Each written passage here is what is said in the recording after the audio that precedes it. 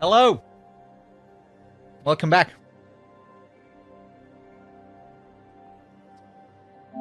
How's it going? Hope you're all keeping well. Let me change over to my screen. How's it going, everyone? Hope you're all doing well. Nico, how's it going? B-Fox, welcome back. HD, Bloody Crow, Cannon, Lake Frog, Raguchi, Third Mask, good to see you, man. What's up? Aranesis with the 55 months. Listo, Bad Humans, all the people. Hope you're all doing well. I'm on a streak. I've been live 25 days of the past 26 days. So I guess that's a bit of a streak. Let's see. No Limit Break. How's it going? Clapper. Where are we venturing today? I think we went all the way south last time. So I think today we'll go all the way north. We were very late to discover Castle Morn. Let's see. Gabriel LaRue, 128 hours. Rabba. Trunk Pack with the 55. I appreciate it. That reminds me, I need to open up my Streamlabs. We killed that Erdtree avatar thingamajig. I think that was the last thing we did. Yeah, we ventured over to the tree here.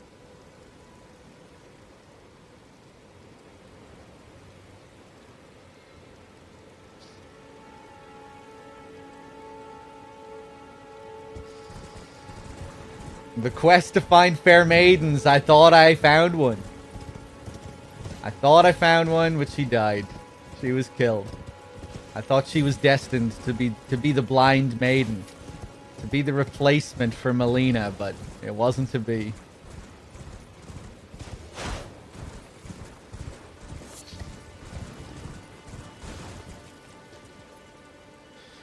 The majority of yesterday's stream, I think, was fighting Moog, who I was very underpowered for, but it was just a lot of fun fighting him. That first phase, I just kept finding new openings in that first phase to just hammer on him. I ended up just being really aggressive against him, just staying right up in his face. But it was still a lot of work to get him to his second phase. And then when I got to the second phase, he had so many new attacks and he was one-shotting me with several of them, and it was just a lot of pain. So I just decided, nah, I'm gonna wait till later. I'll come back when I'm not getting one-shot by him in the second phase, so I can actually learn the second phase properly.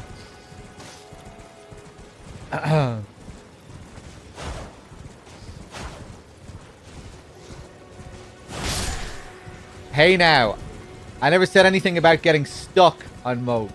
I didn't get stuck on Moog. I realized that I was underpowered for Moog. Well, I realized early on that I was underpowered for Moog, just given the damage I was dealing against him versus the damage he was dealing to me. But it was fun. So I wanted to have fun with him in that first phase. I wanted to see how far I could go with it. I thought maybe with a long grind, I could stick it out and beat him. But I just didn't have the willpower for that to learn that second phase. The one-shots are just too much. Twice with the 16 months. Thank you. I'm glad Melina isn't predictably like a firekeeper, honestly. That is what you expect. But she rarely shows up, and she's presented as not a real firekeeper in Soulsian terms. You know, they present her, she says that she's playing the role of a maiden. We start the game and our firekeeper is dead. And then we get a fake replacement. and all this talk of blind maidens that need grapes and possible other maidens and stuff like that. I'm quite glad it's a spin on the Firekeeper trope, or like a refreshing spin on it. Because I was fully expecting Melina to be your standard Firekeeper. You know, we're going to talk to her. She's going to say her little prayer. She's going to have her one line of dialogue every time we level up. We come back at key points in the story and she'll have maybe new dialogue. But I'm glad it doesn't feel like a complete rehash in that regard, which is nice.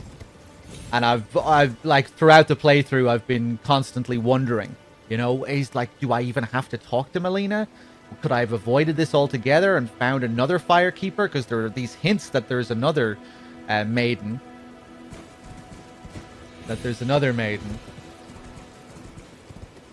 And I really expected, I really thought Irina was going to be that maiden. The parallels to Dark Souls 3, blind maiden that needs eyes. The Morn connection, Irina and Aegon of Karim. Irina, you know, the Irina in this game having a connection to the name Morn. I was like, oh, okay, they're definitely setting up for this. She can definitely be our Firekeeper.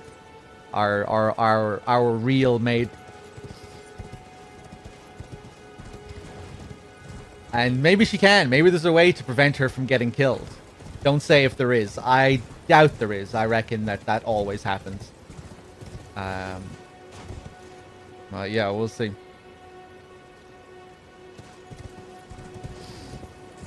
Hello. You're pretty interesting looking, covered in gold with a big tree sticking out of your back. Did I pick up anything of significance off these guys?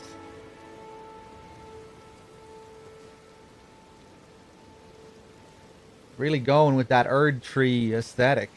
That doesn't look too comfy, though.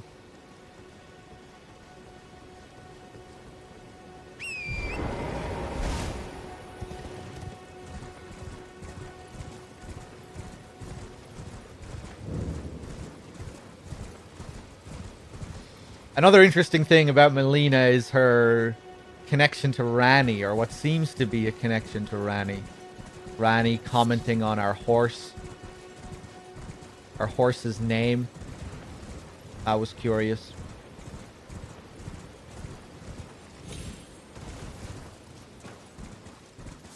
The whole theme of M names as well.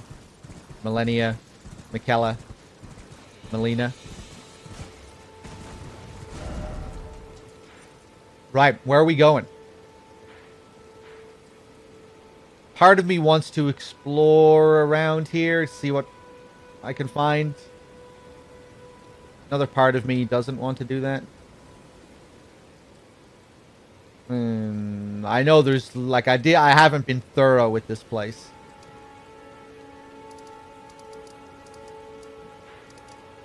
But I think we'll go north and we'll go back there at some point.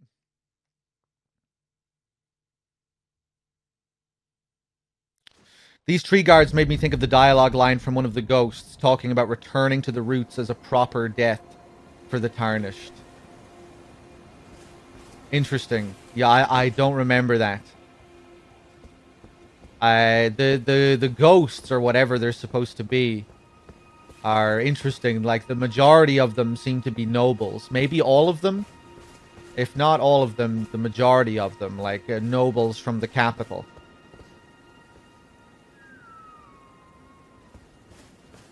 And they're an extremely miserable bunch. They're just... almost every time you talk to them, they're just dreary, lamenting the state of things. How could this have happened? Oh, Erd Tree. Oh, Queen Marika. All I wanted was this. Oh, how could this have happened? Oh, the blasphemy. Oh, my God. They're a dreary bunch. There was one guy we saw... That was cool, actually. Remember the one we found yesterday, and he was just staring at the return tower, which takes you to the capital, which gives you that glimpse of the capital, like the belfry areas. He was a little bit happy because he was talking about returning home. And it was kind of cool how he was giving you a hint of what that tower might be. I was able to piece that all together. I was like, okay, this is a noble, I think. He's probably talking about returning to the capital. So when I saw the return tower, I was like, okay, what's going on here? Then I saw the chest and not much else, and I was like, okay, this chest is probably going to warp me to the capital. And lo and behold, it did.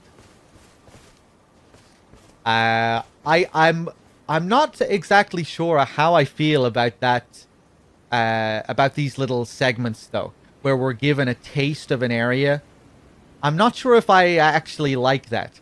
You know, like the belfry areas where we can warp to the crumbling skies, where we can warp to the temple in the sky, or where we can warp to the capital. I feel like I'd prefer to have my first visit to a location be something more meaty. It's just kind of weird, you know? Here's a little taste of this area. And I don't know, I feel like it might lessen the sense of awe that you get when visiting a place for the first time.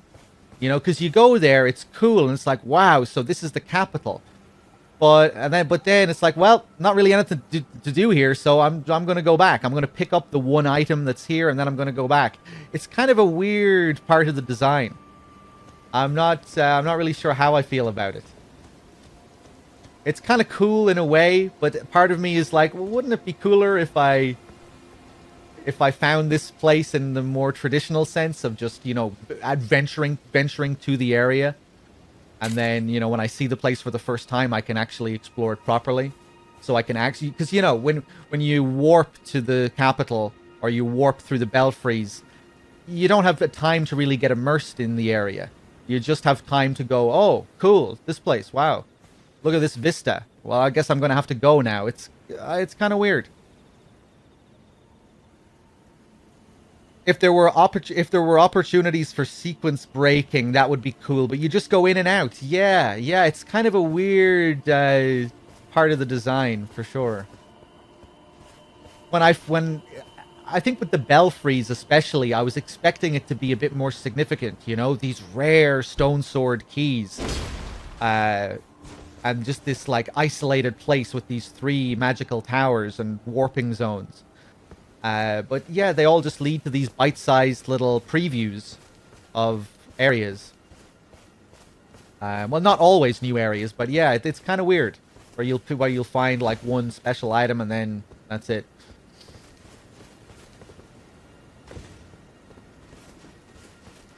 I wonder what we have over here. Where's the Erd Tree? Well, the fog is coming in, so... Not able to see it now. Can you show your consumables and key items? These are all consumables, yes?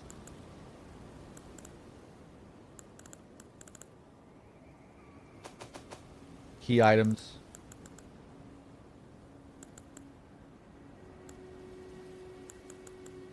Luminary Moog. Up there, on the cliff, on the hill. You have the sweetest scream, my lambkin. Fucking love Barre. What a legend. Let me scroll up here. I like to teleport to Caelid in the beginning of the game. It made me go for an unexpected adventure, but after that, the teleports lost their charm. Yeah. Part of me thought that they should have...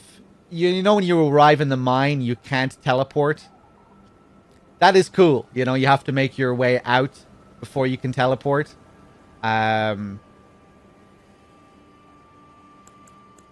then when you leave the area and you have Caelid right before you, I feel like that was almost an extra opportunity to make you even more lost. Or, you know, to... In that situation, I feel like it might have served the game if there was no fast travel there either. Like, Jesus, where am I now? Like, I thought I was lost in the in the Abyss before, but now, oh my god. Not that it would have been hard, really, to go back to Limgrave, because if you have Torrent, Caelid isn't really going to cause you much of an issue if you're just trying to ride through. But, yeah, I guess, you know, I guess that wouldn't have really made much of a difference, given that you have Torrent.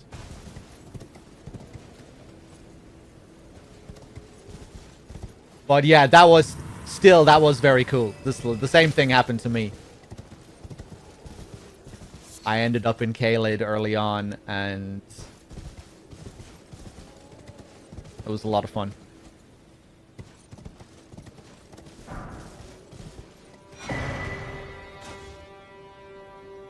Juvenile Scholar cap and a Juvenile Scholar set with a larval tear. This whole theme of mimicry, with all these larval tears and what's going on in the Eternal City, all of that is interesting, I think. This whole mimicry theme and the theme of puppets and characters playing roles and a lot of things that seem to be connected there. Let me scroll up here.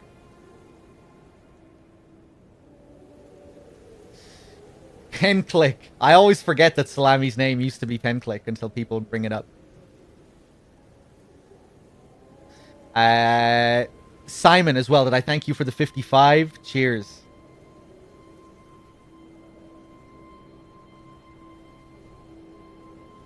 So, Dog, this is my first major invested Souls game. When you went to Caelid, did you skip a lot of enemies, or did you try killing most of everything?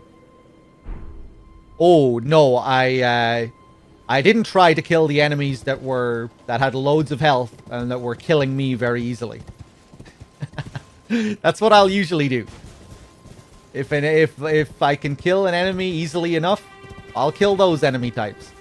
If there are giant fucking birds everywhere and dogs in large numbers, I might not kill those things. And that's what I did. Like, the town of Celia is in Caelid. You know that place? This town of sorcery, Celia? That place was cool. I was able to just walk around there, explore, and kill those enemies easily enough. Definitely got killed plenty of times there as well, but that felt like a fairly handy area for early game, you know, doable. There were other places like up around here. Pretty dangerous territory, I think, for early game, but I still just wandered around just to see what I could find. I'm glad I did, because I found this Bestial Sanctum place, which I thought was going to be a major dungeon that I'd be way too underpowered for, but was pleasantly surprised when I saw it was an NPC. And right after finding him, I found my first death route. So that was a really nice sequence of events. What are we exploring? We're exploring the northern part of the map up here.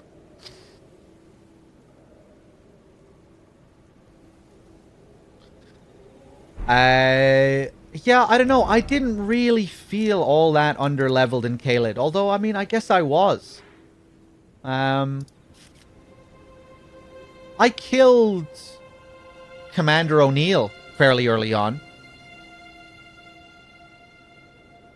I think I might have killed Commander O'Neill before fighting Margit. And he's a boss in Caelid, in the swamp.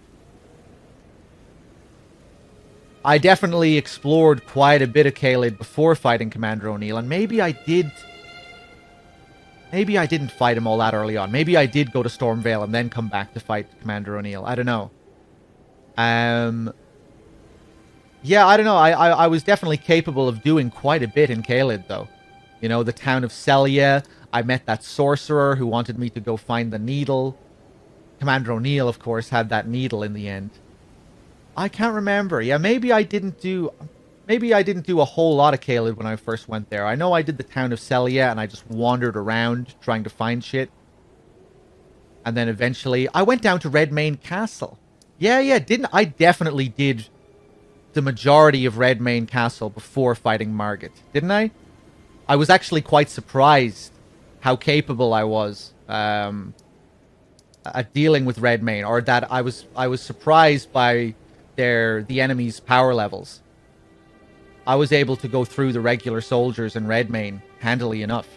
It was only when I got to the end of the area that I had to back out because the boss was just too much for me. Yeah, I did you can definitely do Redmane early on. Getting there is scary. Going through all those big crows and shit, that might scare you off from the place. But once you get up and into the grounds, it's really not that bad. And even the enemies that like outside the grounds, they're not too bad. Like, I don't think they're much more powerful than the guards you fight in Godric's castle. That was another thing. I was surprised when I got to Stormvale Castle. I thought I was going to be over leveled for the place. Like, I thought I'd be tearing through that place. And the lower tier mobs weren't that much of an issue, but there were still some fairly handy knights there that were kicking my ass. So yeah, I don't know. I think there's I think a bit of Caelid is certainly doable at a low level.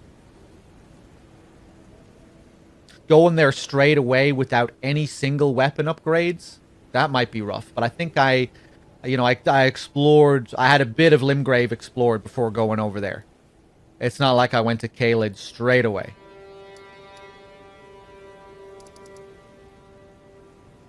But I think I did. I went over there with like a. I think I still had my wretched class club with me. I think it might have been upgraded though. I can't remember.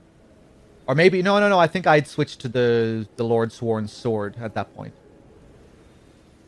The sword that I still use now, which I found at Limgrave, in Limgrave at the start of the game.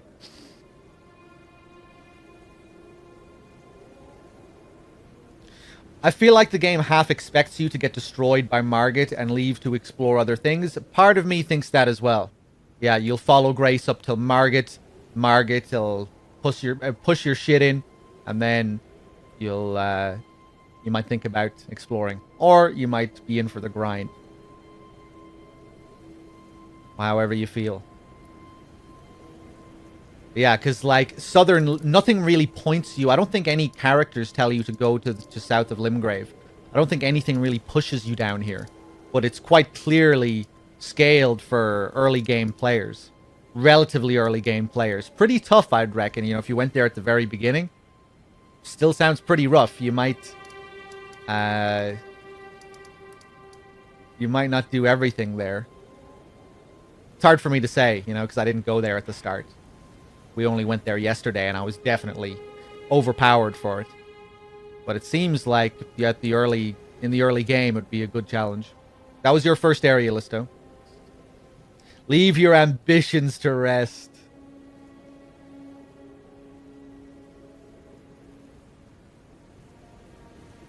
Taking a step back, I'm curious what your thoughts are on the puppet doll theme thus far, unless you want to keep thinking about it. I don't really have any in-depth thoughts on it, other than I just find it interesting. At first I thought it was a Raya Lucaria exclusive theme. You know, I started seeing, you see the marionette enemies. And I was like, at first I saw the marionette enemies, and I was thinking, it didn't dawn on me that this is like a man-made machine. I thought was this some kind of weird skeleton type creature? I thought this thing had sentience. But then after a while, I noticed other details and like other machines on the battlefields, and I just like, after reading some descriptions and stuff, I was like, these things. I read a description referring to puppets and marionettes, and then I thought, hey, these things are probably the puppets that they're referring to. And then I looked at them up close, and I was like, yeah, there doesn't seem to be a real humanoid figure here. It seems to be just a mass of wood carvings and pieces of machinery and wiring and stuff. And then in Raya Lucaria, you find the village of the Albinorics. The Albinorics are like these man-made creatures that were deemed impure. They were slaughtered. Their whole village was slaughtered. Then there's the Crystalian creatures in Raya Lucaria. Those are also described as being like inhuman or man-made things. Then you have Renala and her sweetings, which are also these like heretical, impure creatures that she's creating through the egg. And yeah, I thought it was just kind of a Raya Lucaria theme and just all it had to do with the sorcerers and everything. But then when we got to the Eternal City, we were finding all these larval tears. The larval tears, which are associated with Renala, because that's the item you use if you want to rebirth yourself and respec your stats.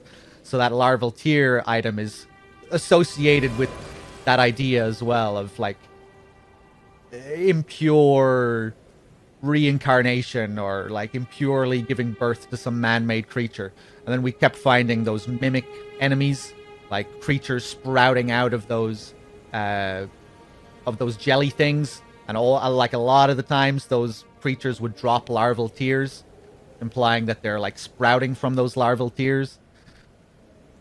So yeah, it seems to be a thing that's like cropping up again and again and again, not just in Raya Lucaria. I'm sure there are other instances as well.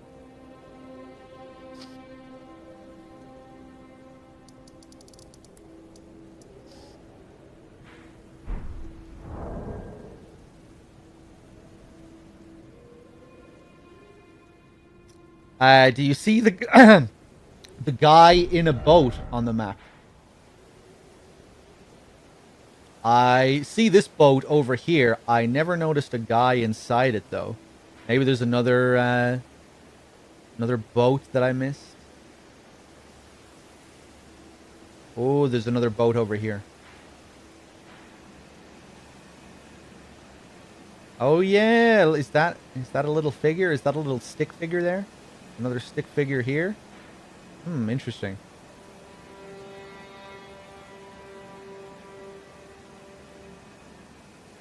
But yeah, again, regarding the whole puppet thing, that just made me think of characters playing roles as well, because it feels like it could fit with the theme. Like Melina playing the role of a maiden, acting. What does Godric say to us as well? A lowly tarnished playing as a lord, playing the role of a lord. Made me wonder if there was some like thematic connection there.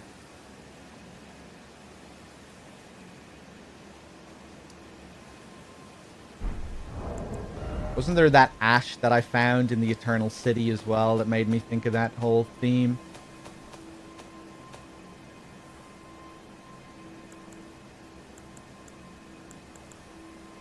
Maybe it was just this, the marionette soldiers.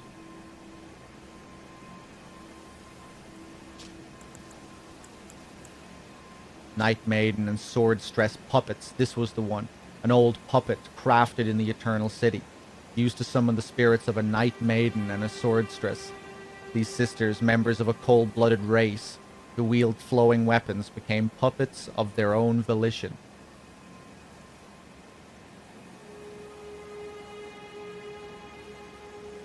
You could maybe look at Godric as being a sort of puppeteer as well. Now I'm just thinking of Roderica and her clan wanting to offer themselves up to Godric. I'm assuming they wanted to do that because they could then become a lord, like by proxy. If I'm a part of this greater person, I am this greater person. Even if I am just a puppet being controlled by this greater person, I'm a part of him.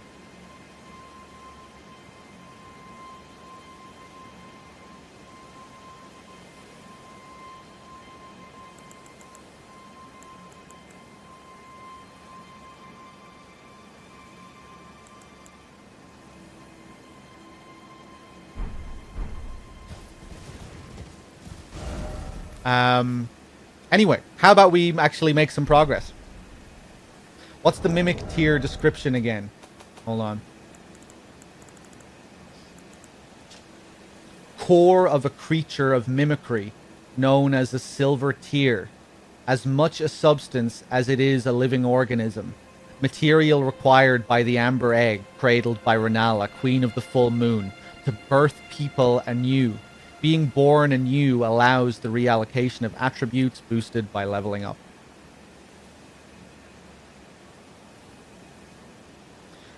Another thing I'm wondering about as well, like her sweetings, as she calls them. What is the deal with those creatures? Were they real people that she reincarnated through the egg? Or were they completely man-made?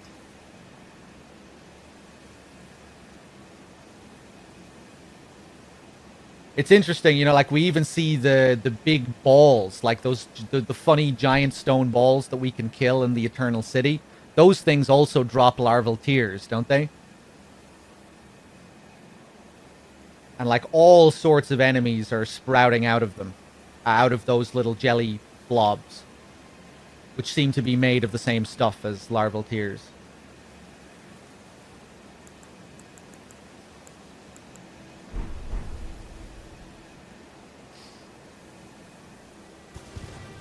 Yeah, I thought these items would be rarer than they are.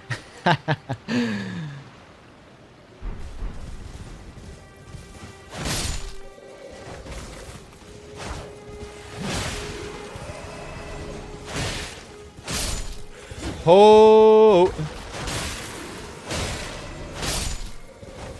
Okay, let's get moving, shall we? Here's an Albinoric. How's it going, kid?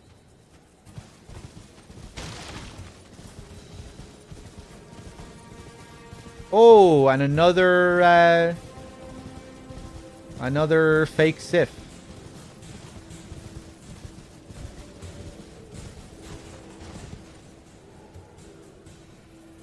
Oh, the silver tear husks. Yeah, that was another key item down there. Yeah. What were those things again? Are those crafting materials?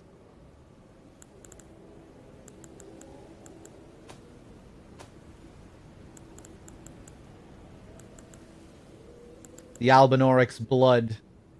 Albinorics are life forms made by human hands. Thus many believe them to live impure lives, untouched by the Erd Tree's grace.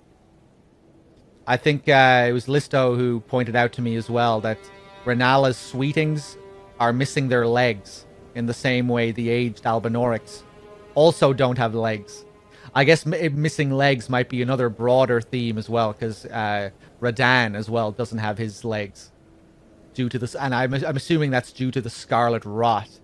You know, they're like different types of rot as well. You have the Scarlet Rot, and then you have Godwin's Death Rot. His Death Blight that's infecting Stormvale Castle and all of that.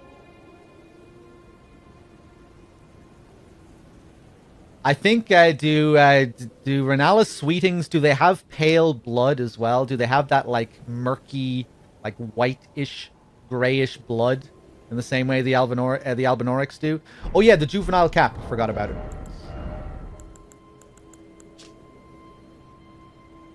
Cap worn by young Academy scholars. The juveniles...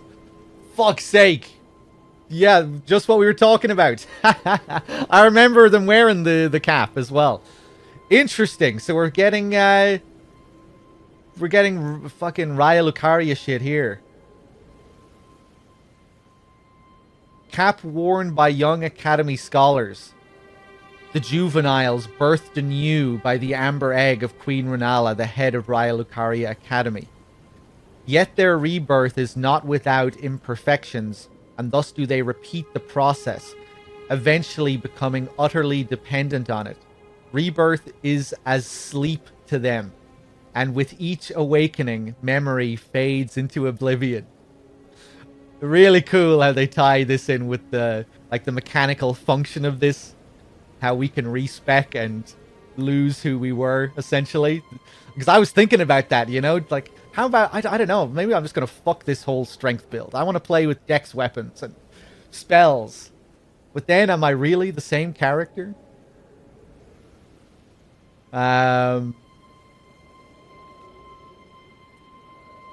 Okay, interesting. Young, so they were young Academy scholars. The juveniles, birthed anew. Yet their rebirth is not without imperfections. So is this something that the juveniles wanted? Or was this Renala forcing them into this? Seems like this is what they wanted. You know, it is not without imperfections, and thus they repeat the process. Renala seems to be really into it, though. Rebirth is as sleep to them. And with each awakening, memory fades into oblivion. Kind of reminds me of, you know, hollowing. Each death and rebirth. You know, dying and rebirthing until you lose your mind.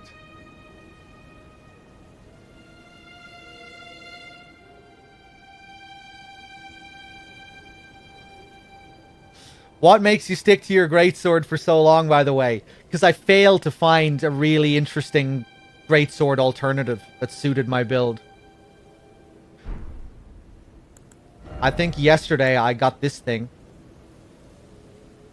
which seems cool. I also have failed to find a place to easily grind basic-ass smithing stones.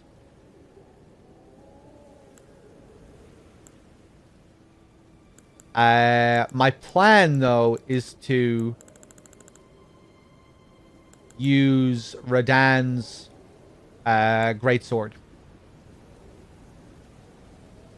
Which I might be able to do right now, actually. If I dual wield.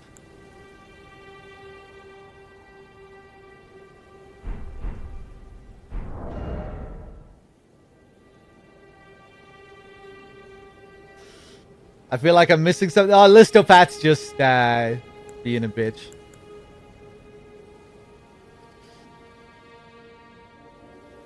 The silver tear husk. I was going to read the description of that. Yeah.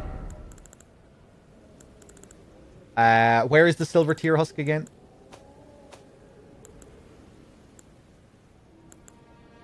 Here it is. A hardened husk shed by a formless life form, known as the Silver Tear, found in and around the Eternal City, material used for crafting items. The Silver Tear makes mockery of life, reborn again and again into imitation. Perhaps one day it will be reborn a lord. I like that. That kind of reminds me of Bloodborne's item descriptions. The little nugget the little philosophical sort of nuggets they get you to chew on at the end of a description. Or like broad thematic nuggets.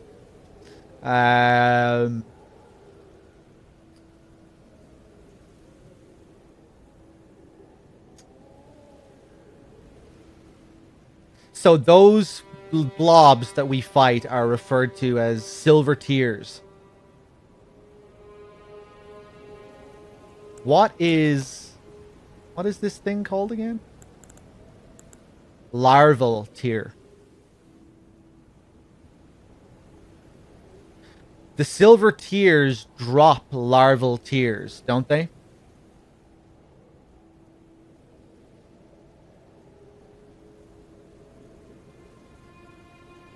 You know you're boring when you don't realize the mimic tear is copying you? I would have realized if I had my clawmark seal equipped, okay?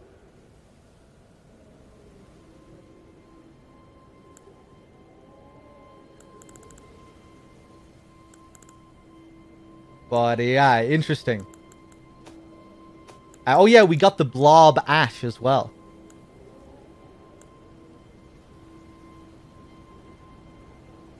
This spirit takes the form of the summoner to fight alongside them, but its mimicry does not extend to imitating the summoner's will. Mimic tears are the result of an attempt by the Eternal City to forge a lord. That is some major lore right here on this ash.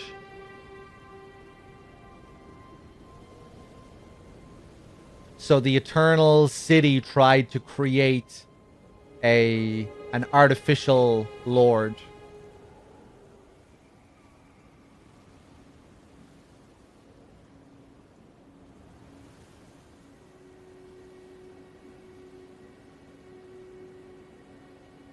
I wonder if this was the blasphemy or the sin that the knife was alluding to.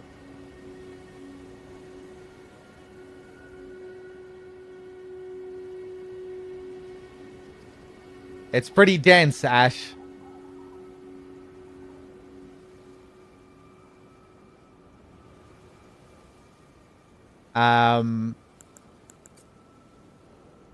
Could someone post the description of that knife again?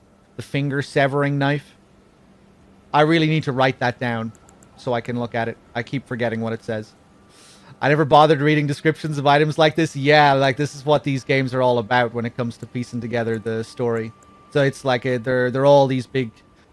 It's a big puzzle that you have to figure out with all of the fractured bits of information that you get. Item descriptions, where you find that item description, the context of where it's found, who drops the item, all the different pieces of dialogue, all of that stuff.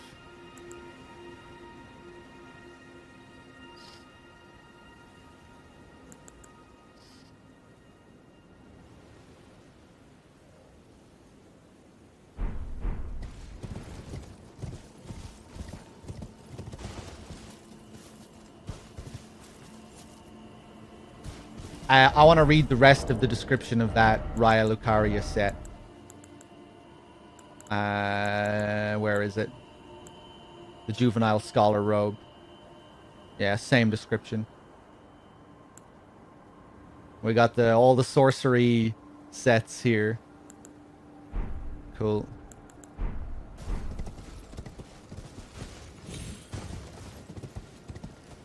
Like, oftentimes as well, the visual design of an enemy might give you a clue to something. You might be able to infer something just the way an enemy looks, a boss looks. Like yesterday with Luminary Moog, Listopat noticed that Moog is wearing the same sort of outfit as Ranala, which may allude to something.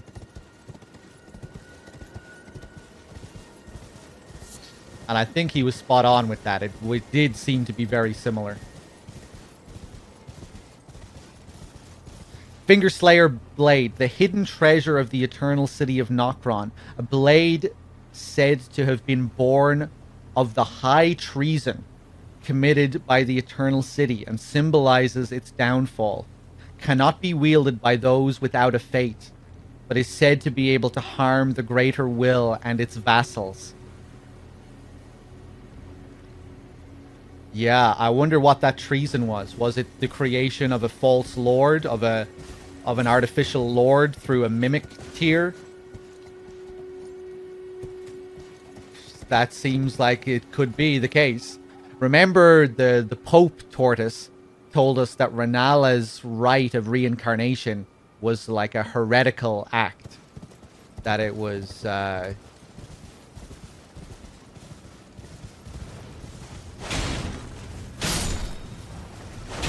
yeah, that it was a thing that was shunned.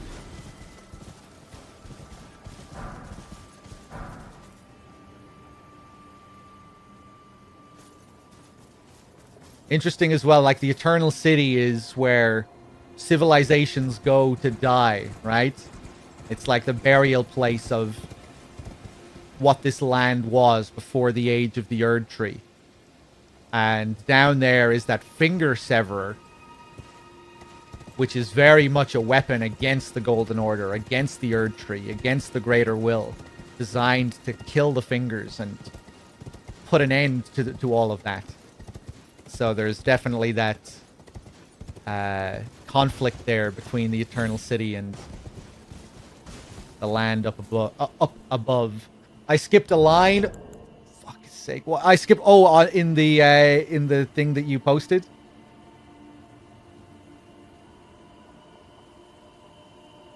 What line am I missing? Hidden treasure of the Eternal City of Nokron. A blade said to have been born of a corpse. Was that the one that I didn't read last time? Yeah, I remember that being pretty interesting as well. A blade said to have been born of a corpse. That's mysterious, isn't it? This blood-drenched fetish is proof of the high treason committed by the Eternal City. And the use of the word fetish is interesting in this game, by the way. and symbolizes its downfall. It cannot be wielded by those without a faith, but is said to be able to harm the greater will and its vassals. Right.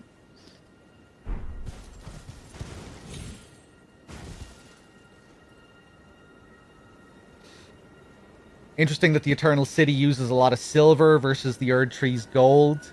Yeah, like the silver is all about the mimic tears.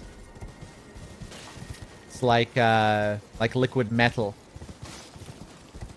Which I guess makes sense, you know? It's like a Terminator. Can form into anything.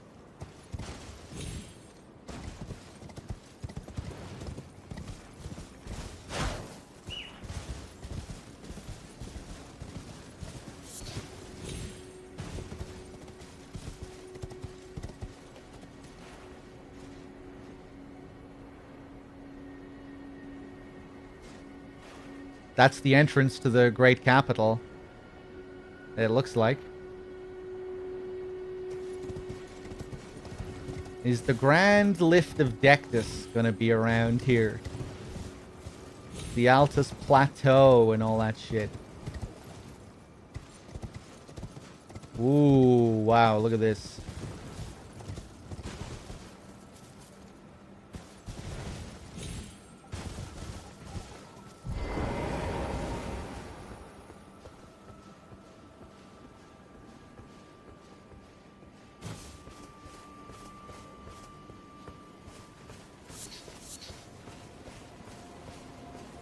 Leave me be. Leave me be. I did not take the lift yet, no. I don't know where the lift is, but we'll find it. That's quite an entrance to the capital.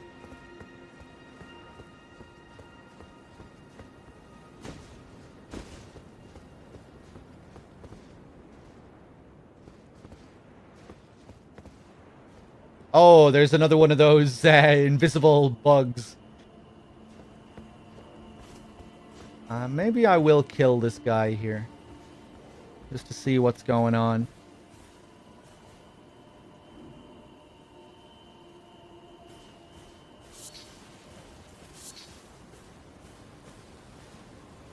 I have to look up the textbook definition for fetish. It is definitely worth looking up words. When it comes to these games, they'll often have like very precise wording. Or like an interesting use of a peculiar use of a word. Where it'll be going more for its like archaic definition than its like standard definition.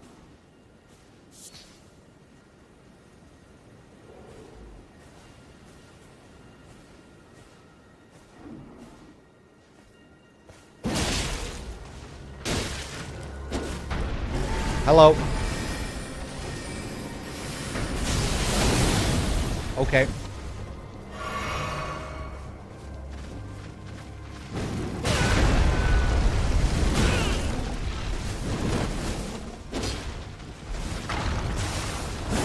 I'm gonna die.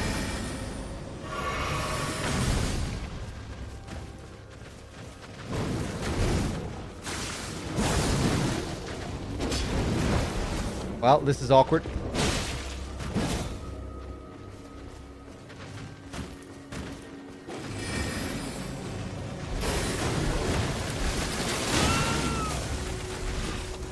Oof. I think, did Bloodborne have a... Did Bloodborne use the term fetish for one of its chalice materials? I think it might have. Okay, Jesus. Okay, okay, right, okay.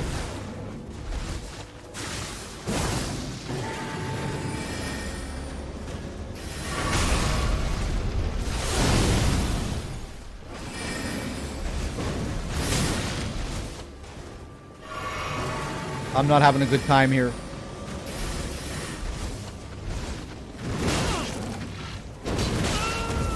Oh my god.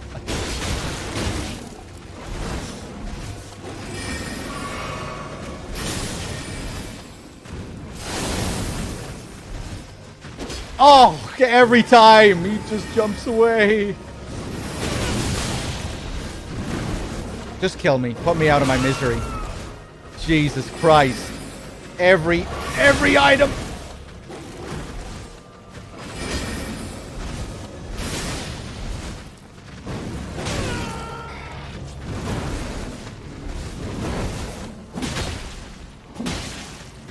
Yeah.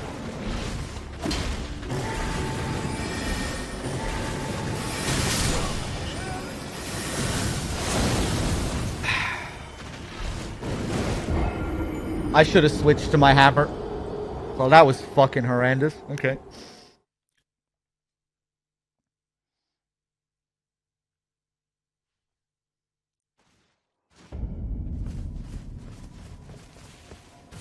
Has anything referenced the sun yet? You have this gold versus silver, so you'd expect sun versus moon, but instead it's Erd. Yeah, like maybe the Erd tree is the sun of this game.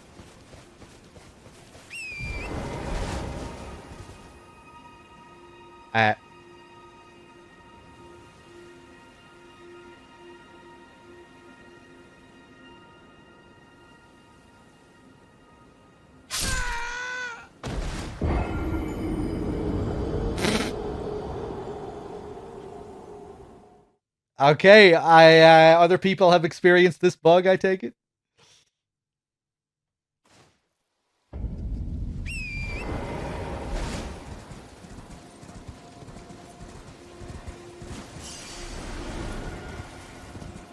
Yeah, that's a first for me. Alright, let's get our revenge. We found that Raya Lucaria set just in a random graveyard here, didn't we?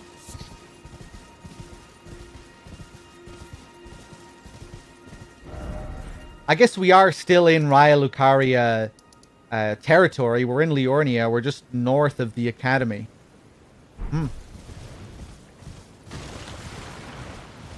Kind of weird to put it here and not in the academy. Might be some significance to that. Albinorix wandering around up here. Look at this guy.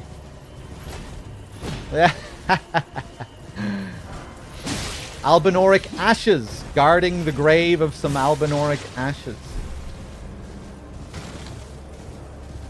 I'm going to have to take a read of that.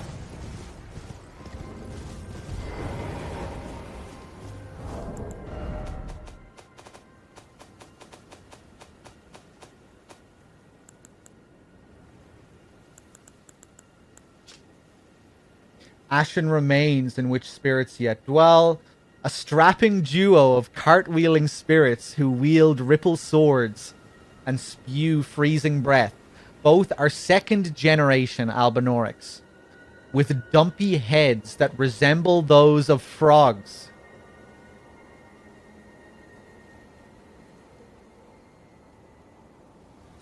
Dumpy heads. Love it. Second generation Albinorics. Okay. Interesting.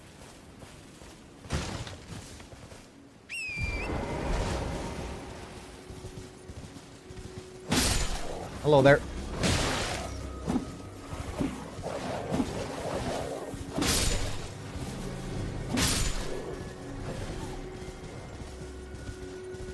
Hey, and I haven't just been using a greatsword, okay? I've been using this thing too. Just not as much. Although I was using this all the time yesterday against... what's his face? Moog.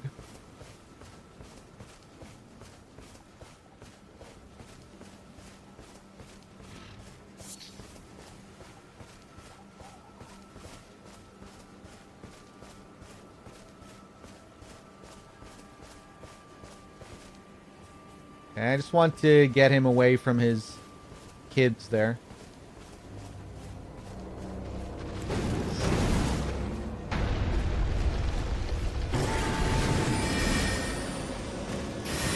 Actually try and avoid the spells this time. Let's take him seriously.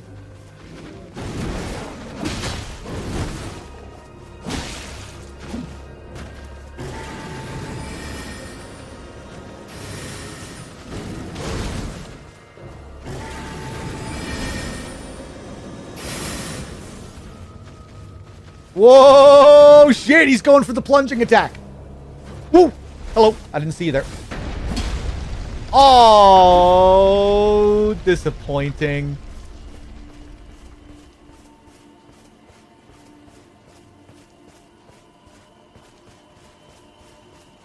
Yeah, if you lure enemies too far away from where they are, they'll teleport, or at least big enemies will. I don't think I've seen it happen to regular mobs, but like larger mini-boss-esque enemies, they go too far from their location. They'll teleport back. Granted, I haven't really. I've only really seen it with the big dragons. Maybe it happens with regular enemies as well if you bring them too far away. Just that normally you wouldn't really have any need to.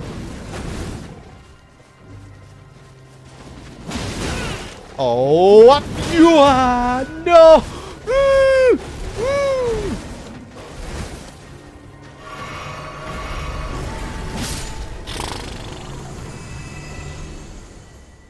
Fucking gonna... He drops nothing as well. The pain.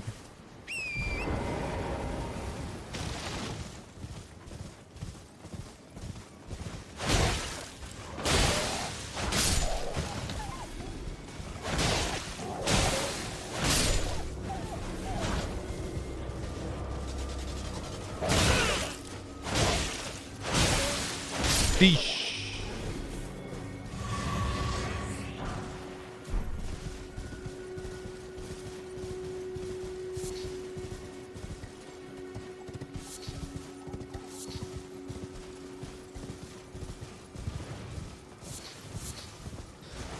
Well, that's disappointing. Should have just left him alone. Come on, man. Could have given me a drop at least. Beat Moog? Nah, I wasn't in the mood for the grind on that second phase. It demoralized me. Got really good at that first phase, though. But at my current power level, that second phase is just too much. He has several hits that just one-shot me with a full health bar. And someone spoiled that I need an item to prevent him from draining my blood. I figured there was probably some way of preventing it. But I didn't know that it was like a certain item that I had to find. Seems like it's going to be a unique talisman or something. Because that's another thing. You know, you get to the second phase, he forces you to chug like 3 flasks. And then he drains your health as well, so he takes back all that health. Or his health bar is practically full again. Let's see what this Everjail is all about.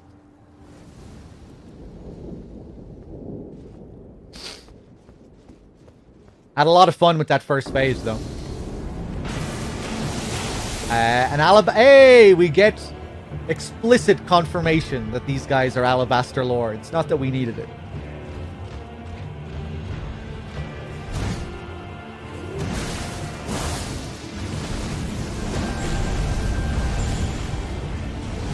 Whoa, okay. Yeah, these guys are all about the gravitational magic.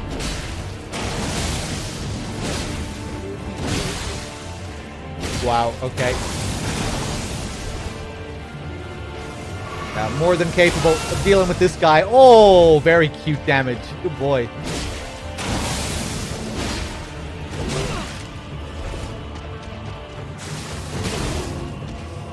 I wish I had a bit more fucking poise for that.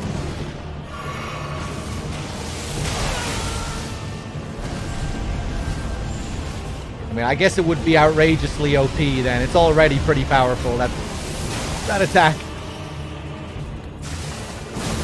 Oof, Jesus.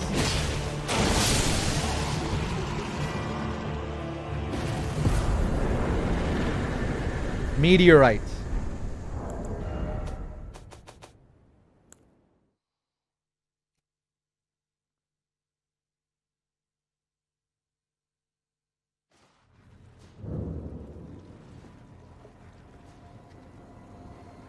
What does poise do? It stops you staggering mid-animation. It increases your hyper armor. So you can cut through enemies while they're attacking you.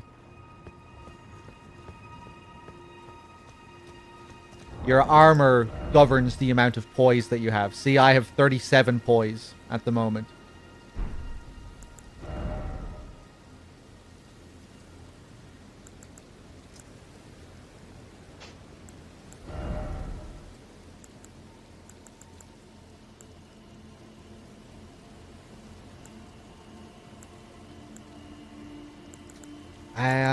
What am I going to equip? I think I'm going to go back to these memory slots. And equip some more spells next time I get to a Site of Grace.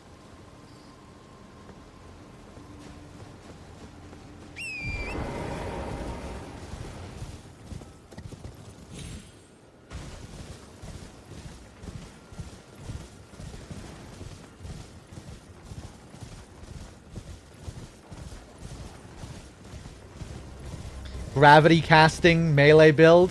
Sounds cool.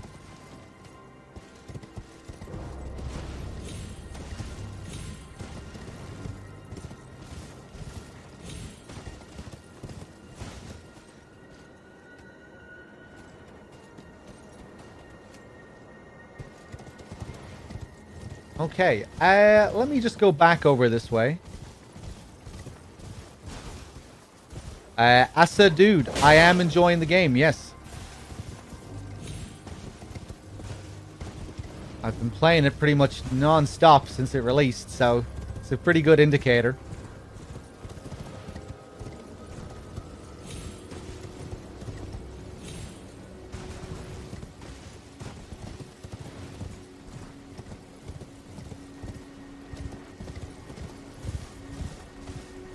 Right, so we cannot cross here, that's for sure. Let's take another look around here. I should probably look at the map as well.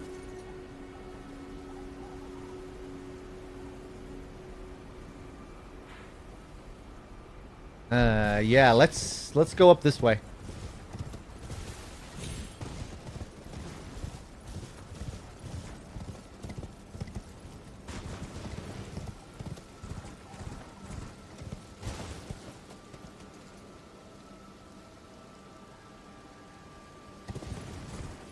Dude, did I say the name wrong? Dude, isn't that it? Ooh, look at this.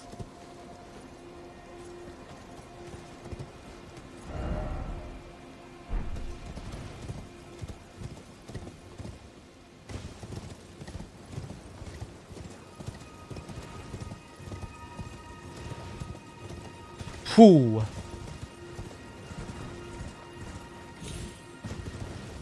That was another thing I wanted to do as well, actually.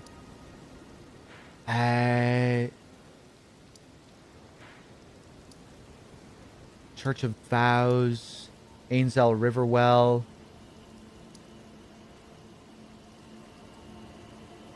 There was a part of the map that we... Ah, fuck, I can't remember.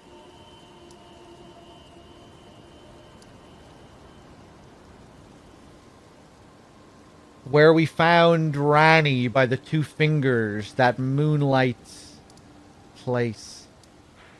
Where the fuck was that again? It was down here. Or not down here, it was over here. Yes, here it is. Moonlight Altar. Yeah, I wanted to take a look down here. I think that's what I'm going to do next, actually. Well, I'm going to wander around here a bit first, and then I might go back there. Yeah.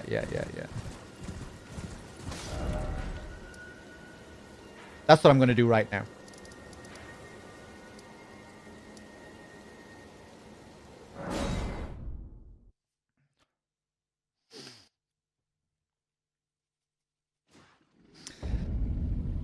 Looks like I took a completely different route to your playthrough. Yeah, it seems I've been hearing that a lot.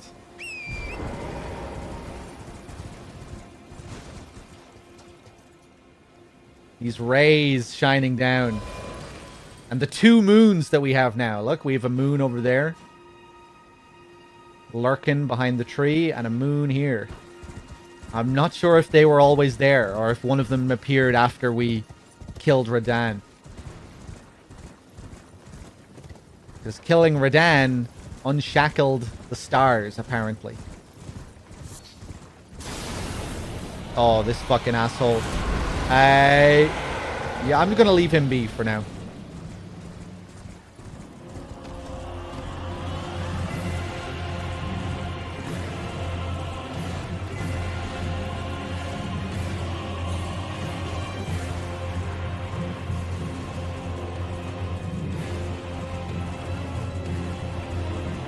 Another dragon down here.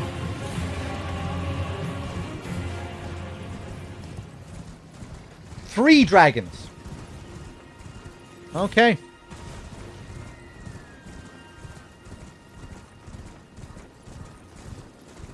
Trying to deal with Radahn. I used as many summons as I could against Radahn. Are you using summons? Or are you trying to 1v1?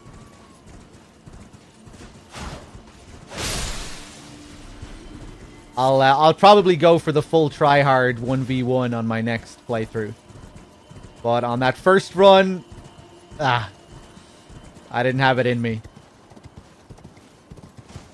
Still took a while though to come up with a strat, even with summons. I was still there for like a couple of hours. Although I was going back and forth. I was doing some 1v1s, then I was doing summons, then more 1v1s. But then eventually I found the strat. The rot breath is what I did.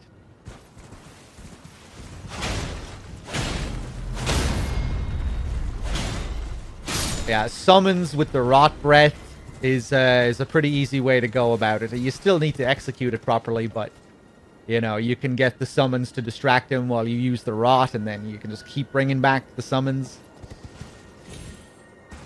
Keeping up that rot, and then, yeah, that'll kill him. We have another Everjail here. Let's take a look. Ringleader's Everjail.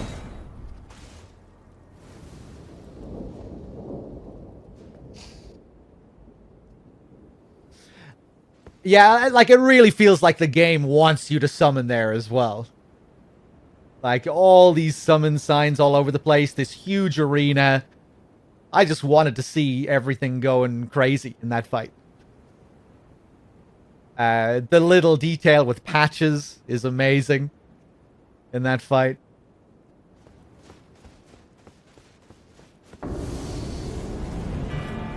Black Knife Ringleader. Okay. Alecto. Oh.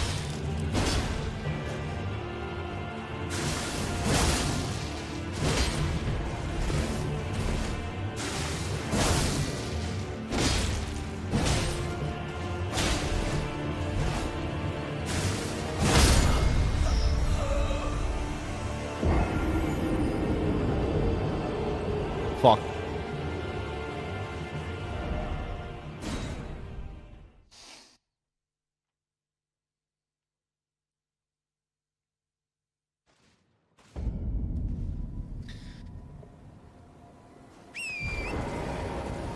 I think I'm going to leave him here for now.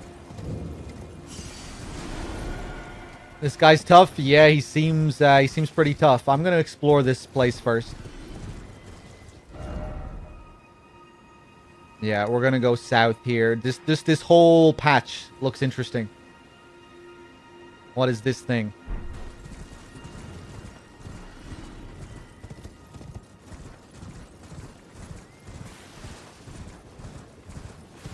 Oh, Crystallians? Yes. These guys are cool. I love their animations. And their sounds.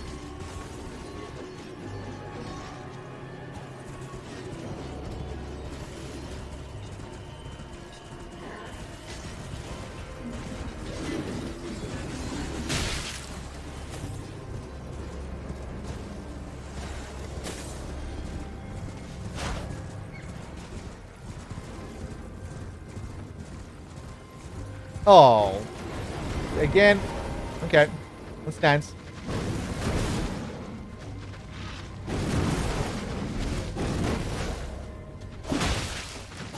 little bit more powerful.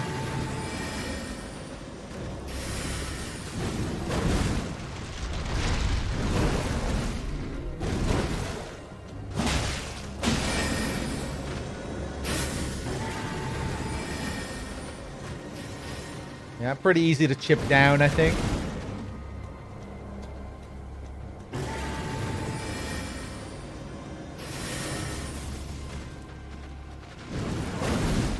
Ah, come on, man.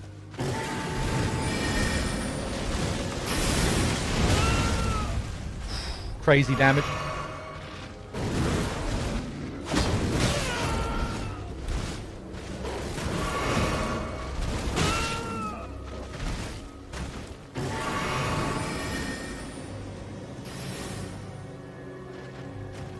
Are you stuck?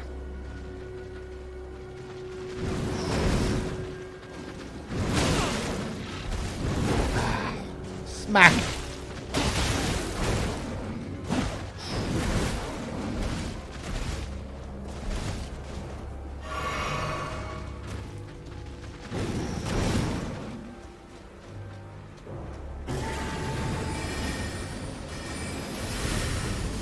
Ho! Hello.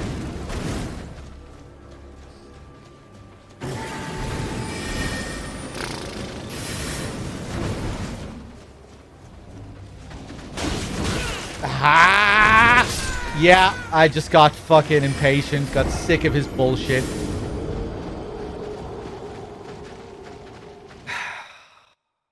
Fuck.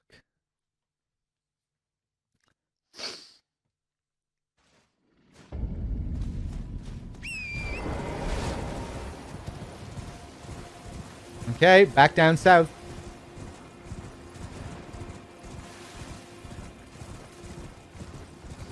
Where am I?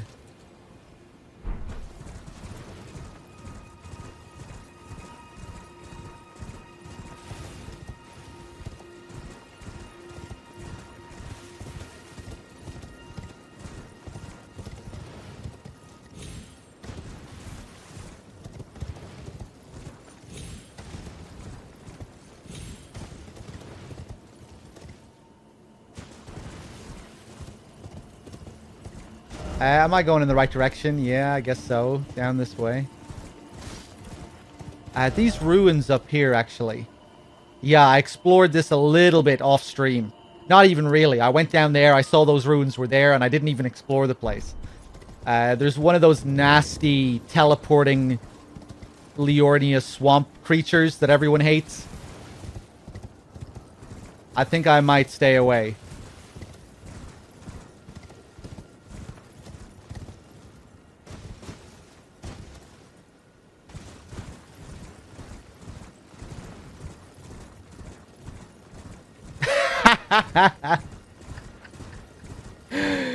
Nice one, Ash.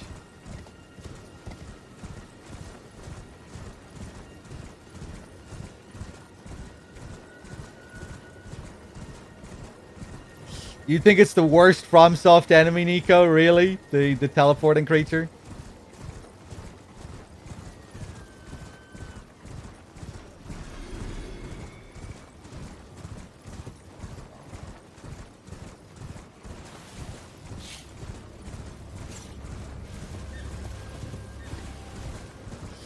Oh, nice one, Dingo. I like your style as well. Heavy plate only, giant shield, and never roll. That's rebellious.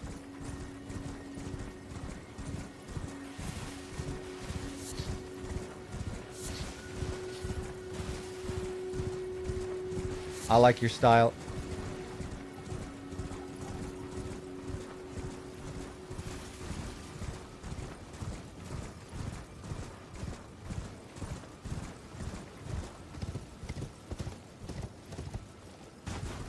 Oh, jeez, I thought that was like a little skull sticking out of the ground there.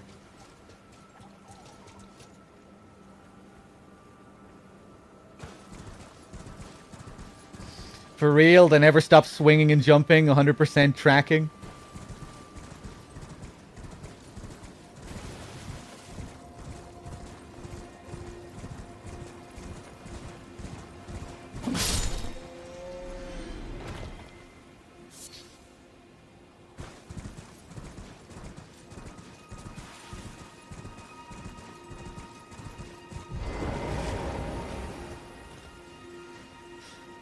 We have a locked little chapel down here. And... Ooh, what is this? Seek 3 great wise beasts. Okay.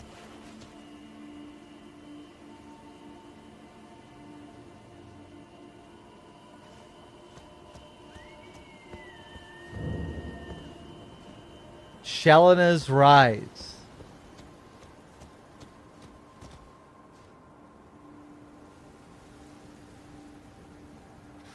Nice one, Salami. Respect. But just know you could have even less vigor. Same goes for Ash. Like, why do you even have 22 vigor? Are you afraid of getting hit? Is that the problem?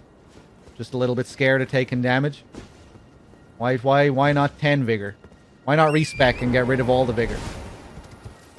You know, you could always be cooler than you are. Remember that. You're always some kind of a bitch.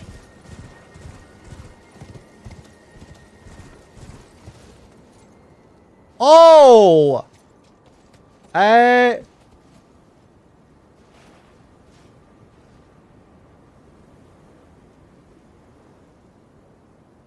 Hey, man.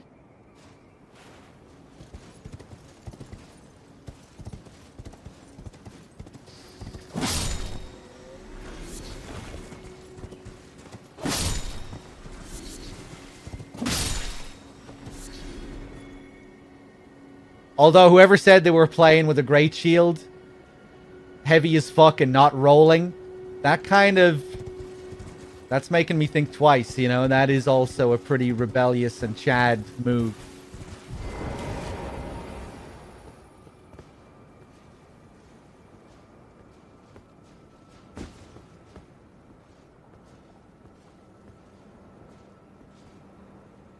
What in the world? Oh, I can target him here.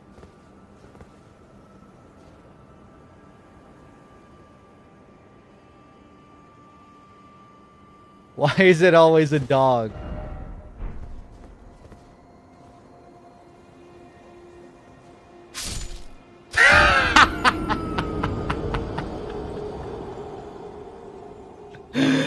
Oh, shit.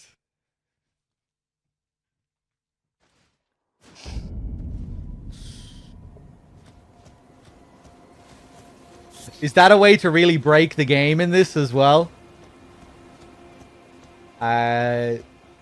Like go for a really heavy build with one of those big shields and you can just walk around like a piece of stone. I wonder if that's the game telling me that these are the beasts that I need to find. What an unusual encounter.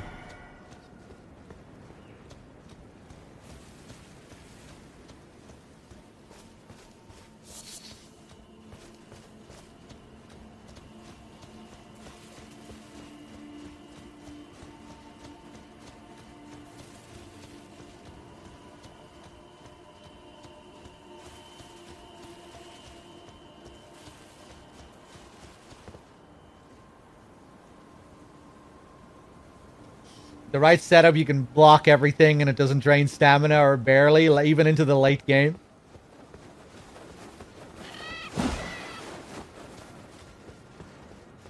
Okay, where am I? Okay, this is the place. I kind of expected there to be more down here.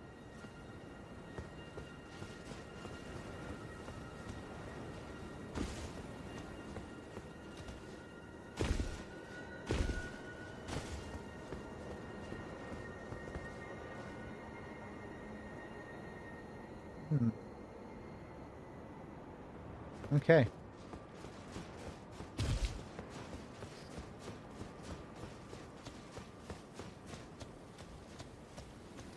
Shelena means turtle in Greek, by the way. The more you know. Ah, okay.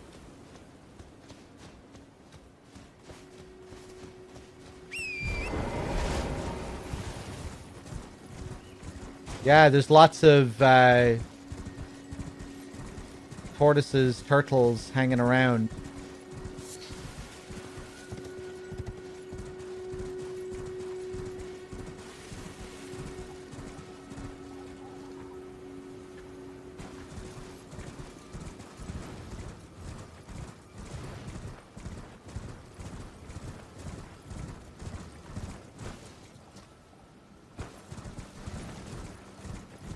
Yeah, they're everywhere.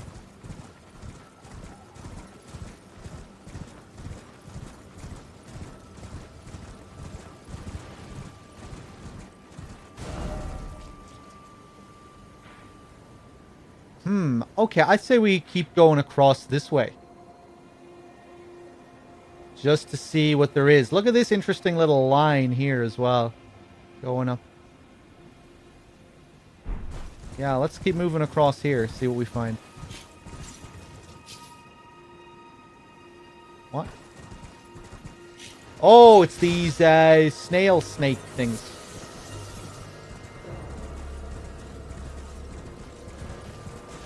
Some dense woods. Some wolves.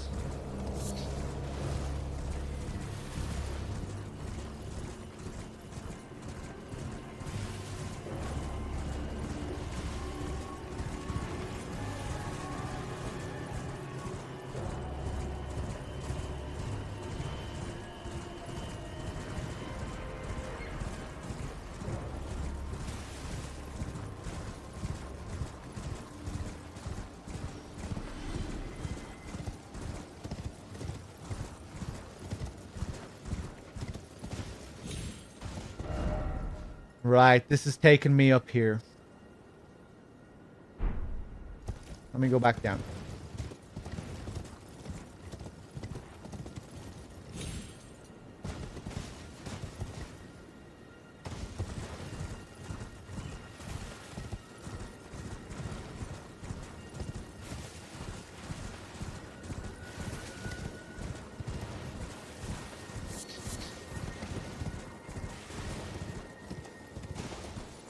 Nothing?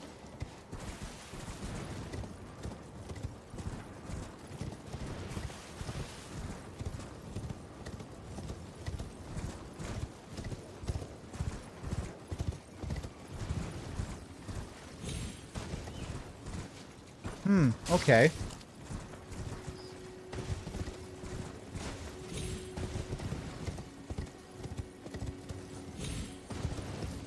And nothing here. This just leads back up around here.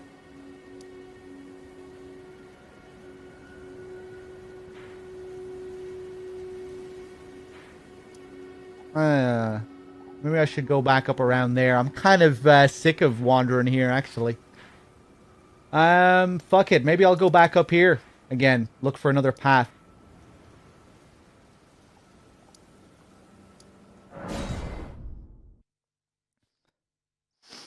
Hey, what's up, Ashia? How's it going? Rawban as well. What's up?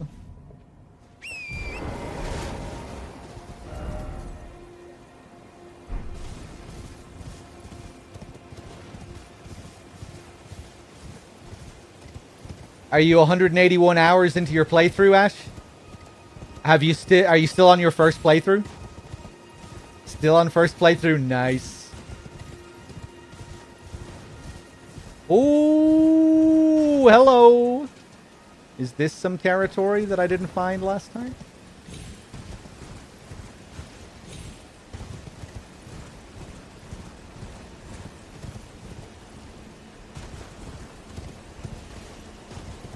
Nope.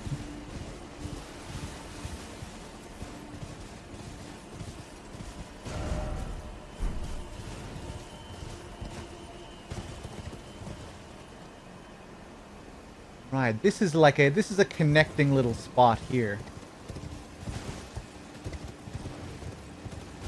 Oh god. Oh god.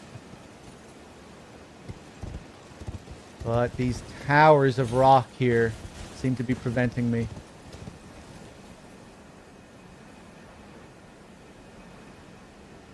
I kind of feel like trying to do something really cheeky here.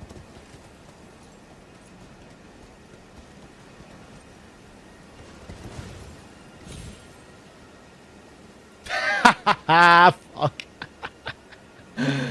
Oh, shit. Yeah, I think I want to get down into this valley here.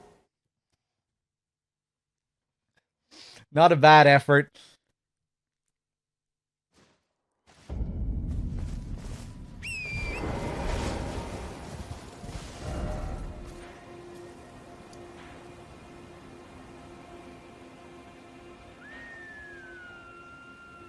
Okay.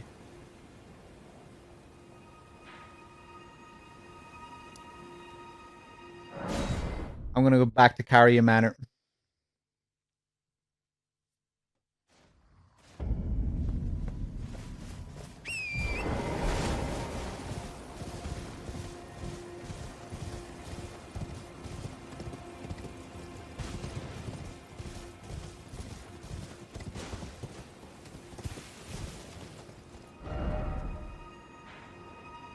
Huh.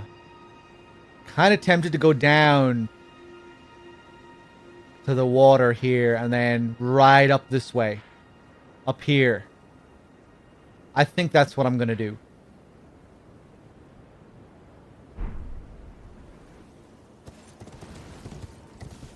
See where that takes me.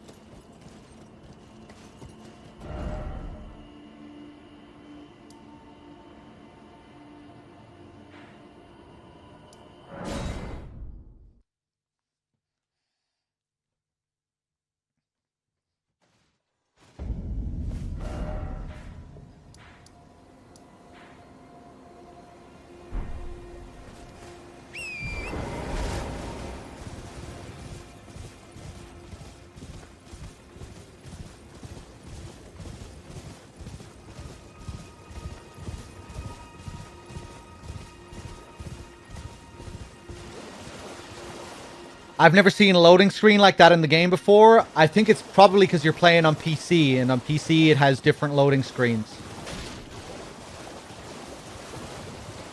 Apparently on PC you get, like, game tips and stuff.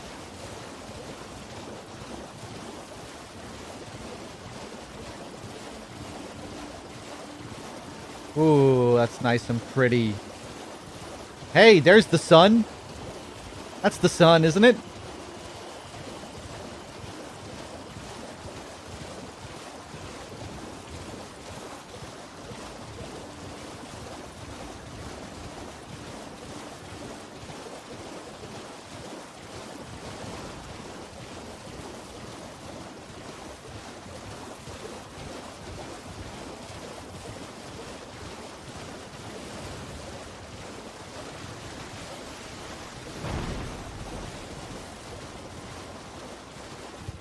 I'll take that.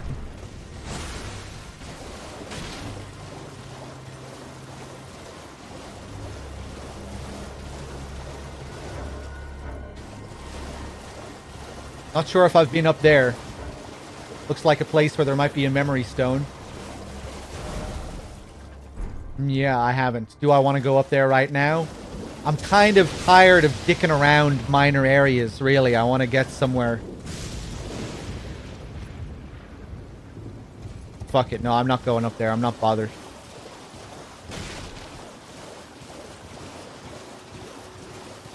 How many memory slots do I have? Right now? 7.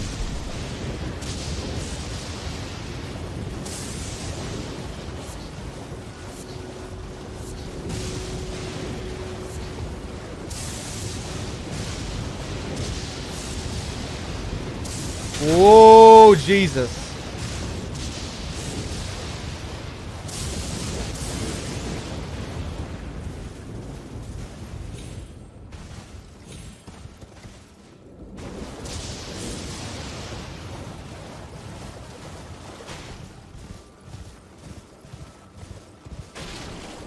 Cool.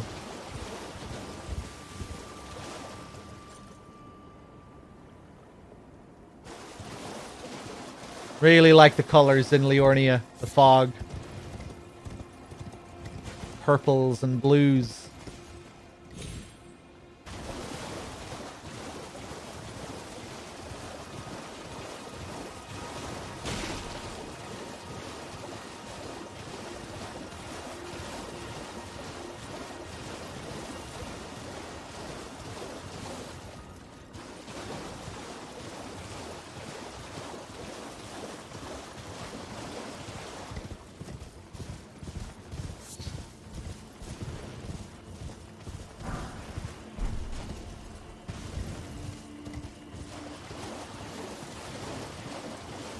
Okay, we're here at this grand chasm, this valley. Side of Grace. Cool.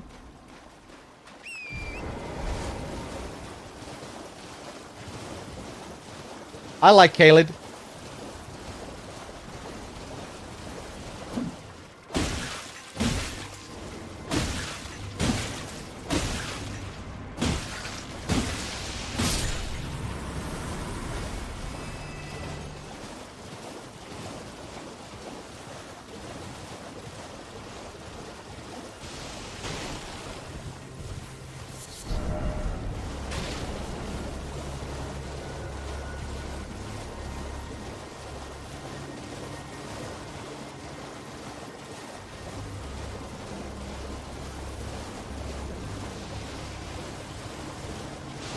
Okay, loads of these things here.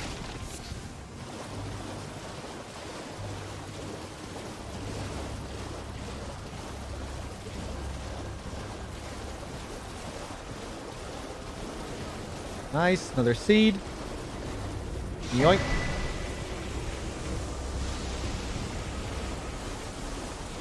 Right, what the fuck's going on here? Smithing stone 5. Another...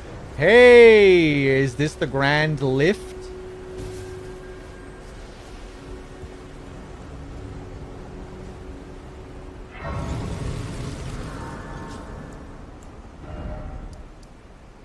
Ravine Veiled Village. Okay. Let me take a look at my spells.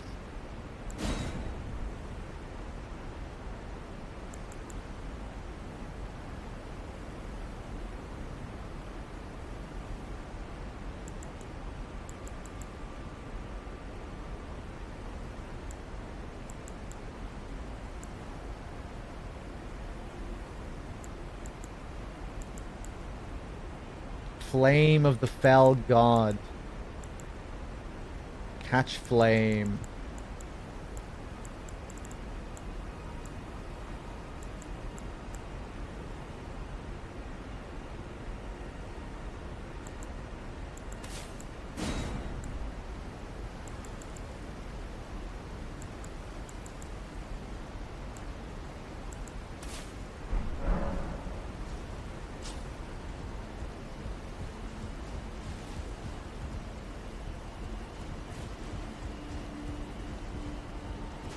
Okay, let's climb up. Oh, some interesting engravings.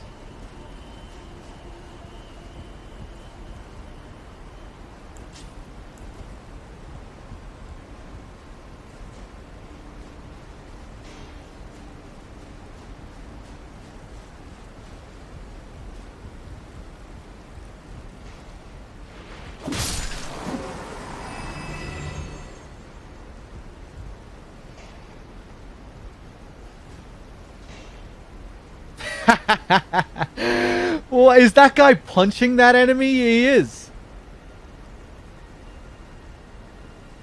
Mad sorcerer. Looked like he was punching him anyway. Okay, where am I being led to now? Ooh, look at all this green. Some kind of mine.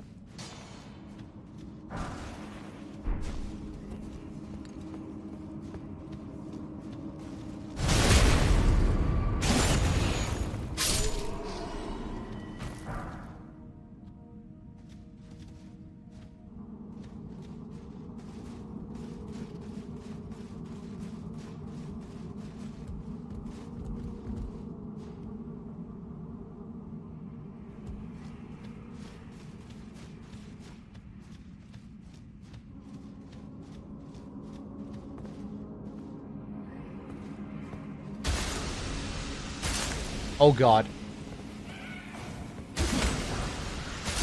Oh, everywhere I step.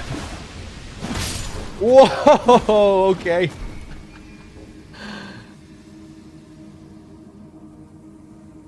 That's okay.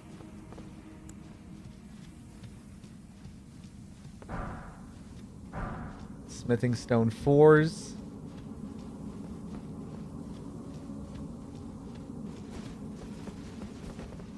Kind of lift. Oh.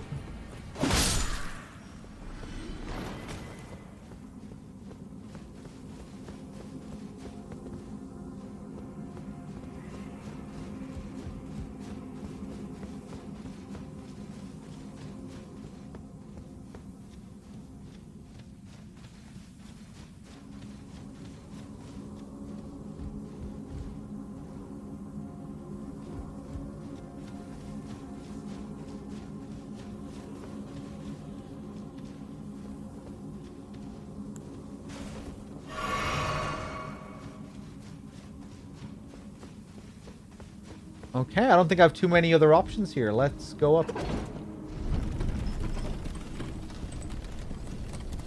Probably missed a secret area that leads to 5 other secret areas, but that's okay. I definitely missed one space to drop down to.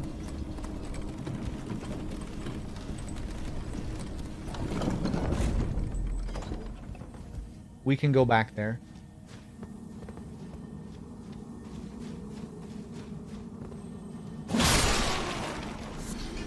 Cracked crystal.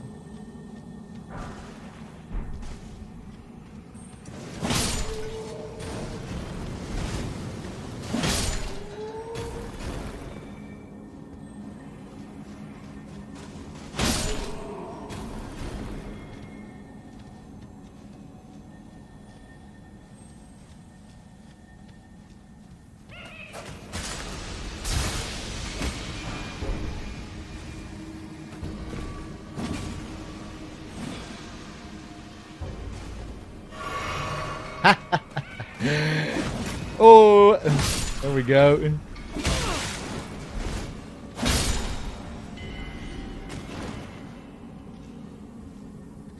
This place is so Lord of the Rings? Really? What part? I'm really not all that familiar with Lord of the Rings. These mines just remind me of, it all goes back to Demon Souls, Stonefang Mine. I always, that's my main point of reference when I enter these areas.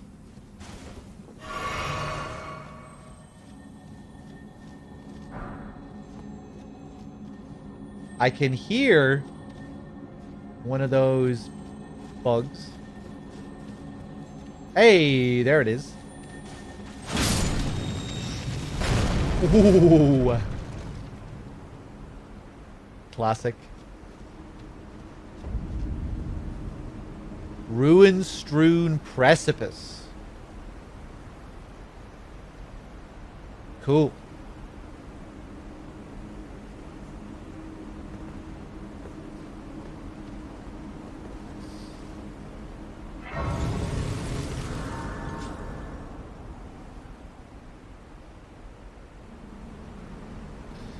Grand arches and pillars reminiscent of dwarven cities in several fantasy worlds, I suppose. Yeah, I guess it's a common part of these games as well, the architecture.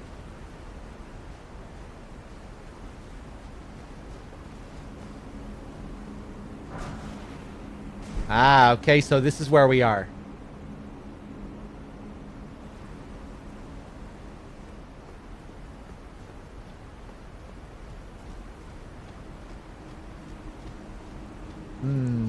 Okay, let's go back down this way.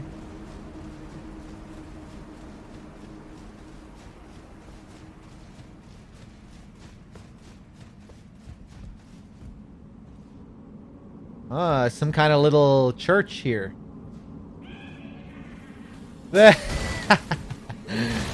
Oh, look at that boy just chilling there.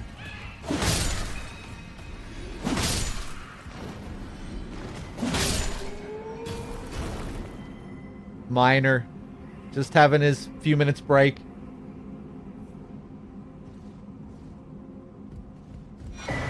Runar.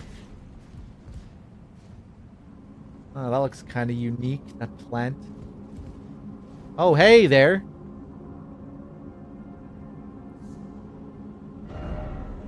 God.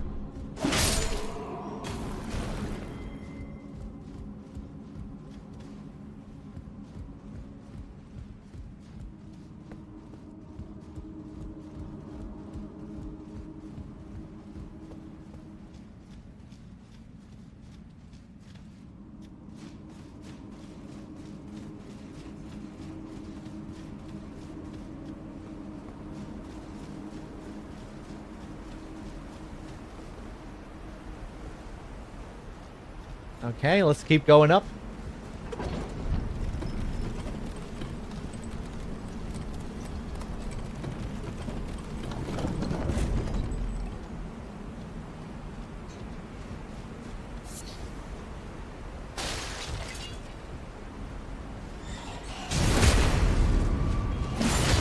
Oh, brutal.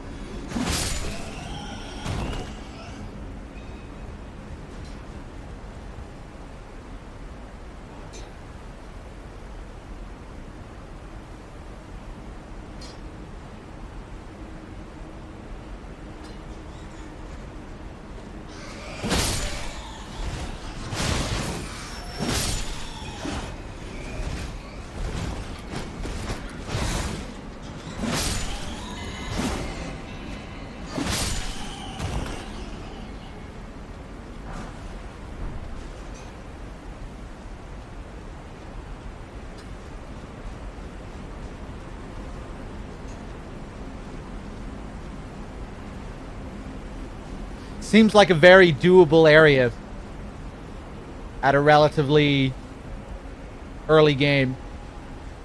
I'd imagine a lot of people did this before going to the Academy, Raya Lucaria. If you're just exploring, you might want to explore around Raya Lucaria thoroughly before actually going to the Academy. I'd imagine this is one place you would stumble upon. Am I liking this weapon? I do like this weapon, yeah. The L2 isn't as good as I thought it was. But it's still pretty cool.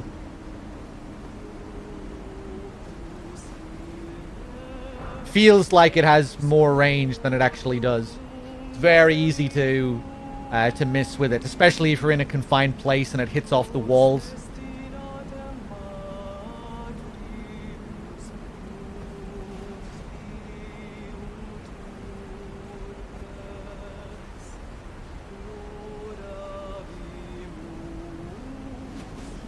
Sorry to interrupt.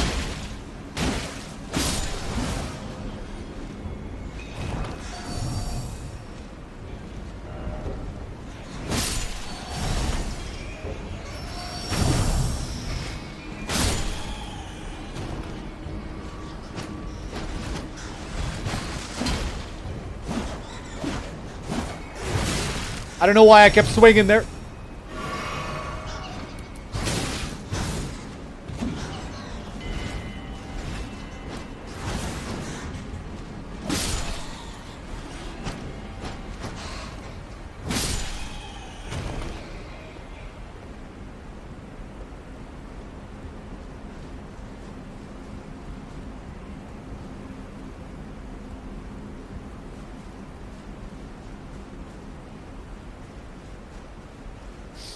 Does blunt damage do more to the bats? I don't know.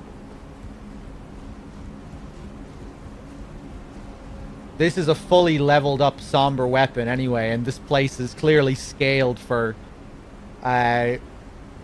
characters below this level.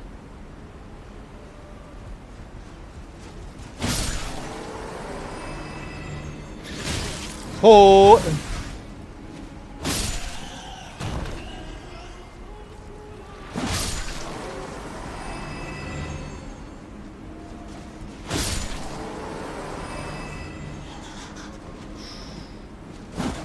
Ho!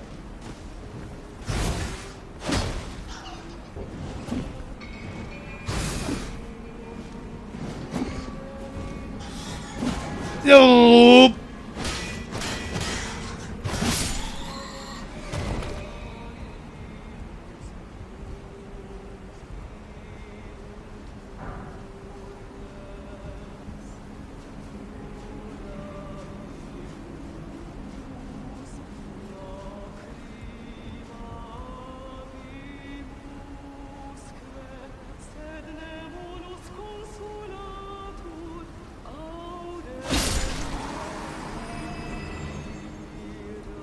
Ooh, this one's standing.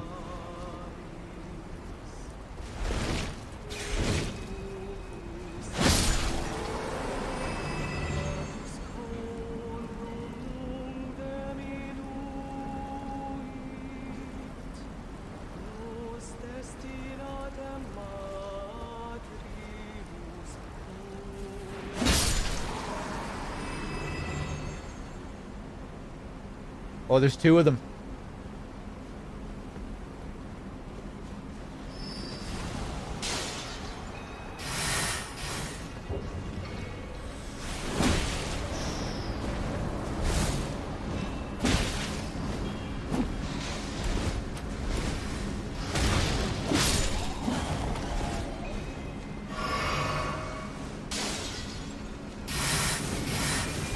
Oh, oh! Is this one? This one is slightly different, actually. It's wearing a different cap, and of course, it's firing sorceries as well.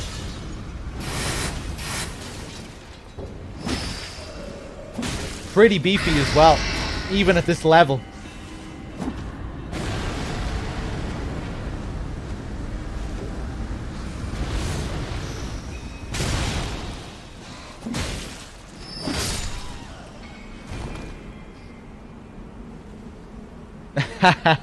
Thank you, Undying.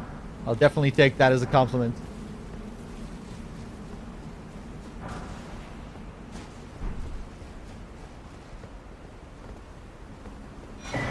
Another rune arc. These nobles.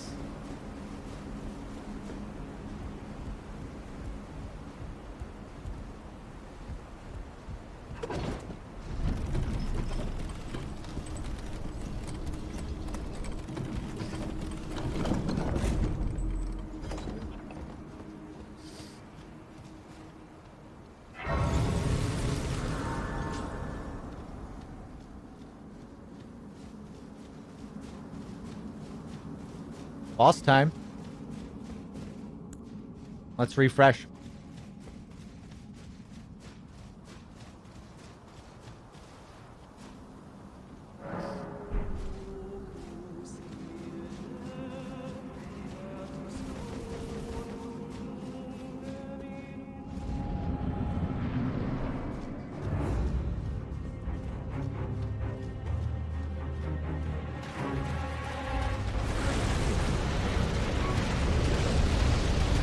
Oh.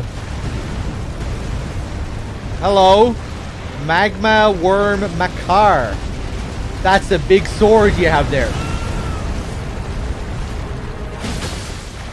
Okay, I'm dealing pretty nice damage.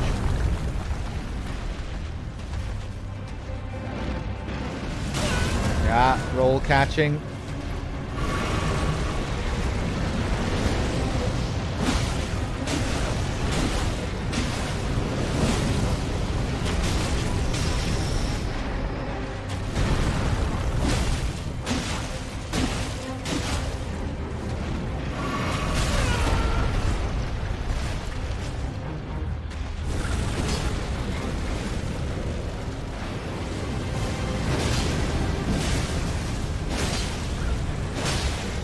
Ooh!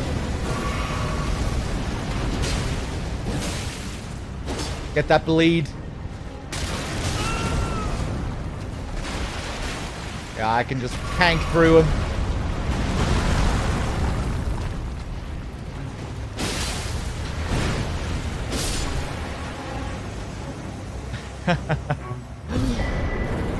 Magma Worm Scale Sword. Oh, and a Dragon Heart.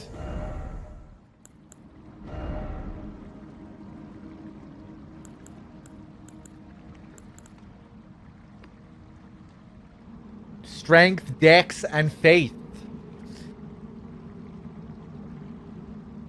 One more point in Faith, and we could think about using this. Curved Greatsword. Wielded by magma worms. The shape resembles a dragon's jaw and is covered in hard scales. It's said these land-bound dragons were once humans' heroes who partook in dragon communion. A grave transgression for which they were cursed to crawl the earth upon their bellies, shadows of their former selves.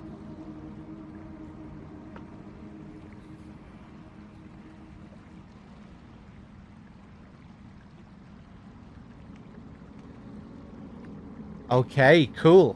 This is my first time encountering one of these things, anyway.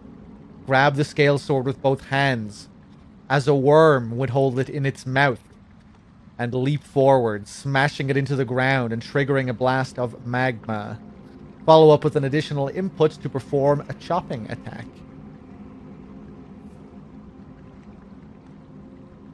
Were once humans heroes who partook in dragon communion.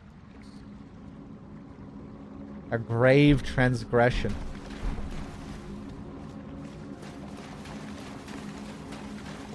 Almost a biblical punishment, yeah.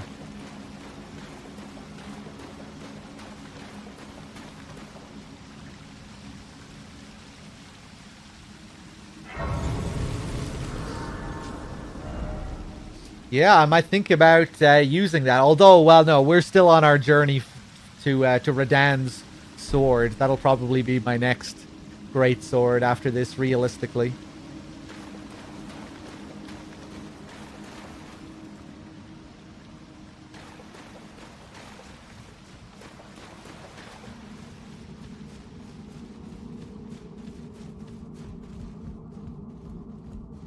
Yeah, that one wielded it in its hand, didn't it?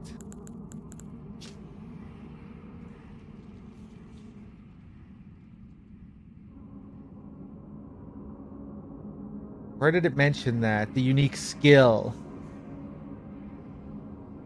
Yeah, grab the scale sword with both hands as a worm would hold it in their mouth. In its mouth.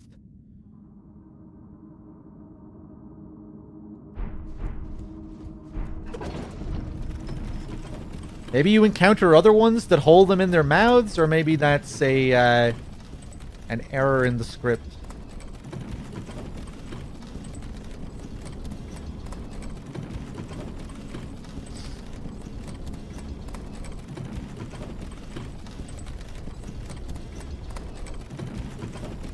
They have the same attack.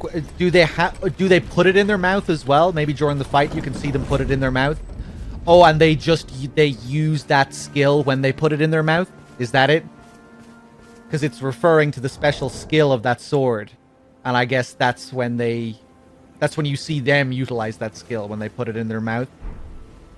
Right, okay, cool, cool.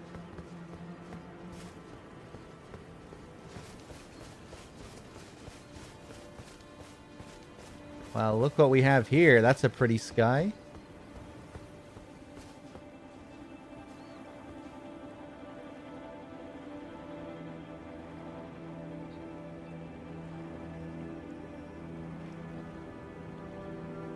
Beautiful.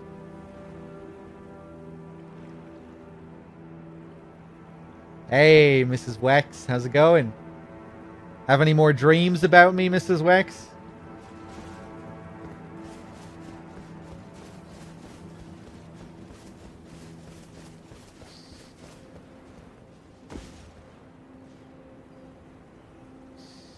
Not yet.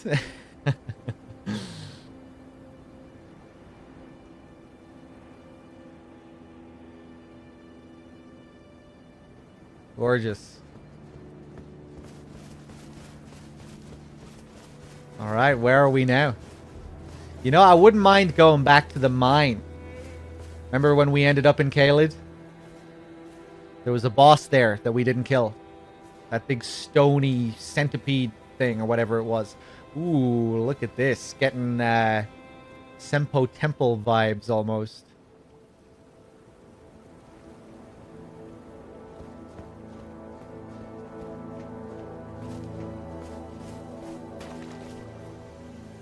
What is this? Is that a larval tear?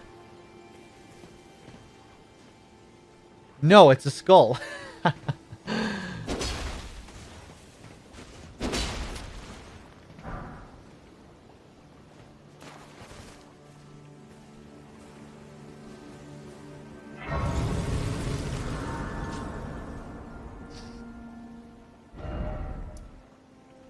Abandoned coffin. Okay, well, we found our way to a new area on the map. So that's cool.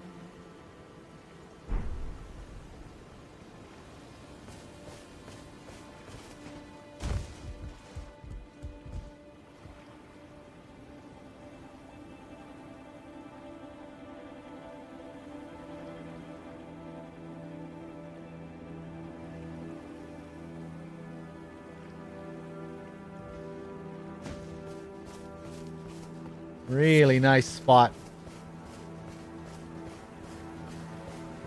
We see these trees elsewhere in the game. You know, like Limgrave has a similar sort of aesthetic with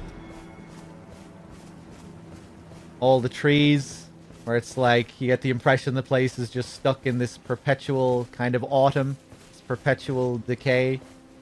But it looks really nice here. It's even more present.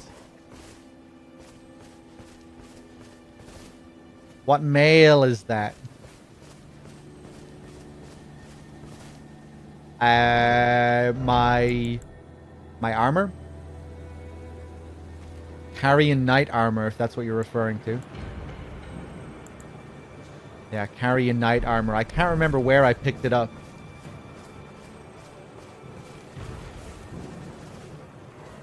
Hello.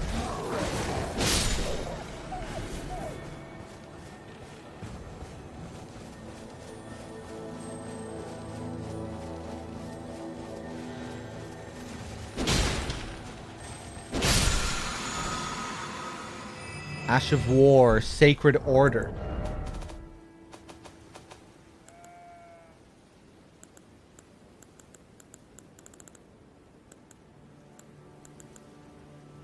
These are incantations. Sacred Order. Skill of the Golden Order Fundamentalist Knights. Perform a salute and grant the armament Holy Essence. Highly effective against those who live in death.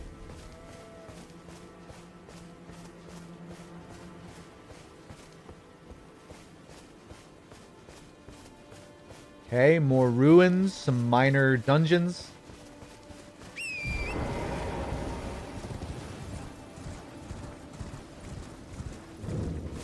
Perfumer's ruins. Ah, okay. Are you a perfumer? Huh, I thought the perfumers were those guys in Caelid. Those fungal creatures. Maybe they are. Oh, God. Okay.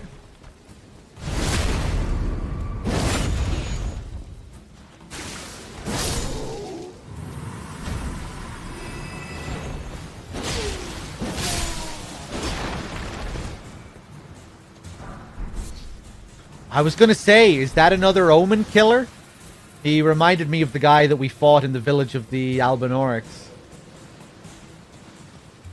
Interesting. Let's take a look at his set. See what else we can learn about them.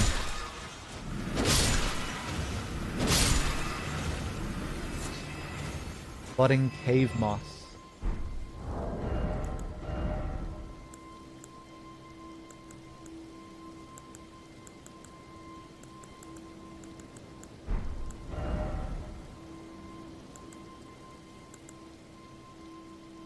Perfumer's traveling garb. Did I pick this up just now as well? Thick front apron. The badge of a perfumer has been replaced with a more simple one made from soft leather.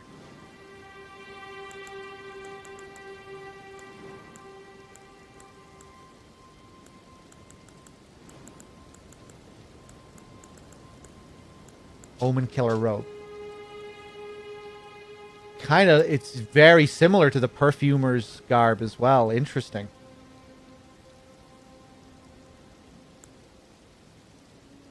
Robe worn by the Omen killers, butchers of twisted conscience. Its thick apron is worn in remembrance of Rollo, the progenitor of the Omen killers, and a perfumer of antiquity. Right, so it's no mistake that the Omen killer is here and that their set is very similar.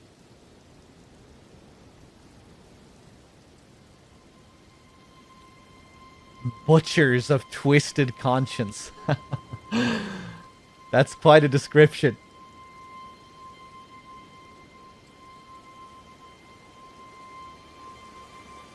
Remembrance of Rollo, the progenitor of the Omen killers, and a perfumer of antiquity.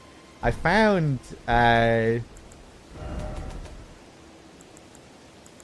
this perfume bottle in Caelid. The art of perfuming was once jealously guarded in the capital. But after the perfumers were drafted into service during the Shattering, the art became widely practiced throughout the lands between.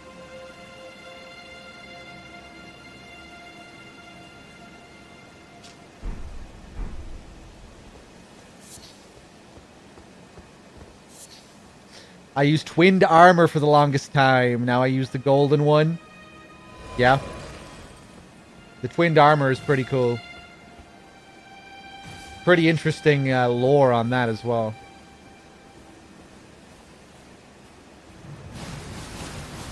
Hello.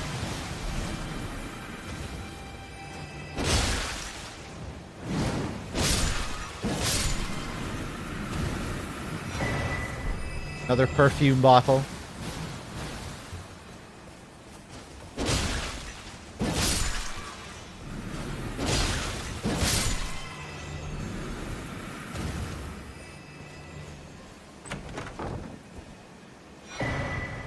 Perfumer's cookbook.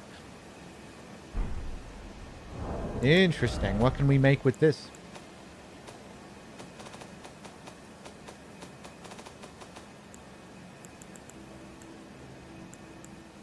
Oh, it's not the first one that I found.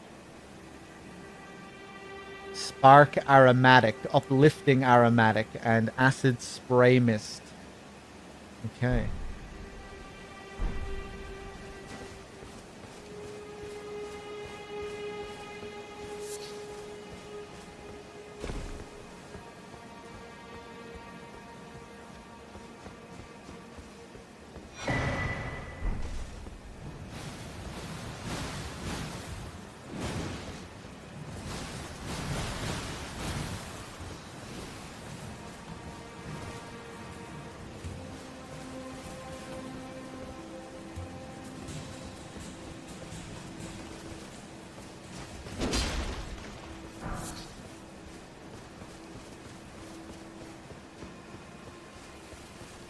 I don't think this art of perfuming has much to do with smelling nice, by the looks of it.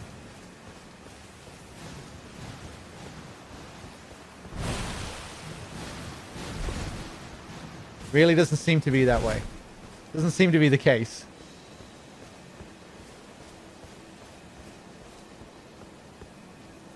All this perfuming stuff right next to all these things spraying us with poisonous mist. Curious.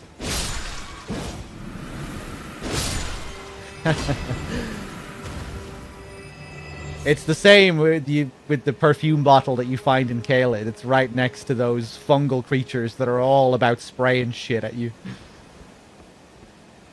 More of alchemists, yeah. Don't mind me. Nascent butterfly.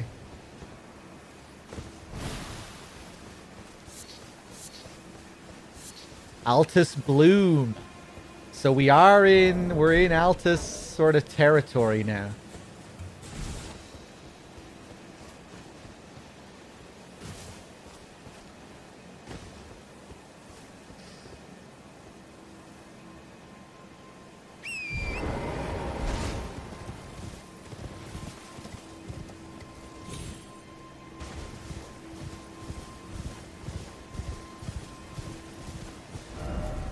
Okay. Well, we need a map of this place. I think usually you find maps along roads, like actual roads. It might be a good idea to head over around here. Let's just wander around, see what we can find.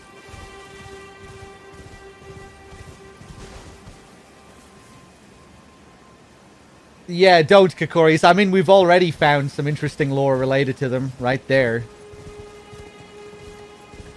But I'm sure there's more to uncover.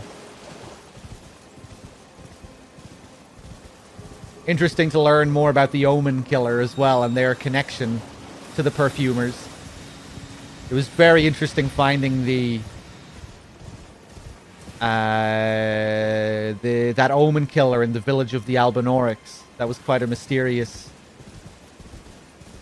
location for one of them. You know, this made me wonder, what was this guy doing here? Was it this guy that slaughtered this whole village of Albinorix? And then there's Margit, of course, who's called the Fell Omen. So there are some puzzle pieces there to think about.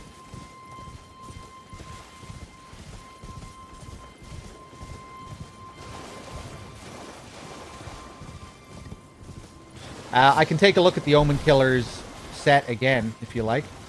Hold on. Am I safe here? I think I'm safe. Yeah, we just picked it up right in that perfumer territory. What's the place called again? The Perfumer's Ruins. Yeah, with all the perfumer bottles, the perfumer guys wearing the perfumer sets. But there was also an Omen Killer up there. And the Omen Killer, first of all, their sets are very similar, even before you read the descriptions. Look at this. That's the perfumer set. That's the Omen Killer robe. Very, very similar.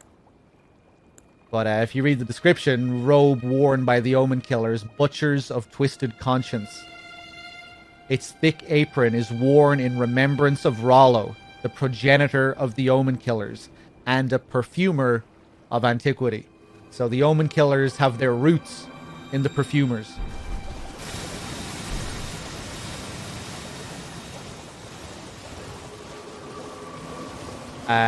Maybe there's more I can read about them in the other parts of their sets. Hold on. Let me take a look. I'm not sure if I got their headpiece or if they even had a headpiece.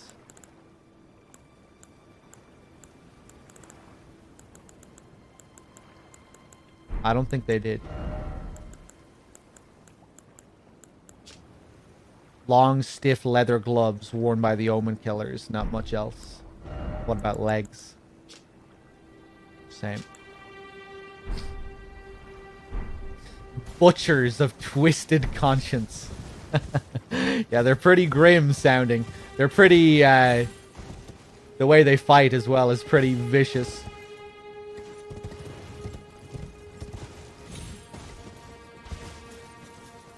Who the fuck are you? Oh, hi.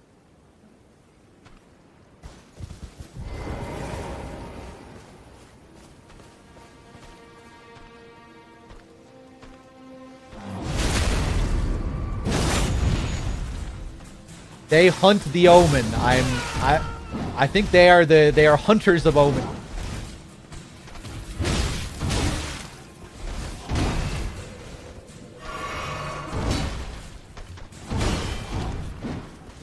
Why?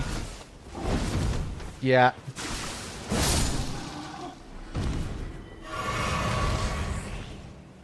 You know, are these fucking creatures right here? Omen, perhaps.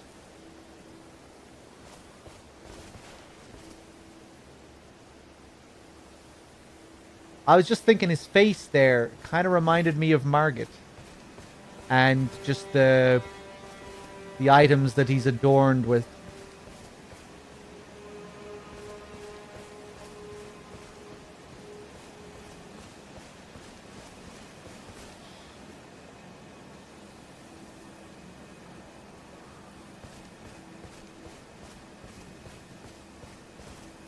Why does the armor have Omen horns then? Oh, I didn't even notice that.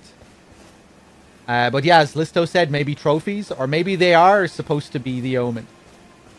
I still think they're probably the hunters of the Omen, though.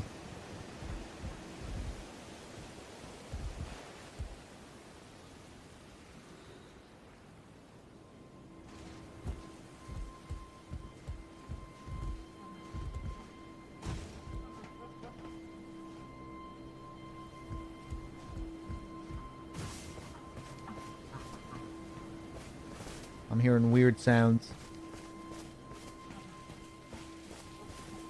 Mine cave area, I did, yes. I was quite overpowered for it. Oh no.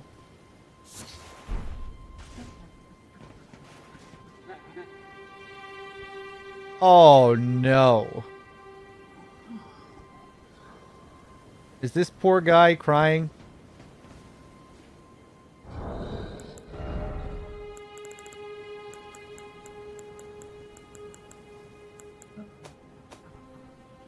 I want to read what that was. Fulgur bloom.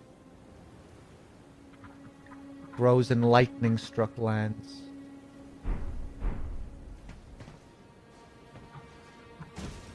Aww. I'm just gonna leave him be. Or am I?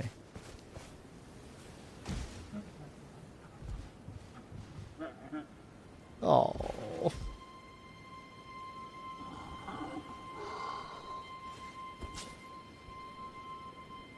Or is he having a nightmare?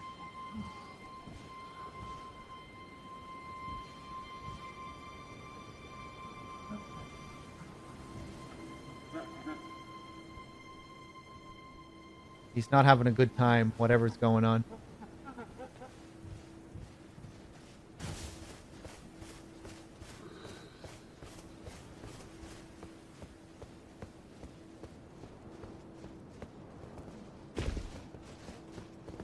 I'm tempted to kill him.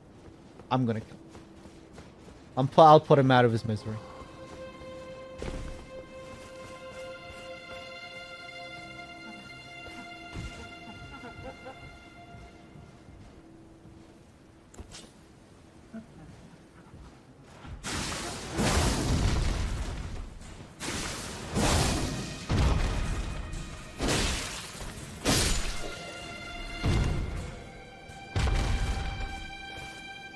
I was just hoping for a possible drop. You know, maybe it's some kind of unique drop. Oh, look at the chain. I'm going to assume that these guys were, like, pulling these things. Similar to the giants. They were pulling these carriages, whatever they are. Kind of look like big coffins.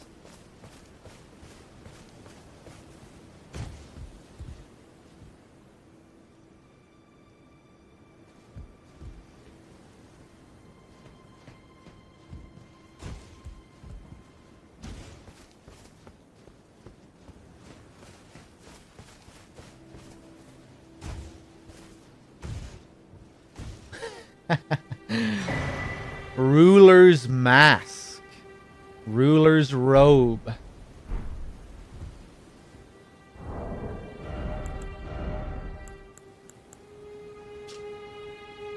Mask in the image of a wizened sage. Customary dress among lords in a smaller nation. Increases faith. Such a mask illustrates the qualities of an ideal lord, chiefly wise and possessing a certain defanged geniality. One at the center of society often finds these qualities most expedient.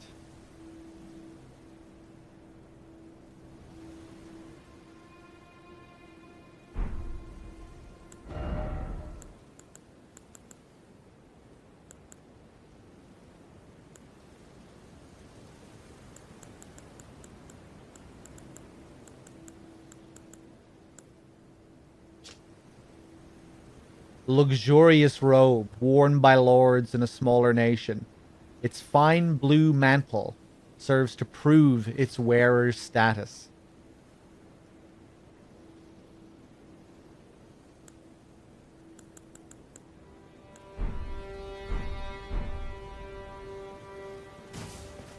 Interesting.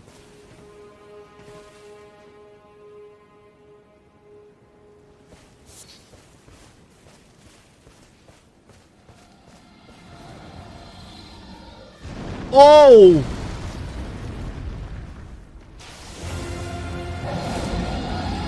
You sound a little bit different than the rest. Oh, Jesus. Yeah, they did say we did pick up a lightning-infused flower a bit ago.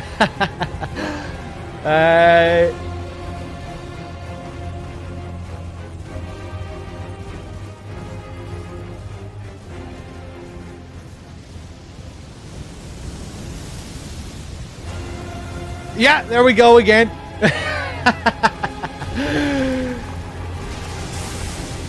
Whoa!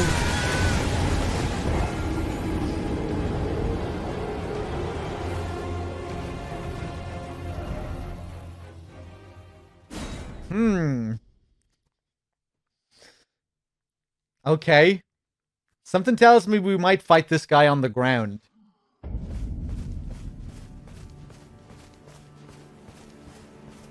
Ooh, very pretty, this place. Sky. How about we go over here first?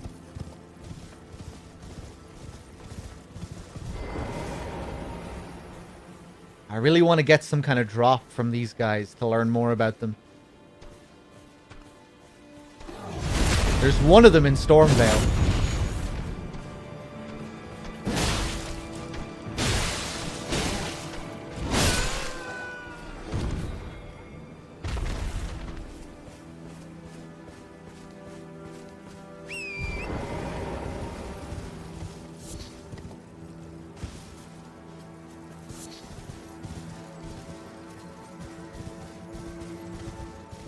Oh, man. That color.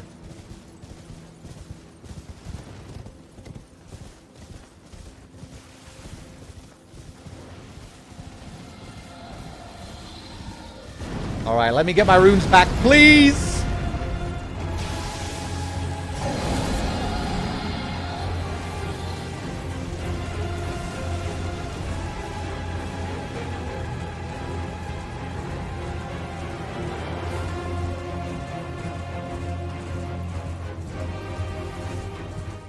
Whoa, look at this.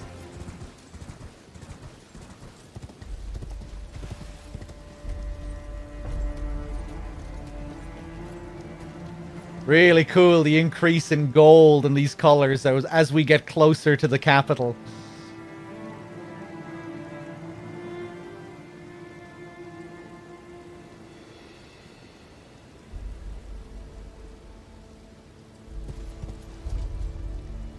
Hey! How's it going? It's the girl! I didn't see you there.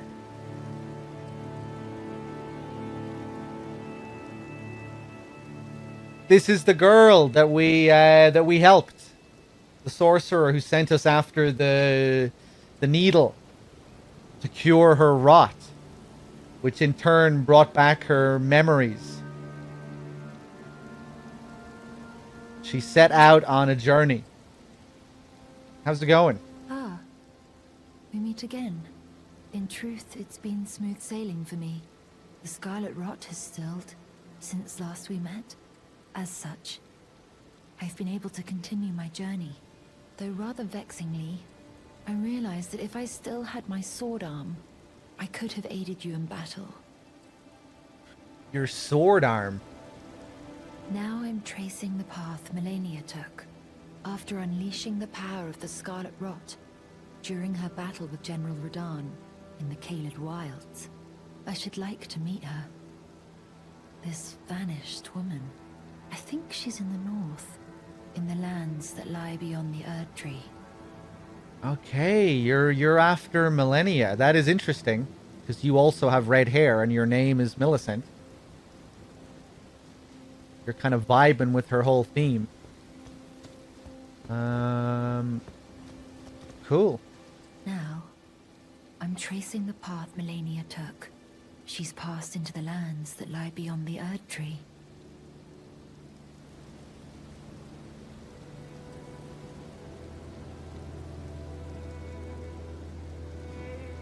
Now, she's passed into the lands that...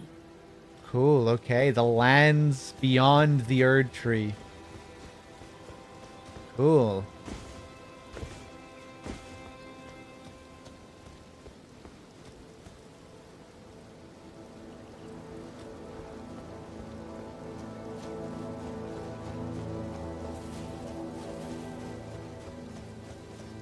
Let's take a look up here.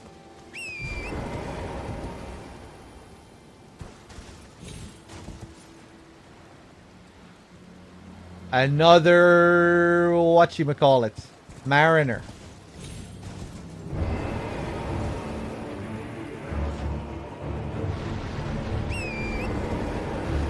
Oh, okay. You have a few extra tricks.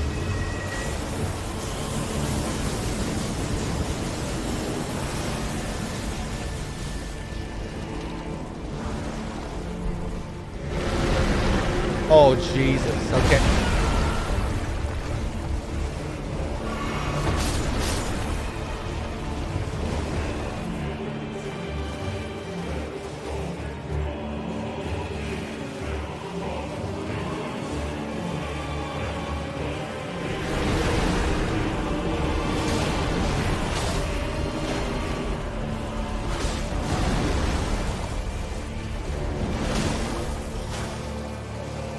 Yeah, this guy is just gonna keep popping up, isn't he?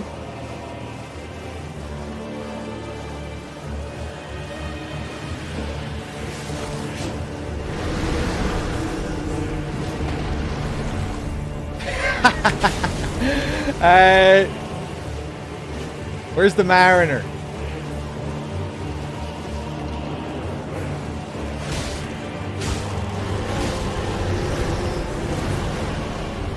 Okay, maybe I'll just focus on the Mariner. This skeleton isn't as bad as the one up by Moog, at least. Or the 5 or 6 that are up by Moog.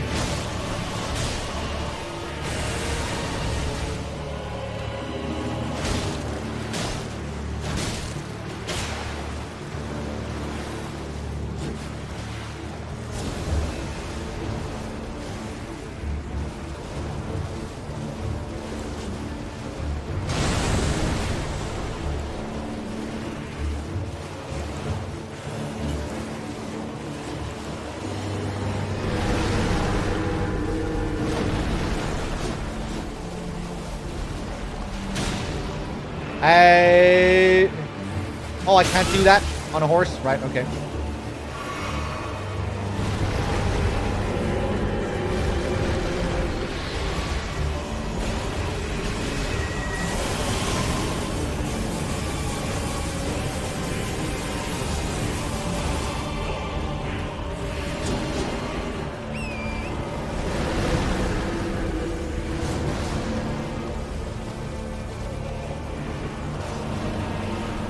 Oh, look at that sky.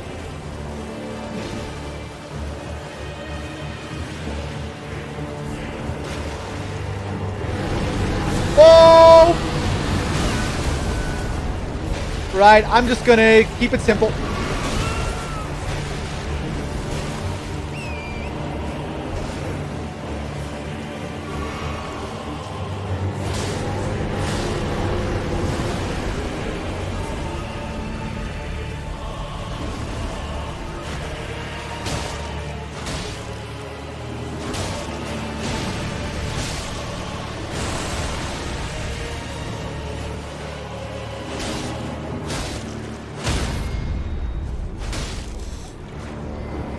Ah! Fuck.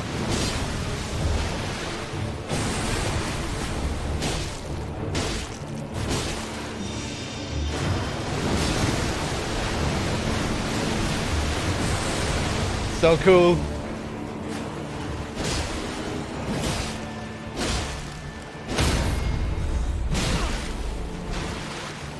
Again, didn't have time. Finish him!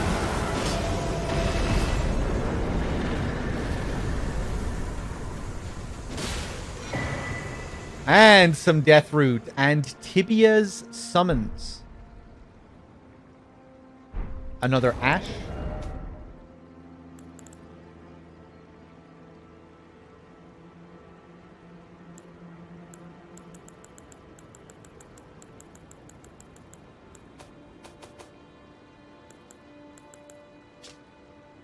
Sorcery, Tibia's summons. Summons a group of those lost in death. That's the first time we've heard that title. Those who live in death, those lost in death. 3 skeletons will appear some distance from the caster. and attack foes before disappearing. The dead have long been left to wander. What they need is leadership. They need a lord.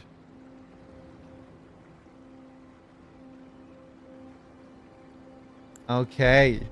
And we got some more death root. Let's go back to our boy Garank and give him that death root. Oh, God, I'm really digging the visuals here. Oh, beautiful. Look at that over there.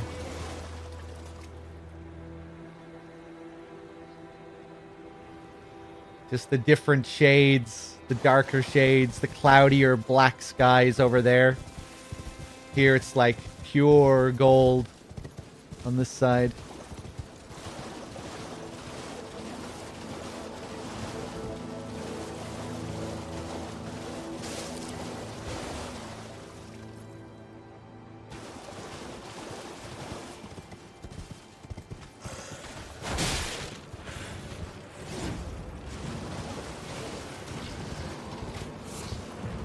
Human bone shard.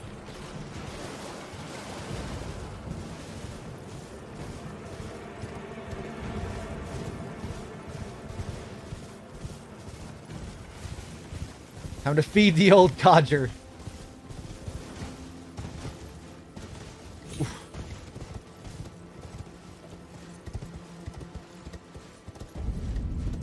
Mount Gelmir. There is a lord in Mount Gelmir. Rykard, I believe. You.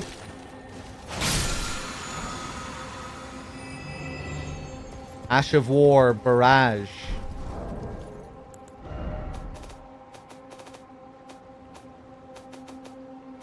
Or some lord has a connection to this place anyway. I remember Gideon talking about him.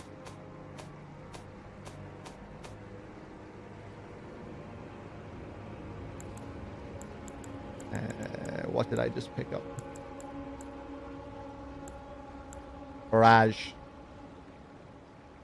Archery skill. Using a bow held horizontally. Ready the bow, then fire off a rapid succession of shots faster than the eye can see.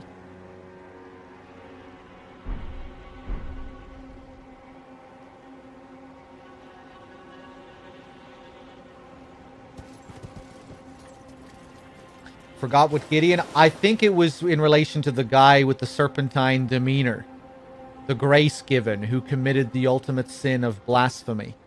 I'm pretty sure he has a connection to Mount Gelmir. We can go back and talk to him. Digging the vibes up here, big time.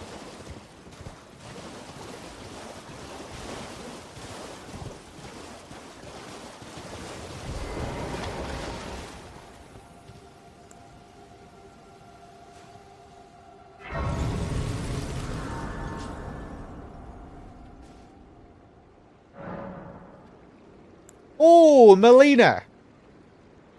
Nice of you to grace us with your presence once again. The Erd Tree is close. Yeah, I can see that. Only a little further till the foot of the Erd Tree. And the accord is fulfilled. It takes me back. I was born at the foot of the Erd Tree, where Mother gave me my purpose. Though now, everything is lost to me. I have to ascertain for myself the reason for which I live, burned and bodiless.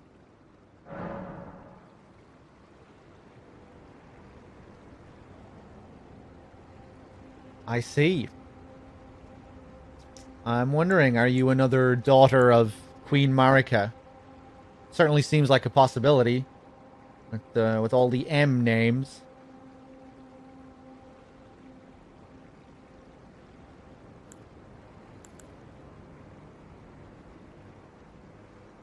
Burned. And bodiless. Reminding me of Rani again. Rani, like, inhabiting vessels, inhabiting dolls.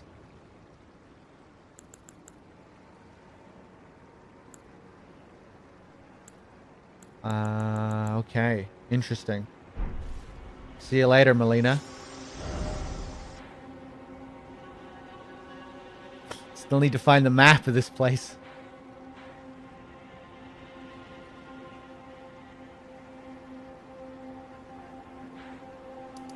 Let's head back to the round table. Just so we can get that dialogue again about whoever this lord is. Rykard, I think.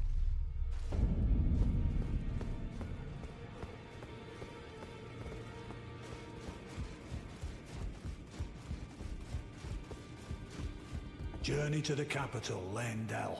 To the east of the Altus Plateau, at the foot of the Erd Tree. The Two Fingers will deny your passage no longer. You may be our best hope. Find your way to the Elden Ring. Praetor Rykard is the lord of the Volcano Manor on Mount Gelmir. He is a ruthless justiciar who commands a company of inquisitors, reviled for his serpentine demeanor. The volcano, Mount Gelmir, lies in the west of the Altus Plateau, the realm of the Erd Tree. It was the stage of the most appalling battle in the entirety of the Shattering. Rykard has committed the grave sin of blasphemy, marking himself as an enemy never to be forgiven. Sounds like an interesting figure, alright. Okay. Guess we'll learn more about this appalling battle and this sin.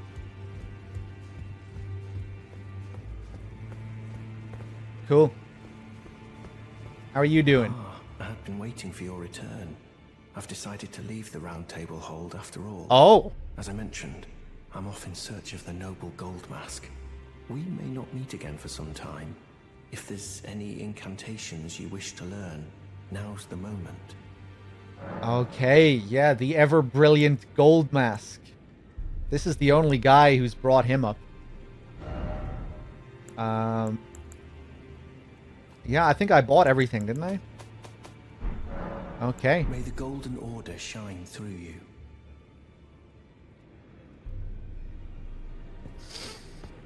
The fingers look weird. That's one way to say it, yeah.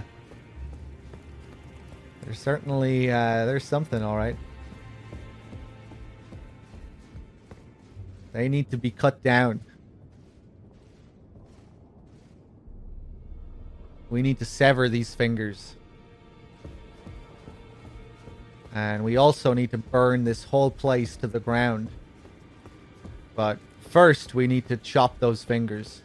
That's priority number one.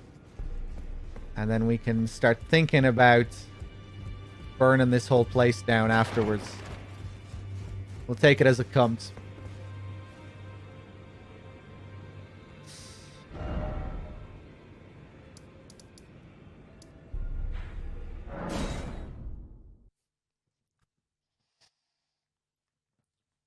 I really hope you can chop those fingers. Don't say if you can. Don't tell me if you can, but I would love it. I want to see their reaction. I want to go into that room, chop those fingers, and then talk to Enya and see what she has to say about it. And Gideon. I want to make enemies of that whole place.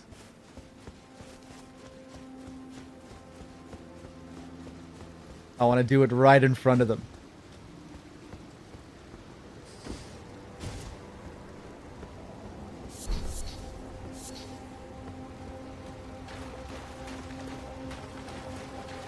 Volcanic stone.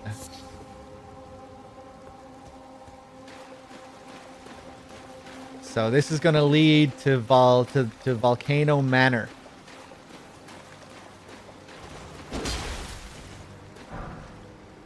And that's where Rykard awaits, I guess. Part of me wants to go back, just to have another look around. You know, there's so many places. Maybe go down here, see if we can get a map. We're definitely in Altus Plateau territory now. Fuck it, let's just keep plowing ahead here. See what that crusty old bitch has to say then. Yeah. see what she has to interpret then.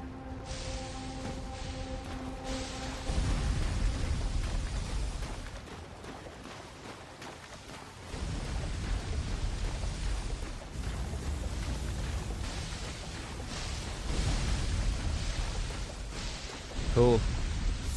We have another golden seed over here.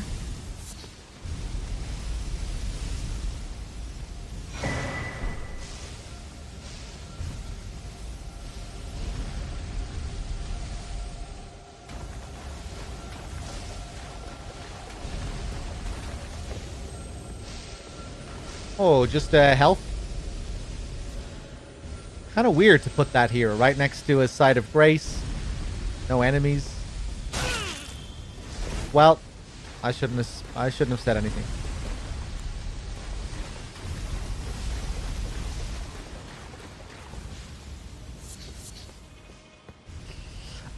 You know, I kind of want to go back, actually, just to this site of grace. I feel like using some different Ashes of War.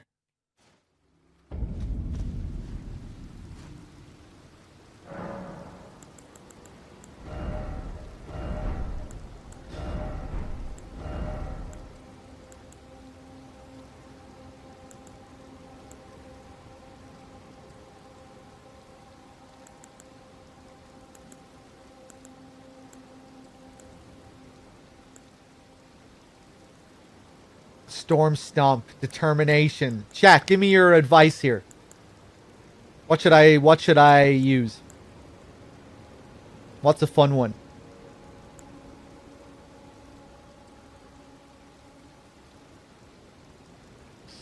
The blood is probably the best one I have, but it's almost too good. It stops me from using all the other ones. It's so good. Double Slice is cool. Double Slash, this one. All the affinities. Let's keep going with that blood.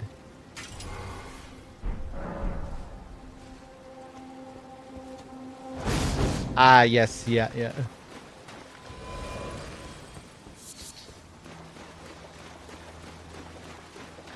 Thank you for the appraisal.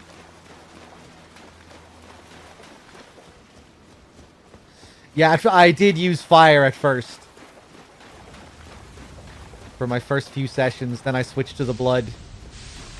It's hard to resist that bleed. Oh, you can spam it as well? Yeah. Oh, sexy.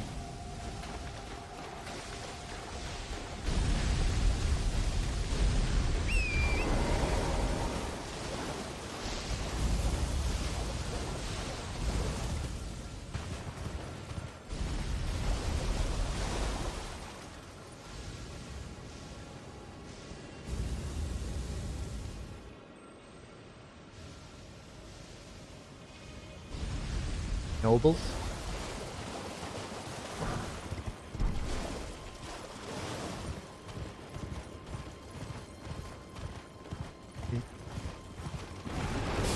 Whoa. Oh, more basilisks.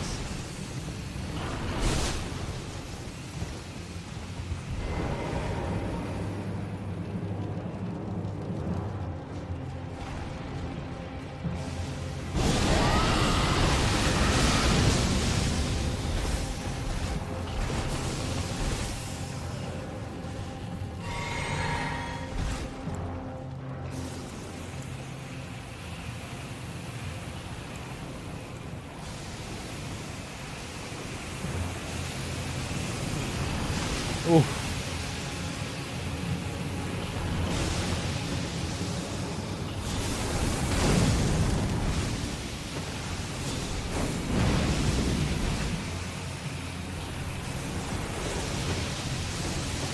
Oh my god, they just covered the place. Ah! I'm just gonna leave.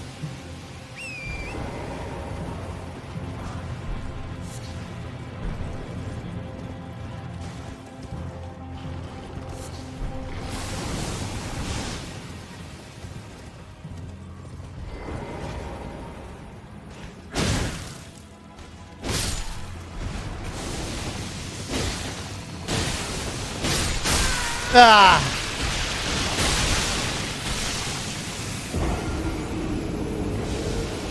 52k, 53k runes. Let's not lose them.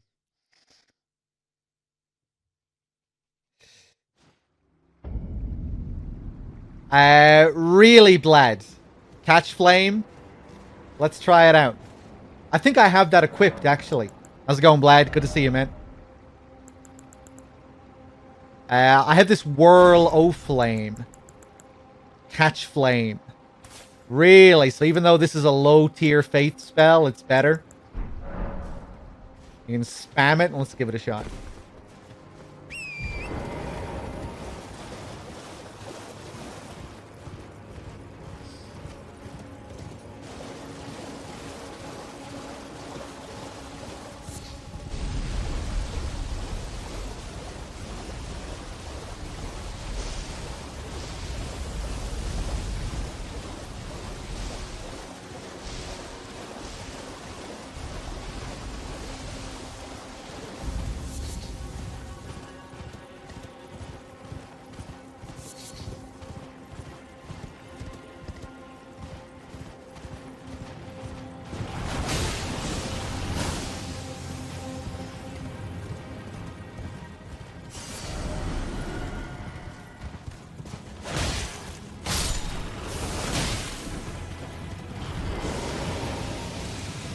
I really want to get them with a couple of these dragon breaths. Oh, yes. Okay, there we go. That's the stuff.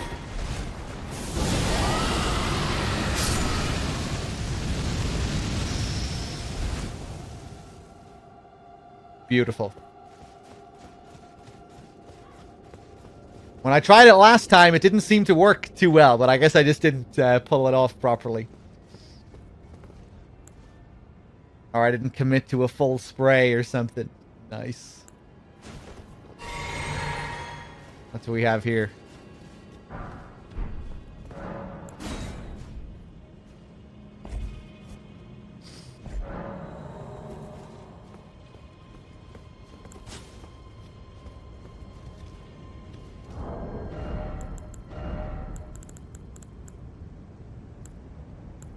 This one as well. This has a skill, Fire Breather.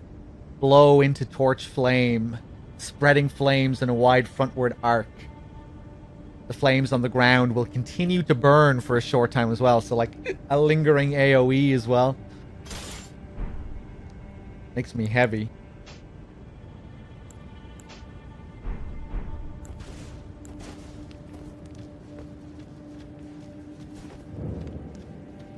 Seath Water Cave. Or Seethe Water.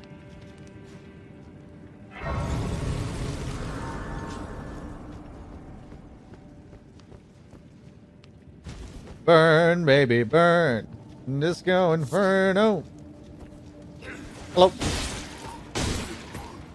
Okay, I guess you're one of Rykard's knights. How are you going? Okay, pretty cool.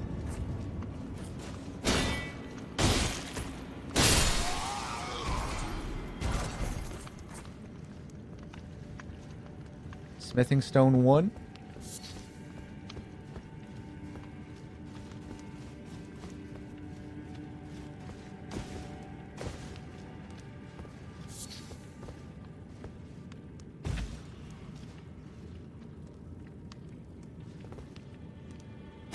Ooh. Quick, quick, quick, quick, quick, quick, quick, quick. Yeah, of course.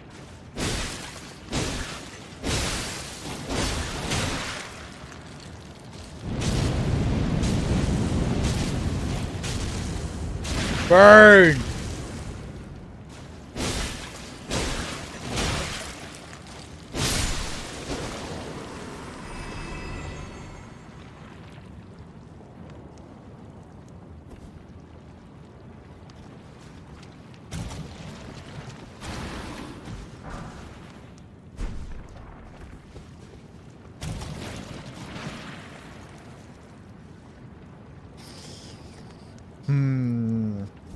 Should probably change my gear.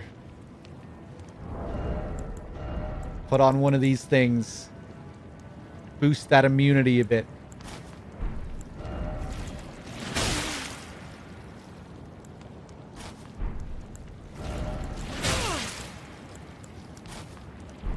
Hold on. Okay, that'll do. Ah! Ooh! Okay.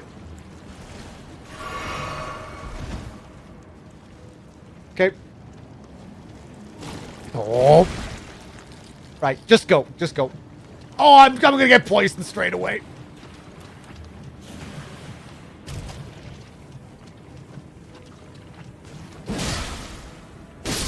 If I was just patient there, I could have avoided it. I have a poison heal as well, a spell. I just don't have it on me. Fuck.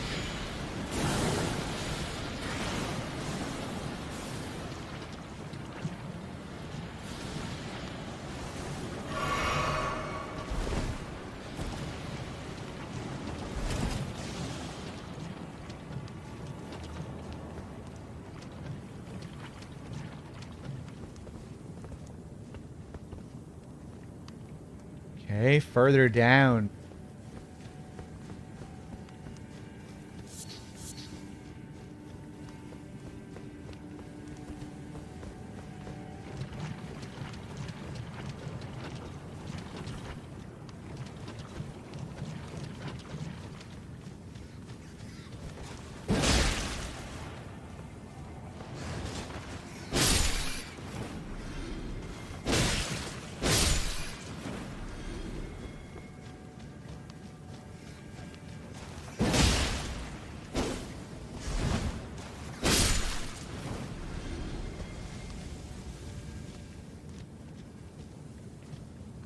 Okay. I guess this is just going to be more of a traditional exit up this way.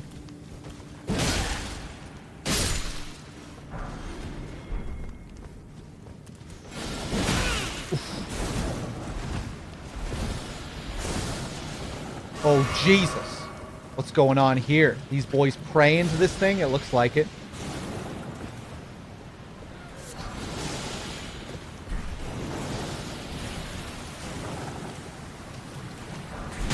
Mushroom body. Oh, the mushroom set. Okay, are we gonna finally learn about these creatures?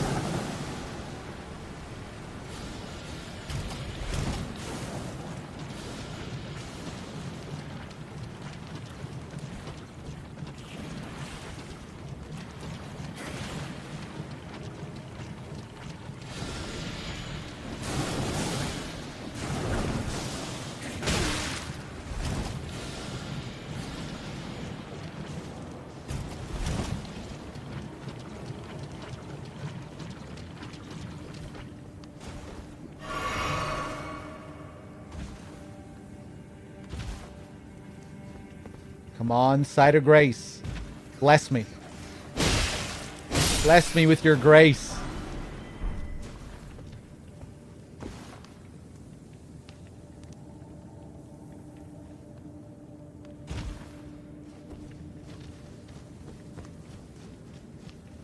Hey, our poison is gone. Nice. I wasn't even paying attention to the bar.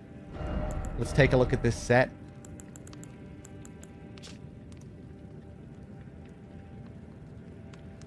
Mushrooms found growing all over the body. These overgrown mushrooms have colonized the head. To those enraptured by the scarlet rot, they are holy vestments that root one to the earth. Okay. So there are those who have chosen to embrace the scarlet rot.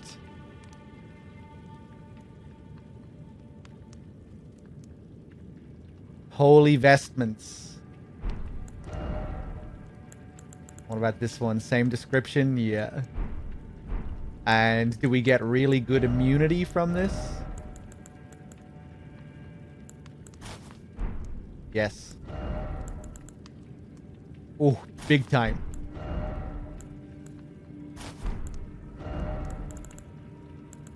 Sweet.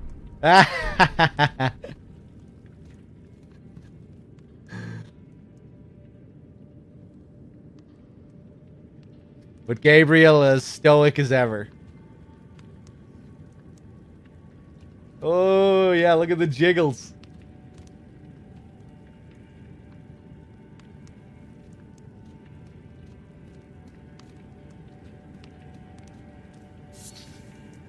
Oh. Go on, then.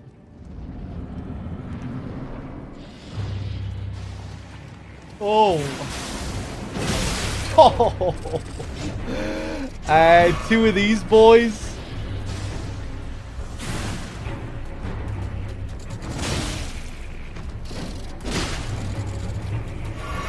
Yeah, okay. Not too bad. I don't have much health on me, but...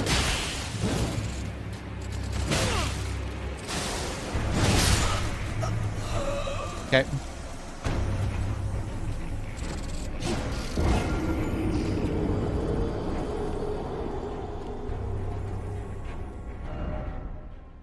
Oh, there's a stake of Marika. Very nice.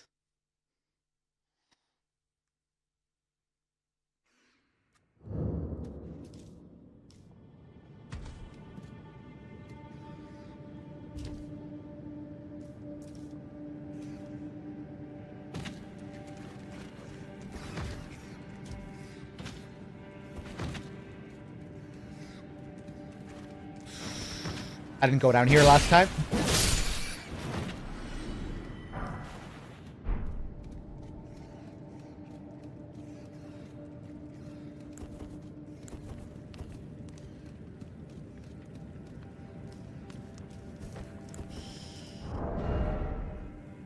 I think I'm going to equip a shield.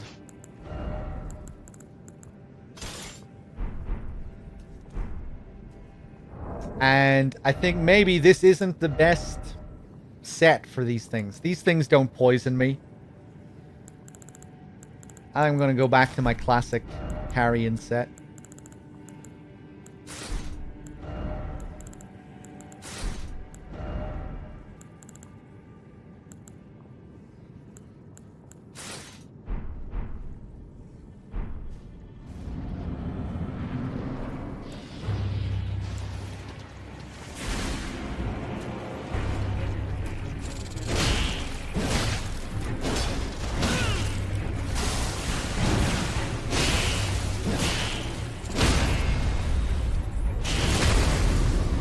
Fuck you. Okay, they're not too bad. I thought this guy would be spamming those spells while I was fighting him. But they're actually not that obnoxious as a group, as a pair. I'm gonna die. Very lucky.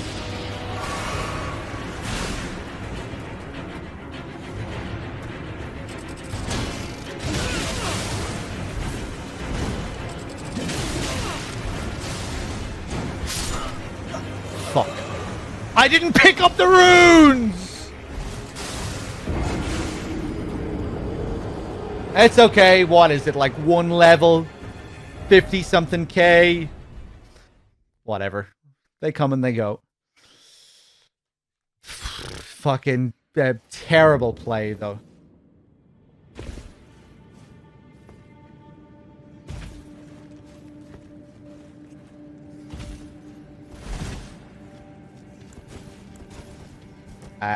I didn't I unequipped my thing. Oh, God. These guys, they psychologically destroyed me at the start of the game, so...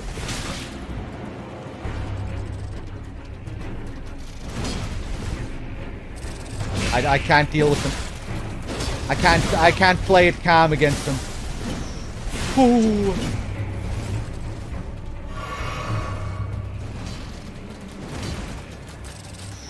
Okay, yeah, no, I can't deal with that, I'm afraid.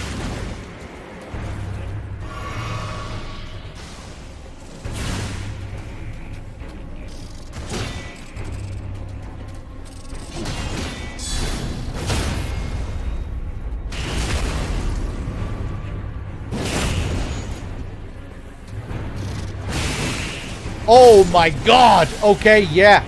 There's the new L2.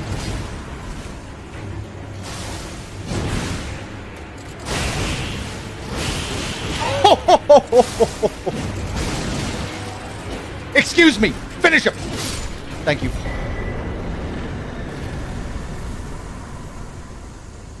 Kindred of Rot's Exaltation. Oh, Jesus. Can we go back to Bloody Slash? Oh, my lord. Okay.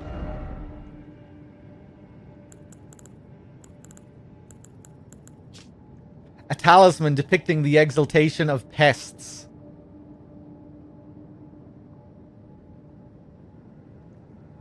Raises attack power when poisoning or rot occurs in the vicinity. So just in an area of rot or poison. That's interesting. Rot for the Scarlet Goddess. O scarlet blossoms, flourish in distant lands, and return to us the unwanted children. I wonder, is Melania the Scarlet Goddess?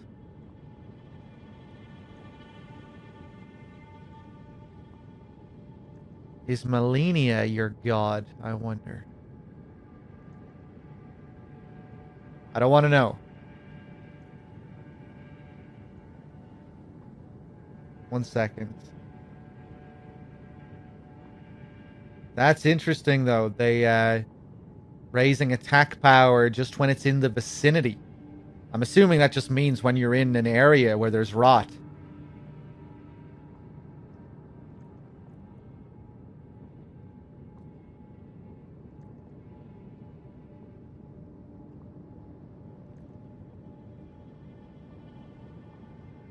And return to us the unwanted children. O scarlet blossoms, flourish in distant lands, and return to us the unwanted children. As if to say, you know, wishing that this scarlet rot flourishes in other lands, and then that they will take in the products of this rot, the infected, that are no longer wanted by that land after they're hit with the rot. You know, a distant land gets hit with this scarlet rot. All these people get infected. They're then shunned. They're unwanted because they're these infected creatures. Is that what they're getting at here? And they want to, like, accept these rotten people.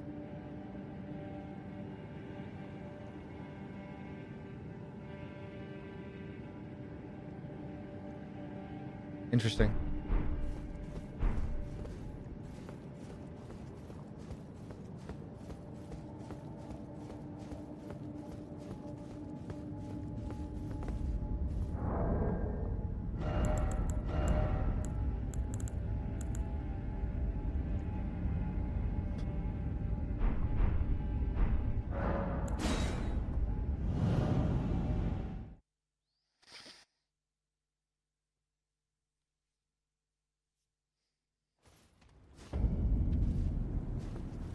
Okay, back to Mount Gelmir.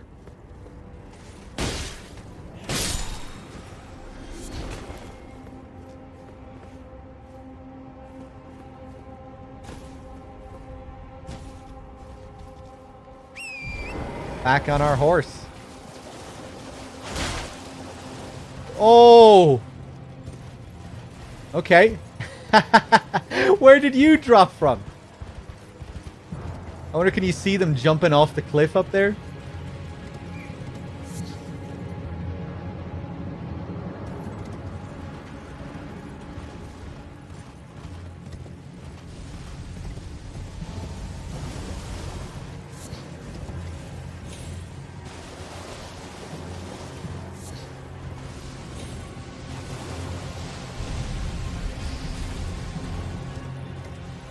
I am a tyrant. Yep. Ah!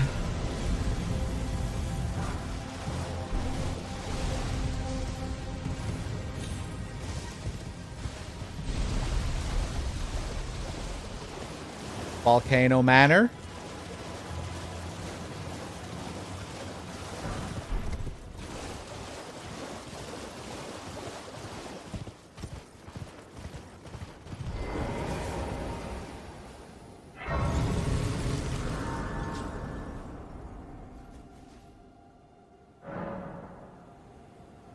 Seawater Terminus.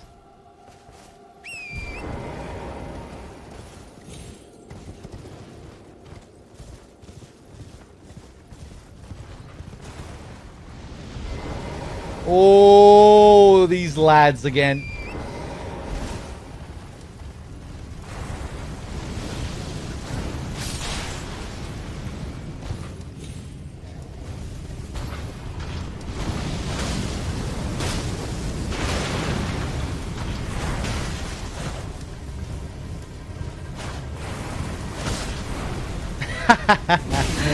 Oh shit.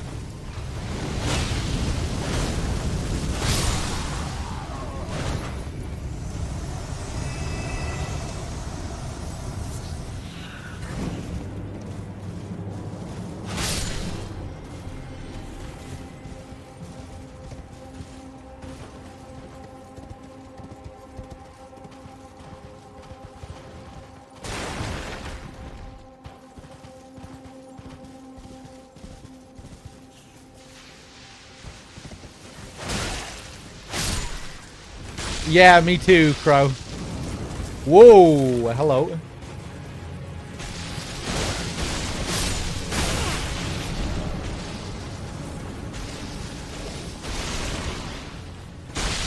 Whoa. What's your deal?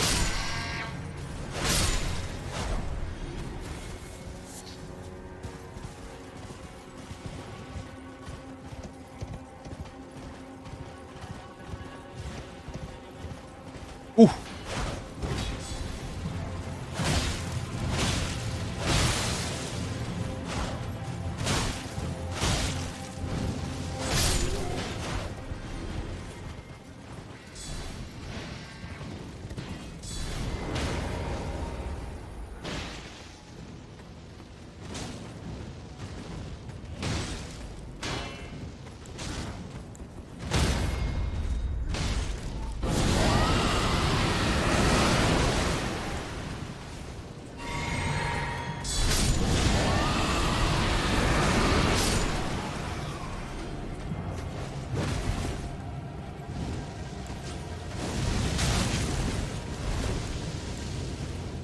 I'm just gonna let you rot, I think.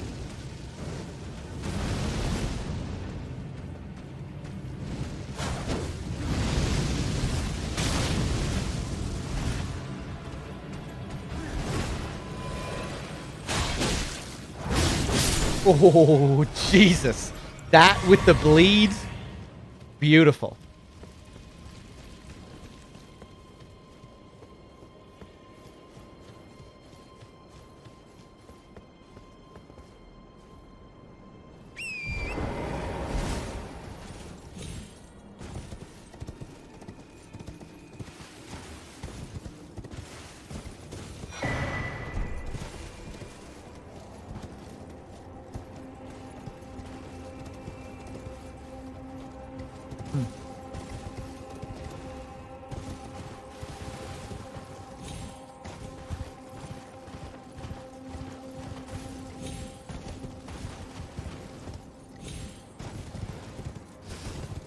Yeah, I'm digging this weapon art for sure. Fort Lade. Hey, I was fighting a guy in PvP who fucked me up with that hammer yesterday. I recognize that. Except he had another hammer as well. He had two hammers. Ooh. That's a pretty cool headpiece. Fireballs just popping out of it passively. Whoa.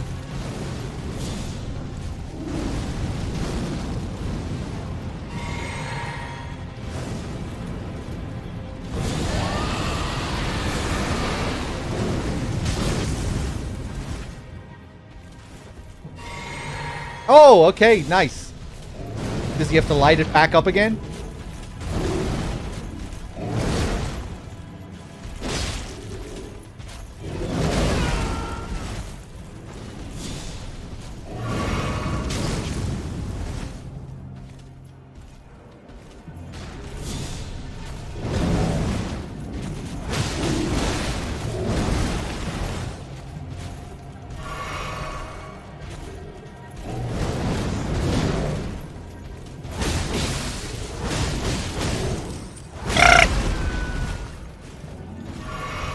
Finish him. Prelate's Inferno Crozier. Let's take a look at that. Colossal hammer with the appearance of rolling or roiling flames. Weapon of the prelates who lead the fire monks. Its heft represents the weight of their guardianship. The hammer's head is unusually substantial, and strong attacks will fling foes into the air.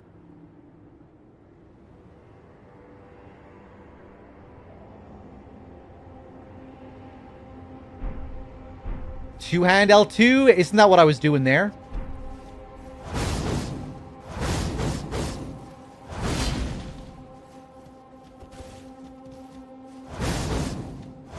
Maybe I wasn't. Oh, on the hammer.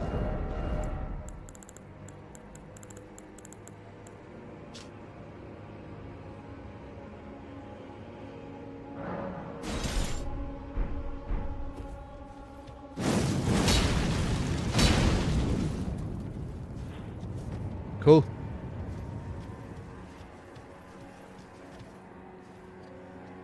Yes, Listopat.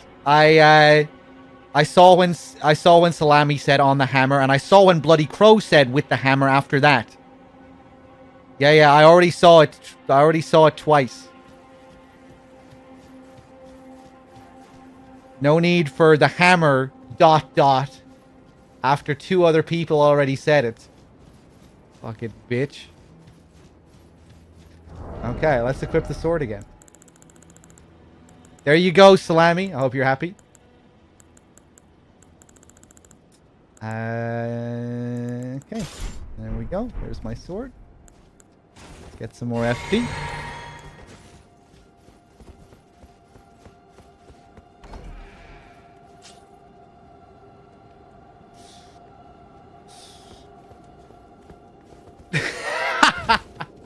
Yeah, I mean, maybe all comments did come out at the same time.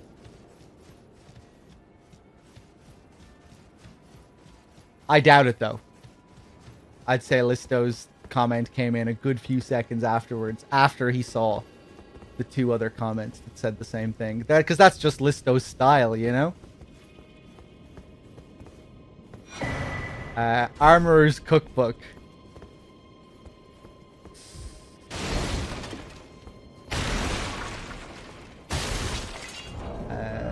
Can I see what's in the cookbook?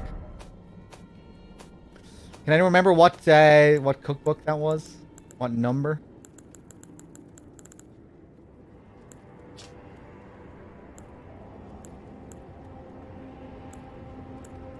Ah, whatever.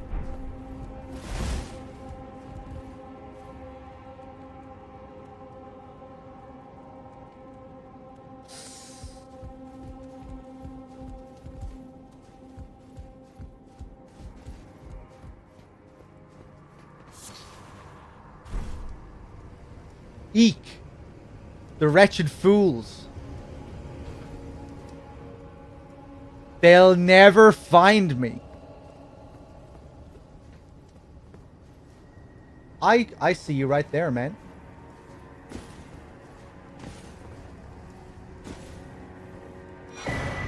Fire Scorpion Charm.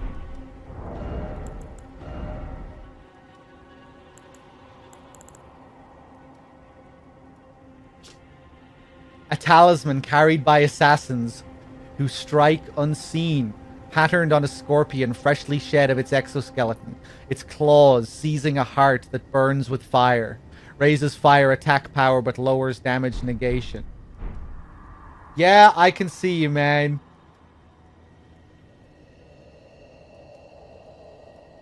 I'll survive, I swear it. I'll soon be back at the Volcano Manor. These nobles.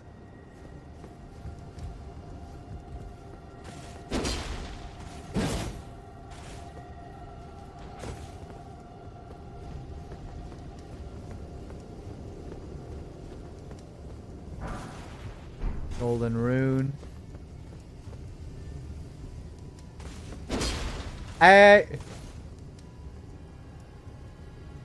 Chat, did I open this chest?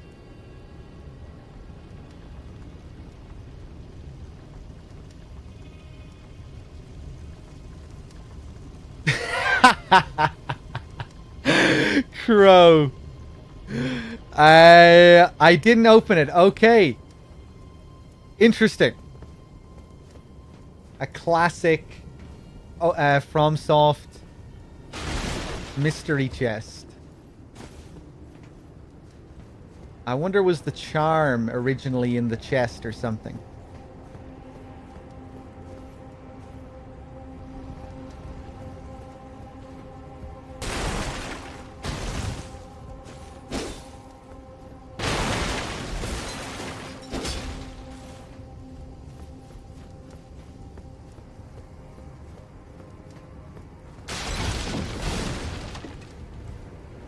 Huh, okay.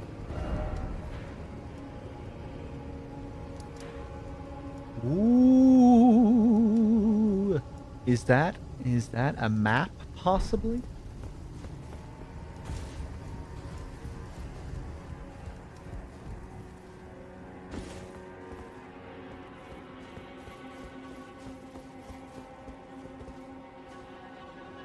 Okay.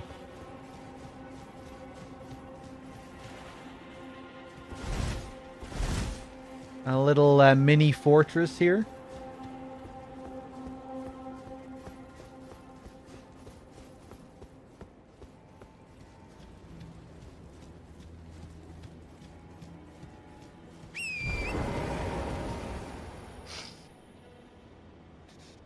I think the noble yoinked it and tried to hide. Yeah, that's kind of the vibe I was getting. That was my first thought, that just finding a charm over there, and then the open chest, and this noble scuttled away. What did the, what does the thing do again? Raises fire attack, but lowers damage negation. Or maybe the description could, add to this little puzzle.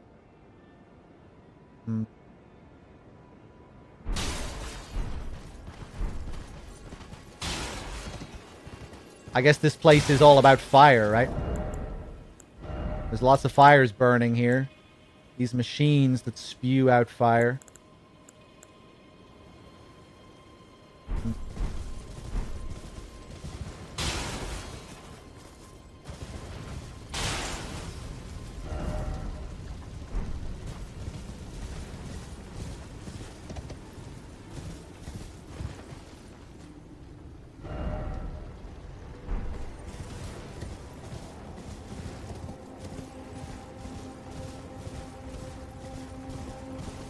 This is where I came from.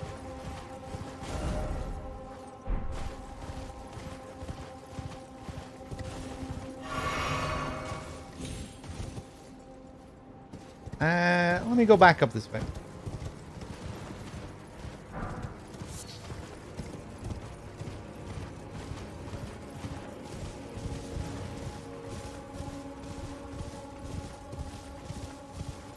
Key.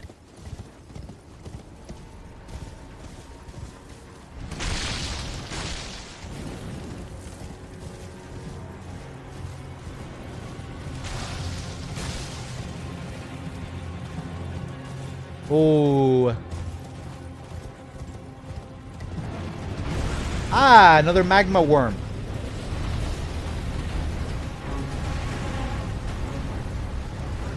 I'm assuming Torrent isn't going to want to ride across that. Oh, maybe he... Yeah, it drains his health.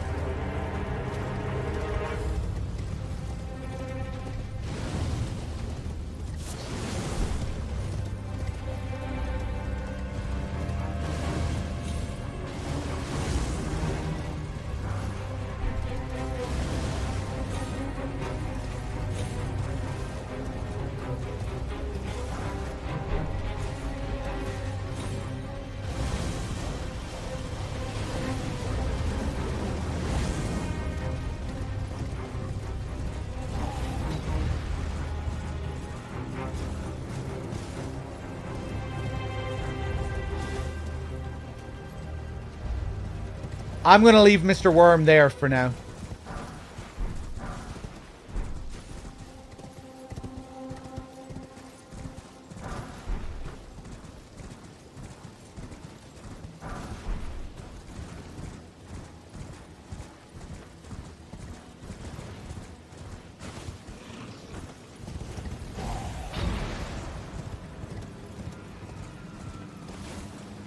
More demi-humans.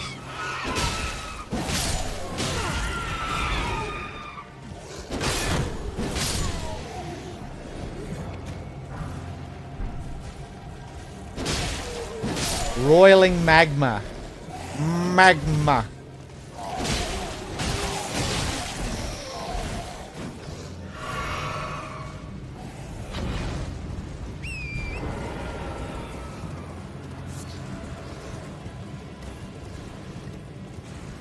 Hey, Legion.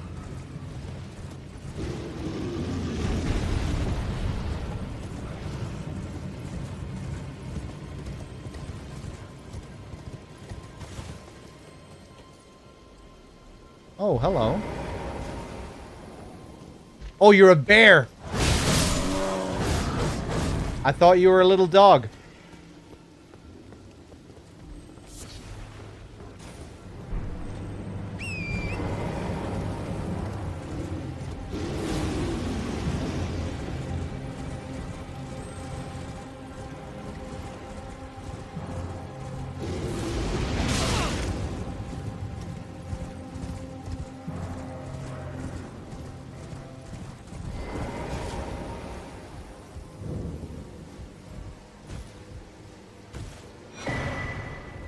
Hully crossbow.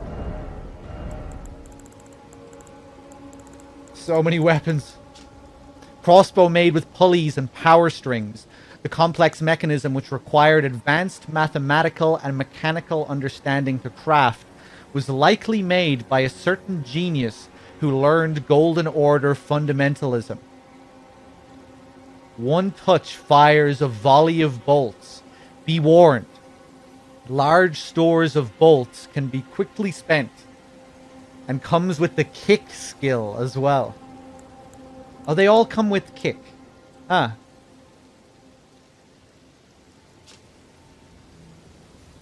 Requires 16 dex. Bit of an interesting description. What was the... Boiling magma. One of the sorceries developed from the magma of Mount Gelmir. After discovering the ancient hexes of Gelmir, Rykard, son of Queen Renala, brought them back into practical use as new forms of sorcery. Interesting.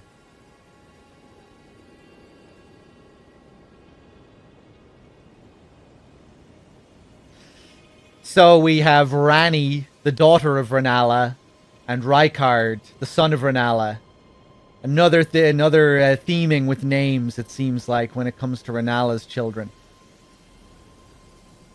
We have Godfrey and Marika's children, who are all the gods. Godwyn, Godric. We have Renala with her son Rykard and daughter Ranni. And then you have Marika and Radagon's offspring, who are the M names, I think. Malenia. Or Radahn as well, right? Radahn would be another... Although, no, Radahn is the son of...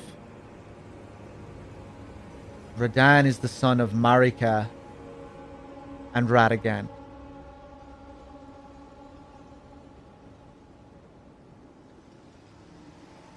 I think.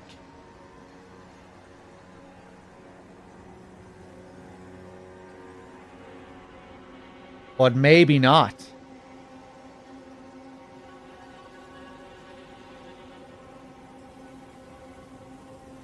Radahn, I'm thinking Radahn is... I can't remember what what the descriptions have told us so far, but this is really making me think Radan might be Renala and Radigan's son.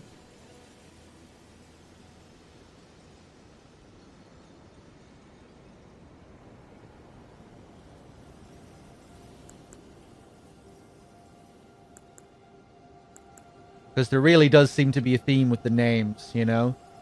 You have Godwyn, Godric, Godfrey. You have the gods, and then you have the M's, Melania, Marika, of course.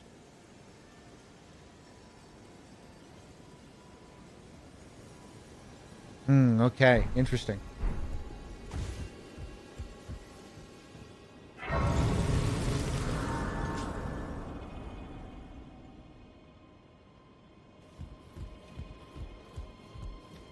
Haha, GR and M. They do, actually. Yeah, right.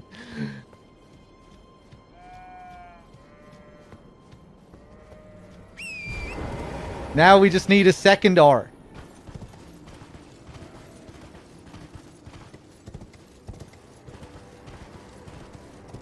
We need another Renala type figure. We need another mother with an R name.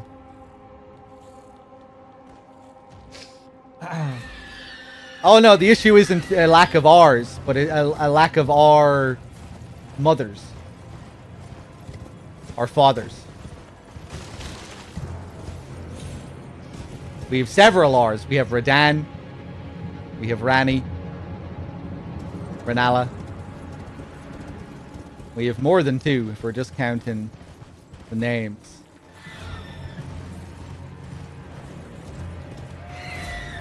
And now Rykard, of course, yeah.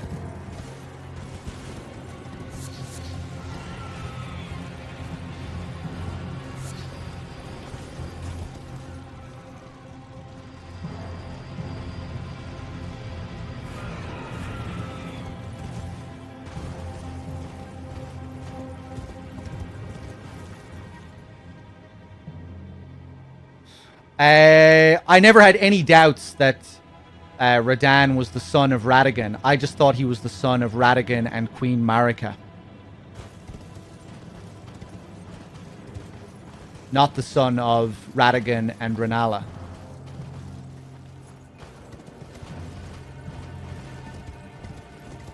But maybe that was just some like assumption on my part. I had theorized that maybe Rani was the son or was the daughter of Radagon and Renala. But yeah, for some reason I figured that that Radan was Marika's son.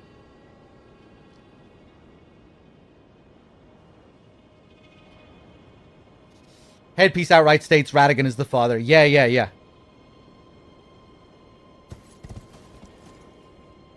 Maybe I implied there that I didn't think that or something. But yeah, no, I always knew that. It was the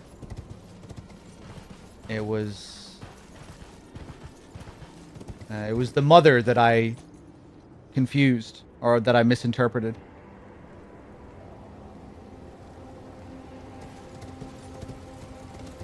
Okay, we have a Selly sorcerer up here. Hello.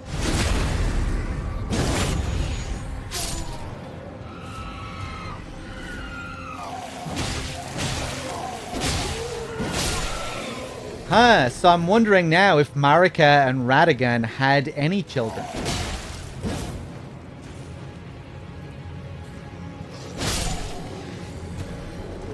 Maybe not.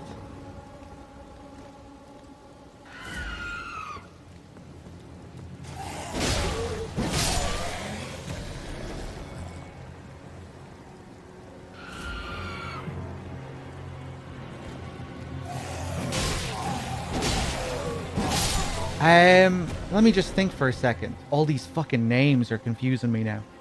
This whole family tree. I guess Melania is probably their daughter. because Millennia is red-haired.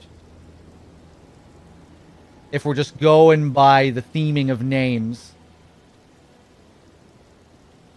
Millennia is red-haired like Radagon, but her name begins with an M, not an R.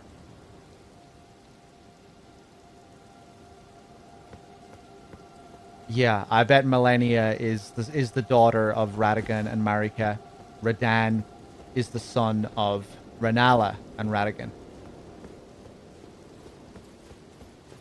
Yeah, I don't want any confirmation on this. This is just what I'm thinking. But I reckon that's it.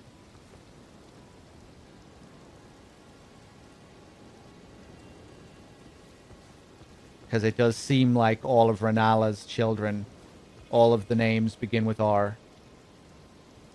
So far, from what we've seen in all these descriptions. Rykard, Rani, Radan.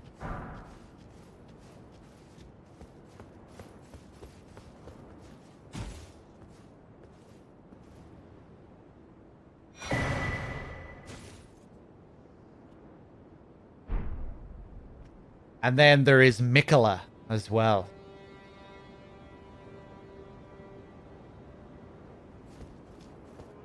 Mikola was another that was likely born from Marika.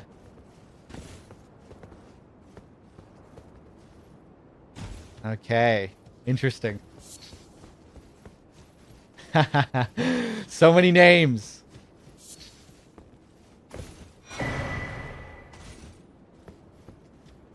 Hieridus Glintstone Crown. Ooh, what's up with this one? Haven't seen anyone wearing this. One of the Glintstone crowns bestowed upon Raya Lucaria scholars whose pursuits were deemed worthy. The crown of Hieridus was granted to scholars who engaged in nomadic study away from the academy.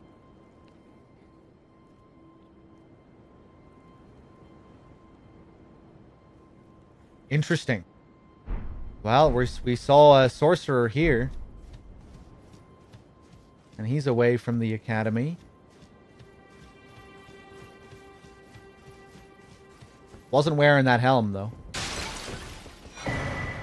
Prattling Pate. Hey! There's the one. That's the one Listo was using on me yesterday.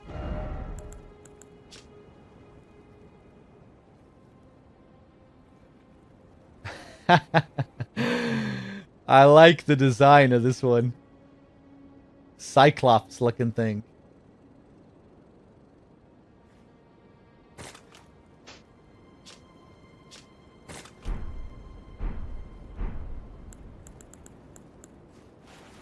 Hello. You're beautiful. Love it. You're beautiful. You're beautiful. You're beautiful. DS2 reference? These things were in DS1 as well. In Dark Souls 1. Ho!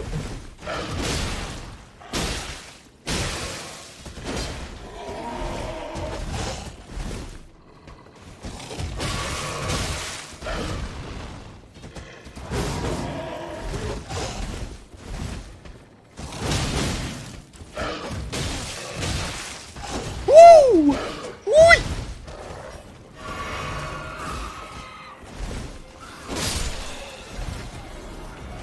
Oh, what the fuck are these things? Just different kind of demi-human?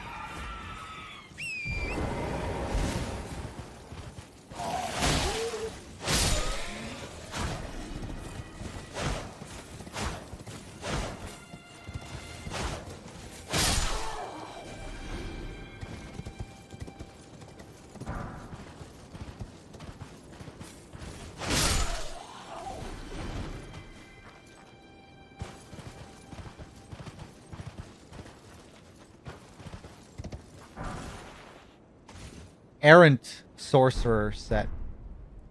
Okay, a lot of sorcery going on in this little village.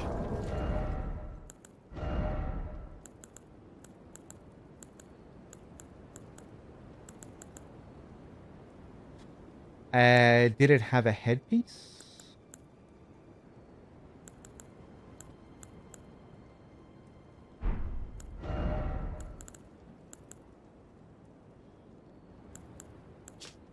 Commonplace robe made of thick cloth, worn by the errant sorcerer Wilhelm, one of the first tarnished to visit Round Table Hold.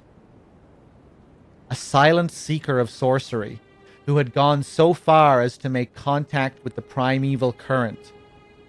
Wilhelm was led by guidance into confrontation with his friend Vargrim, and it is said that he was then taken prisoner in Round Table Hold.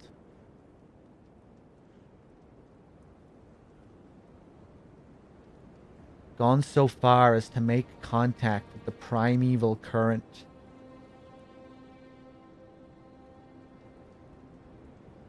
Wilhelm was led by guidance into confrontation with his friend.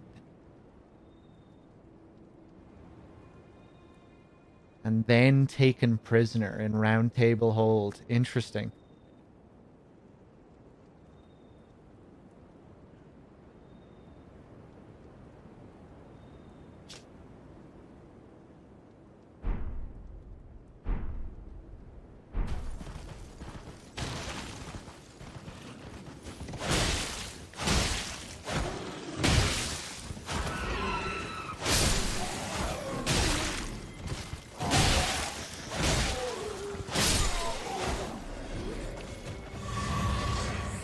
Oh, nice.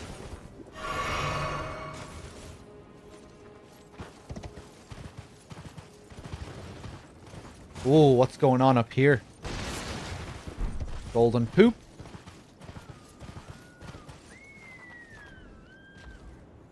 Oh, God. Hey, don't let me disturb you.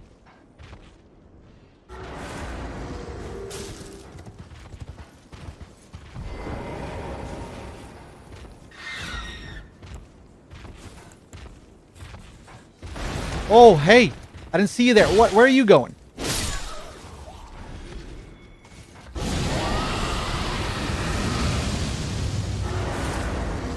Demi-human queen Maggie. And you're a sorcerer.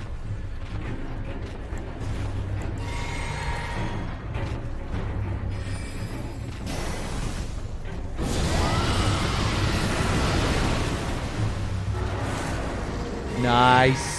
Get rotted.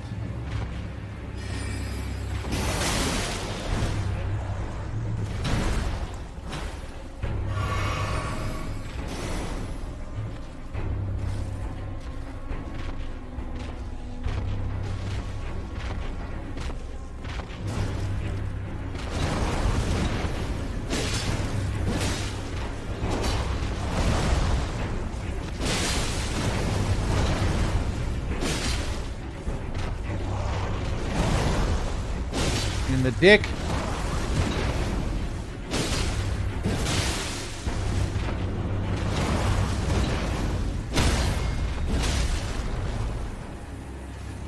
Oh. Oh, that is... I really thought his head would be hanging for longer. Die! Oh.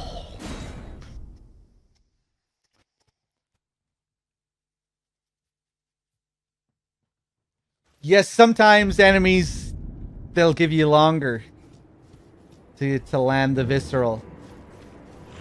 Oh, God. Like, I was fucking destroying him there as well.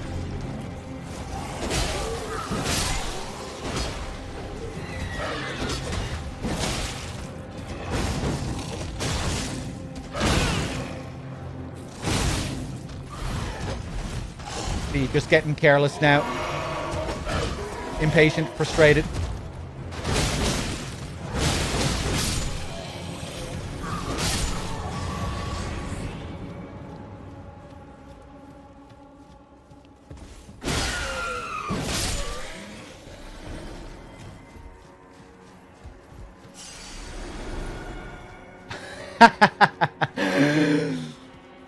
Sorry, Crow. Yeah, I just thought maybe if he died before the game reloaded, it still would have counted as a death or something.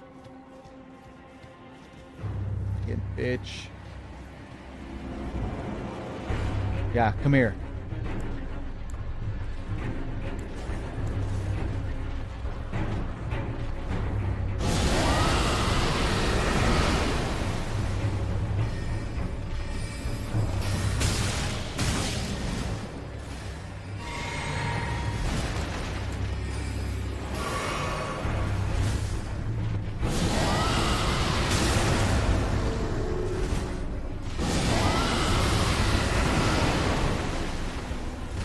Fuck you.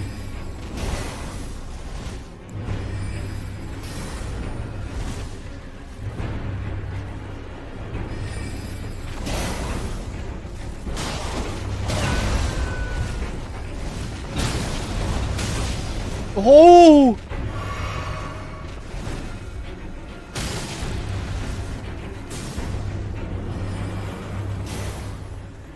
Okay, I'm getting your friend.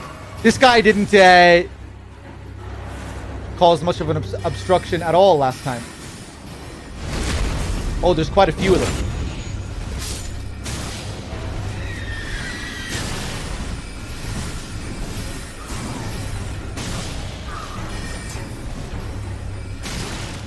Jesus! Oh! Oh! Oh! Oh! Anger! Oh! Oh! Very mad! Oh! Da da da da! Oh! He! Ah! Ah! Oh!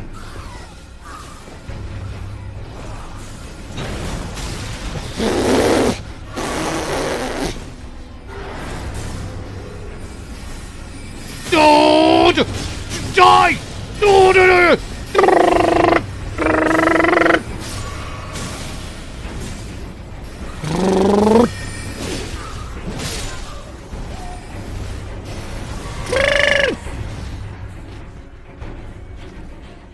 Oh, he killed the other sorcerers. I should have thought about that strat. I just thought, you know, because he was a sorcerer, that those guys were definitely his friends. You know, they were all chilling together before I interrupted them. Fuck you. Oh.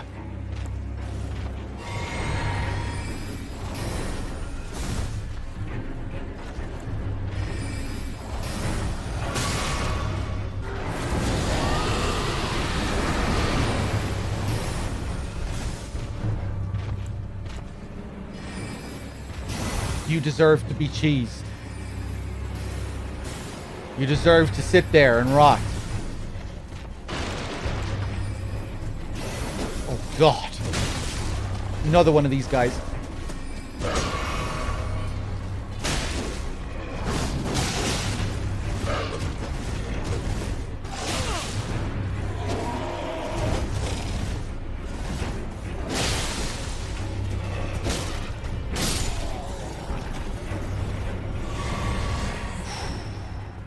Yes, give me that flask. Rot, you bitch.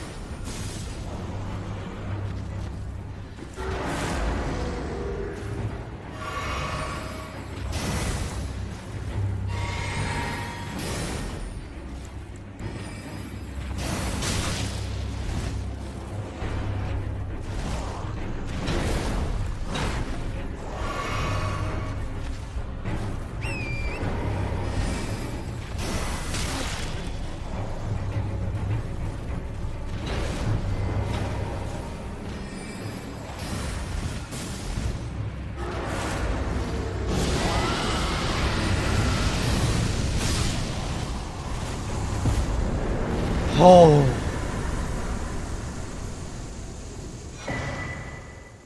And another memory stone. Nice. Ah.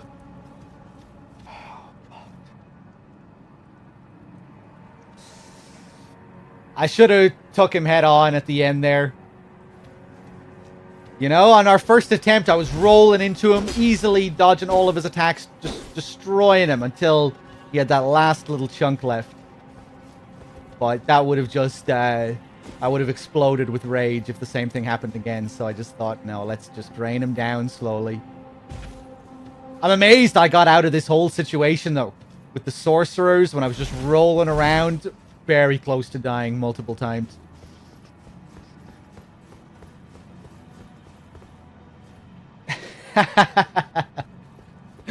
Chat doesn't usually make me mad. Hey! Ooh! Is that a...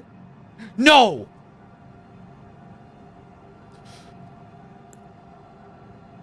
I'm gonna die. It's okay, that was a boss, though. That was a boss, and he's not gonna be there again. The sorcerers might be there. Twice in one day. And the only time I've ever seen that bug as well was today. Okay, where am I? Maybe maybe you can quit out during that.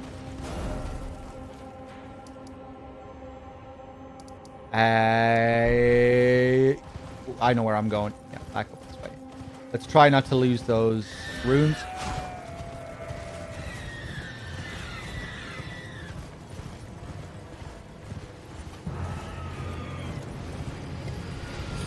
Yeah, I didn't get the bug for the first 130 hours either.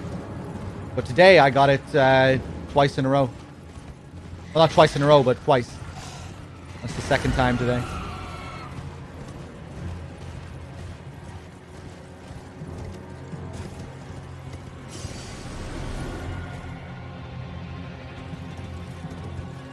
Yeah, I guess it's on particular ledges, like awkward little spots like this. Okay. Well, you look pretty interesting.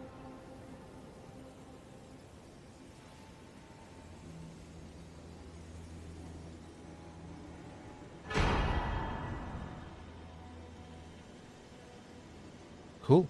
Comet Azure.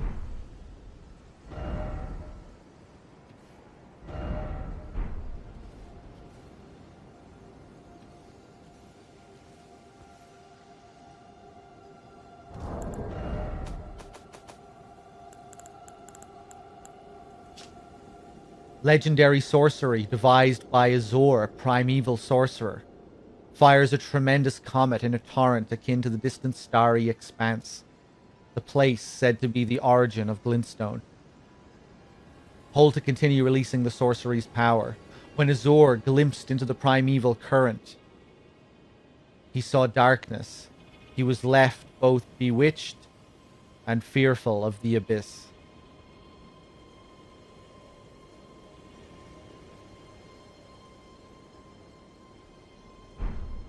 I wonder, could this be the legendary Azure? He's looking pretty, he's looking pretty legendary. I'm gonna leave him there for now. Pretty keen to see what he does if you attack him. What kind of sorceries he busts out.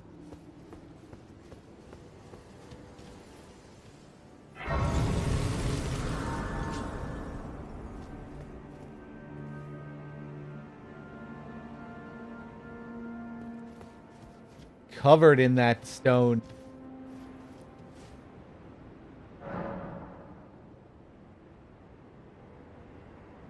Hey, yes, this answers our question.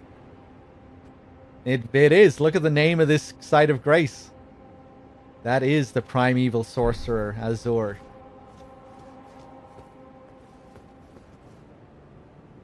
Cool, so he's out here as well. All sorts of sorcery going on here.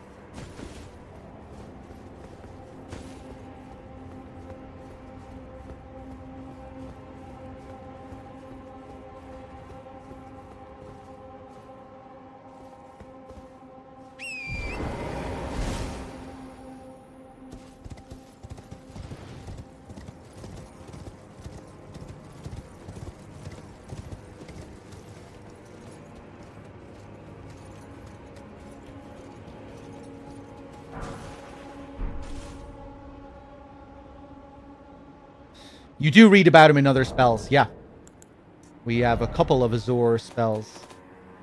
These, both of these, I think, connect to Azor. Oh no, maybe not. Yeah, we definitely read about him before anyway in some of these spells.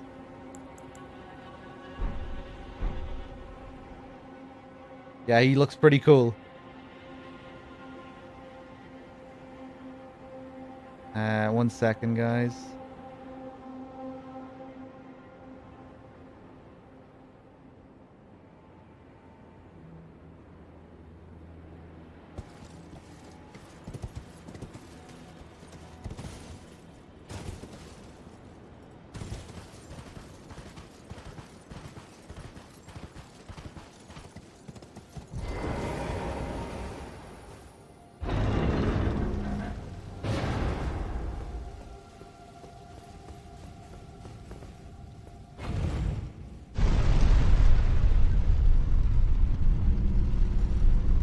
Where are we going?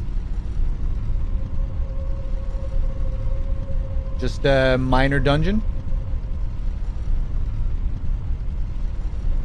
We're sinking down deep. This feels a little bit different than your standard minor dungeon. Gelmir Hero's Grave.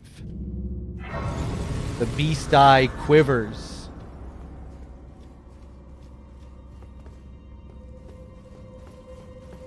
Take a look around.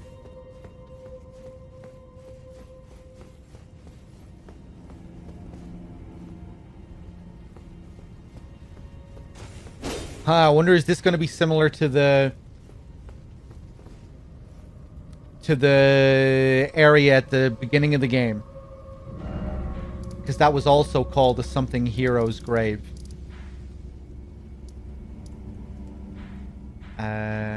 Where am I? Where do I want to go? The Cave of Knowledge, the Stranded Graveyard. The Fringe Folk Hero's Grave. Yeah, and that tomb had a similar kind of structure to this.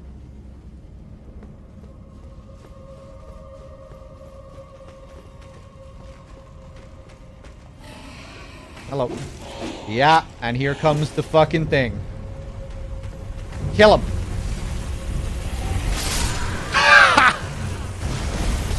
I should have just stayed where I was. I thought I wanted to quickly get into that spot.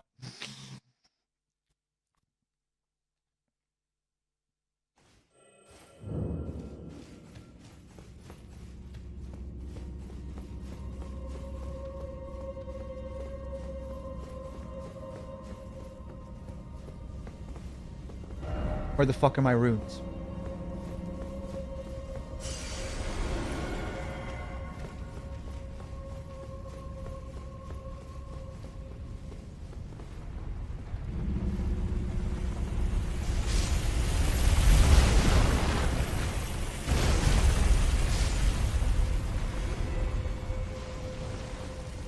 Oh!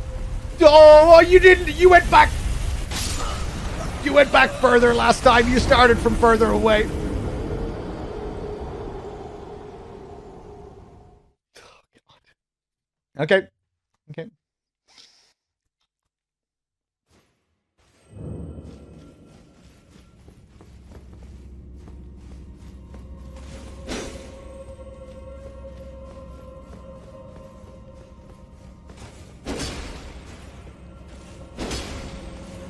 Oh, I was really feeling it. It's because I'm hearing the glistening dung beetle sound as well.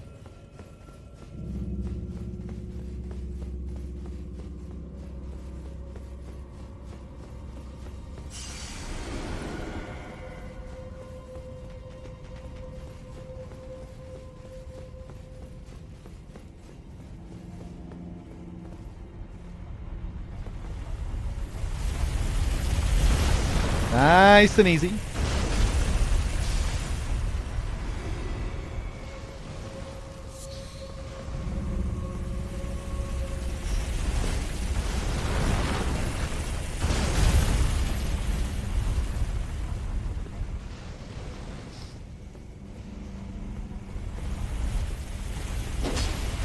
right. Okay. What the fuck? How fucking fast do I have to be? Okay.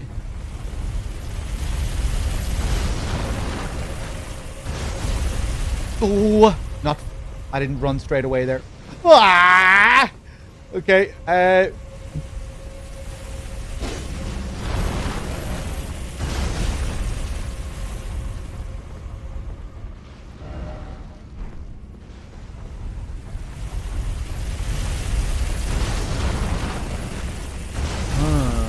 No fucking backseating.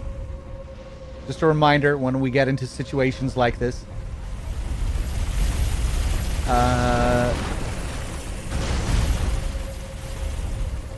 Really doesn't look like I have.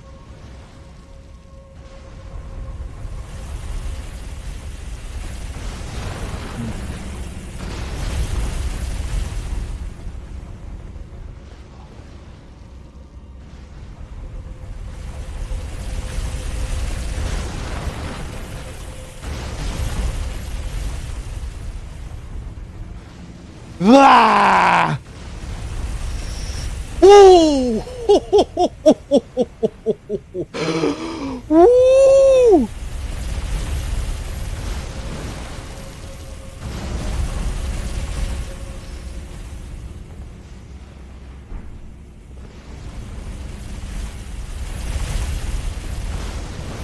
Oh my god. I didn't think it was possible.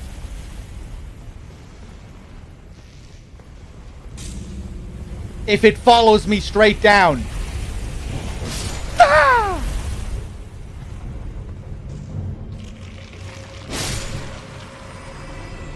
Woo! Okay.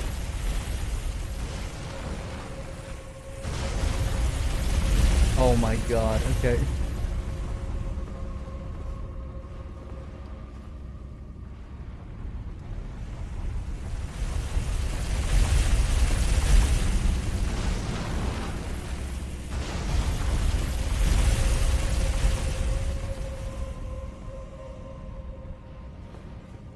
I had to have a little look down there.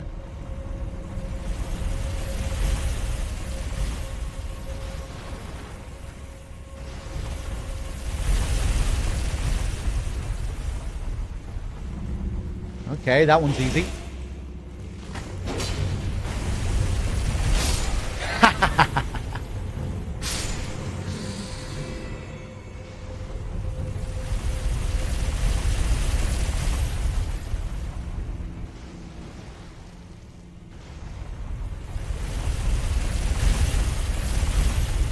How far up does it go? Okay, pretty far.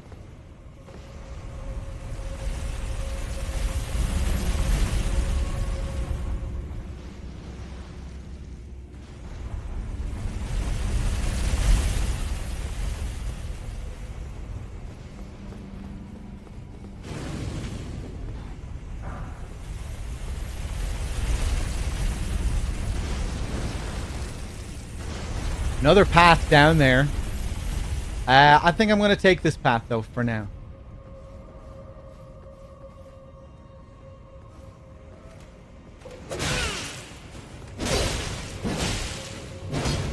Oh!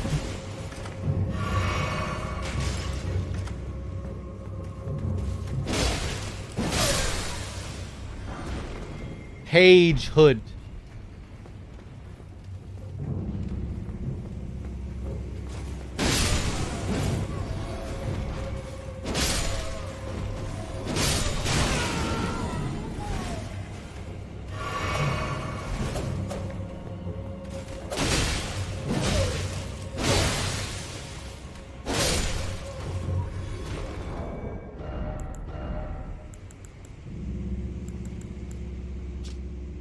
Hood worn by pages who serve the nobility and are mindful to keep them out of harm's way.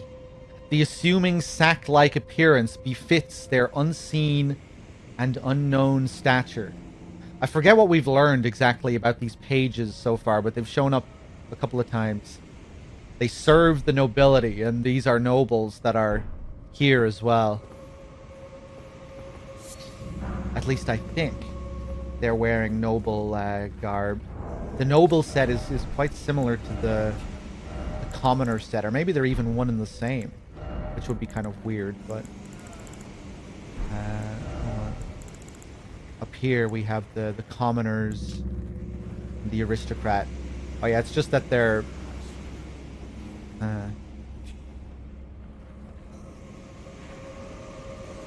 I think it's just that we often see either nobles or commoners as ghosts. So maybe that's why I was confusing them. And their chess pieces being right beside one another. Commoners of the lands between.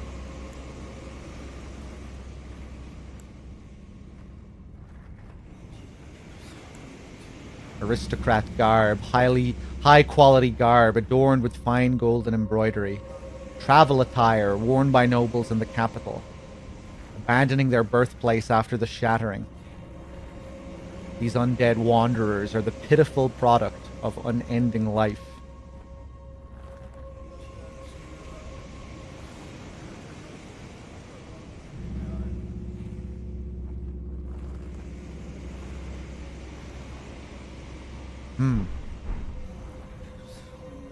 I wonder what made them undead.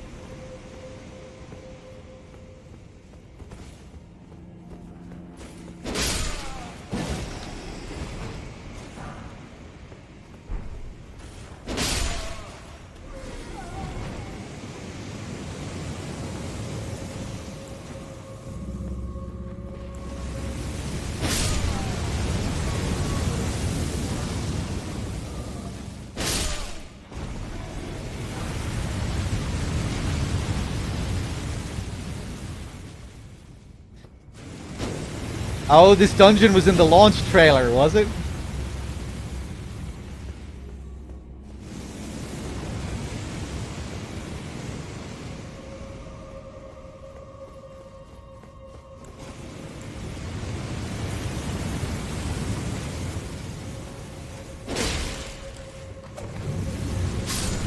Oh, yes.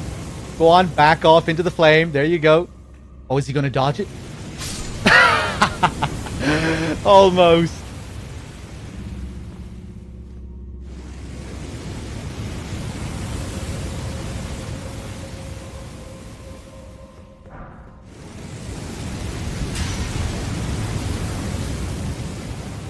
Oh no, I didn't stop to see the direction.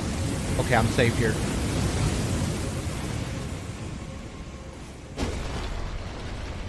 Trailered a few spoilers. Yeah, oftentimes Souls trailers will like show a lot of the bosses. I think Bloodborne's trailers were pretty good for avoiding a lot of the game.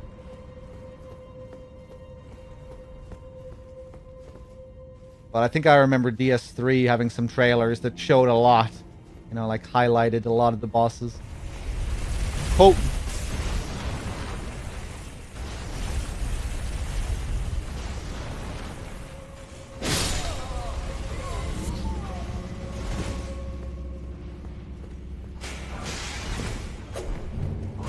Hello.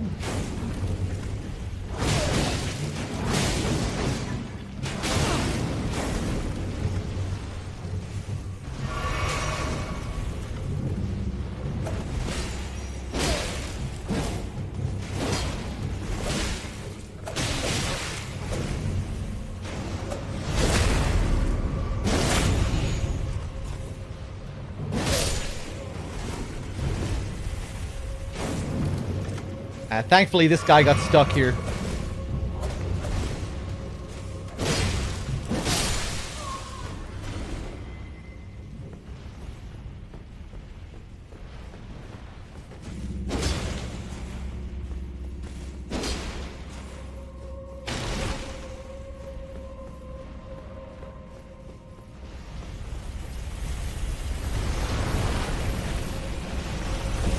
Nope. Very lucky there.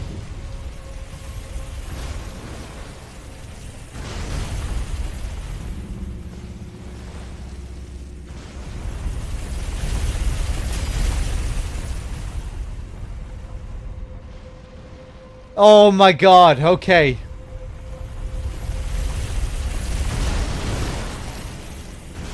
I could go back up here as well. Have I been up here? Oh no. Stone sword key.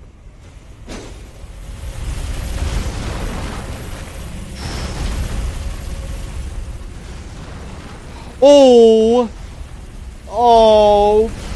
Game. What? What? No!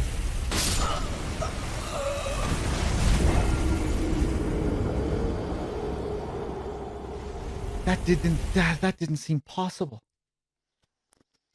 Maybe I can attack those things. Maybe I can hit them.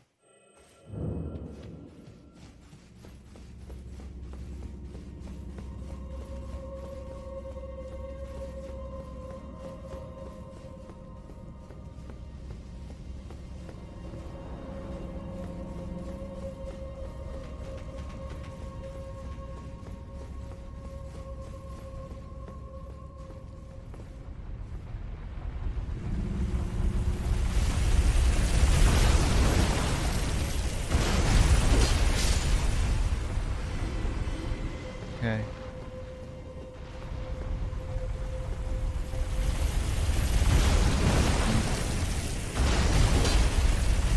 I want to try and hit it, just to see if it does anything.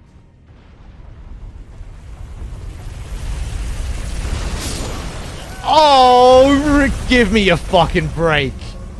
It wasn't even moving. How many runes did I have? Who cares?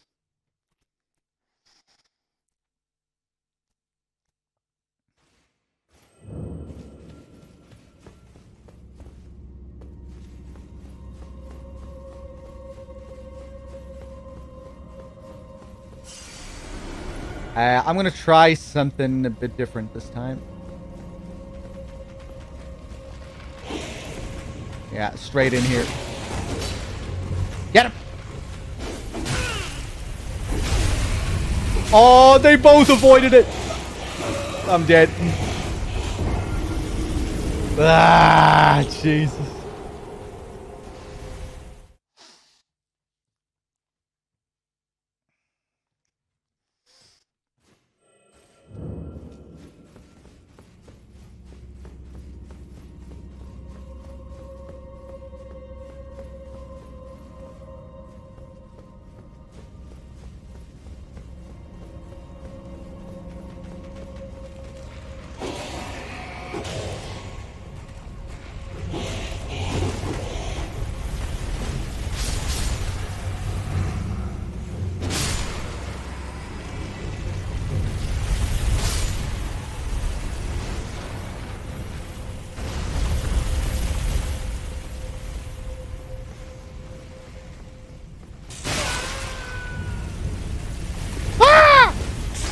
The headshot.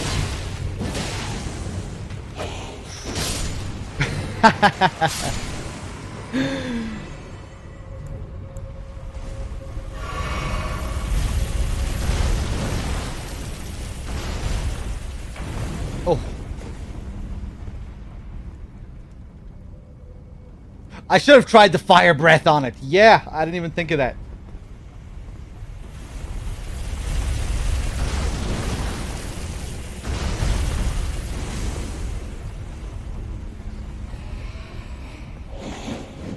Ooh, nice.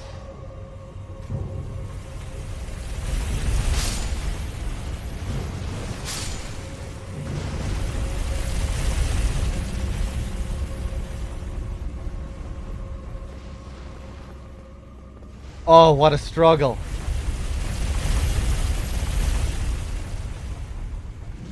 It goes up quite a bit.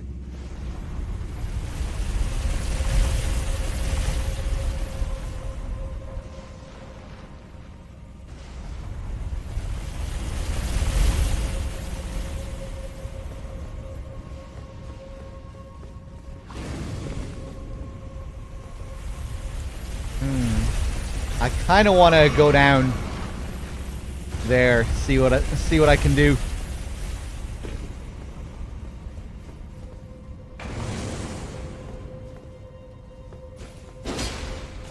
Fuck. Ah, shit. Are you gonna fuck me here, game? Oh, yeah, you can barely move in this as well. Oh, God, I didn't realize that.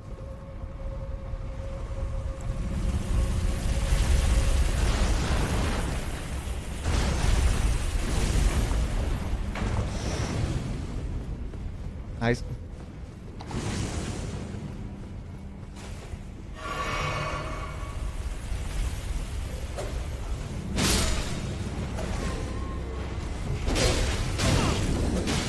These guys again.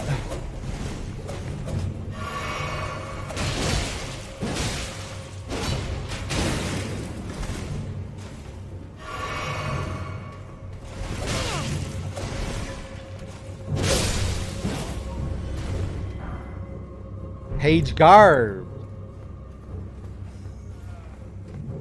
Hey, man. Oh.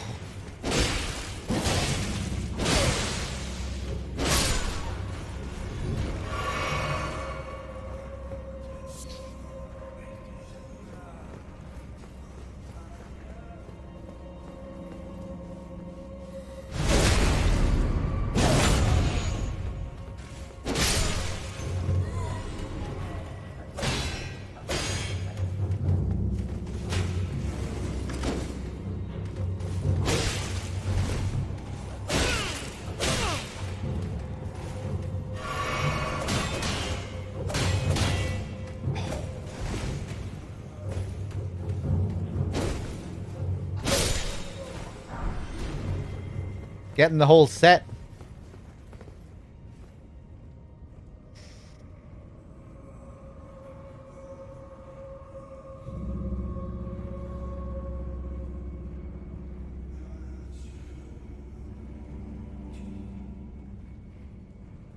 It makes 0 sense. It does low damage, but it slows you down.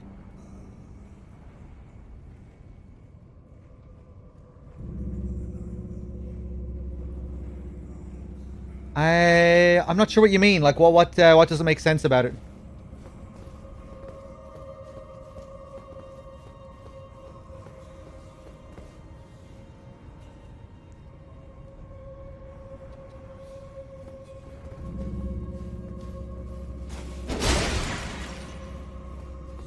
Oh, you just mean like realistically? Right, okay. I just thought you meant like in some mechanical sense.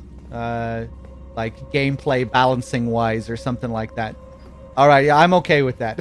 I mean, who knows what kind of lava it is in this game. I guess it's some kind of thick, sludgy lava. That isn't that hot. That's only mildly discomforting.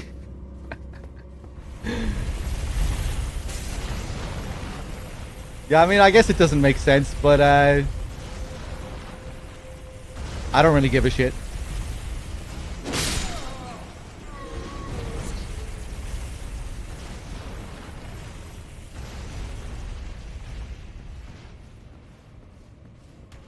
Oh, these two boys again. Yeah, I think I'm gonna leave them there.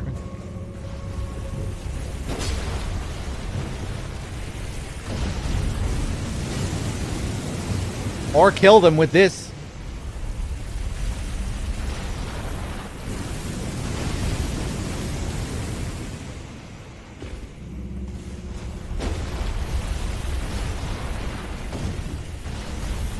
Yeah, I definitely... I guess at some point in development, they probably sacrificed realism for the sake of balancing. I don't know. Guess they didn't want you to be killed that easily. They wanted to give you a chance to run through it at least.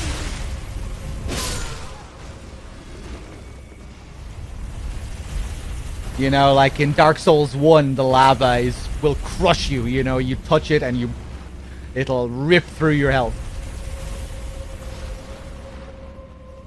But I guess in this they wanted to give you some kind of chance against it.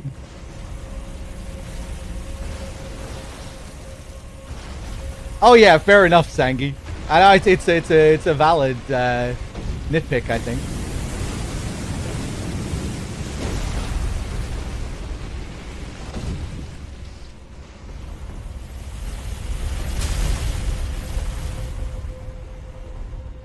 Okay, where am I going? Last time I went up there, I got killed.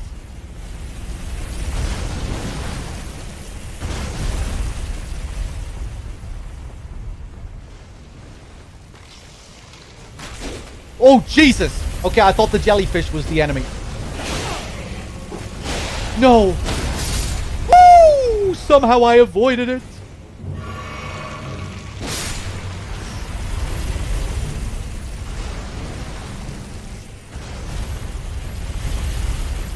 You're still here!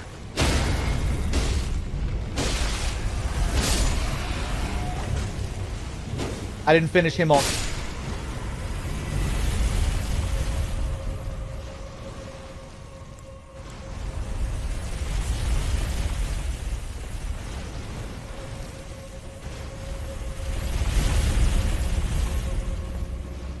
Okay.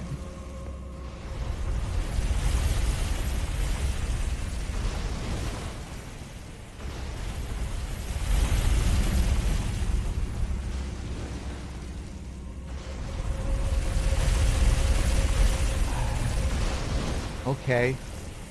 Oh, what? Ah.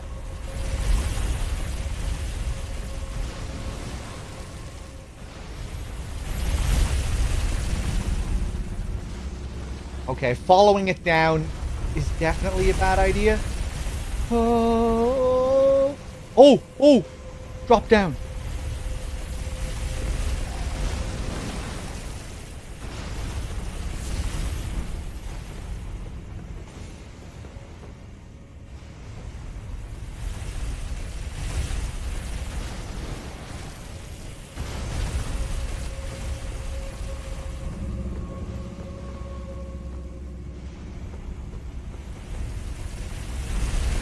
Cool.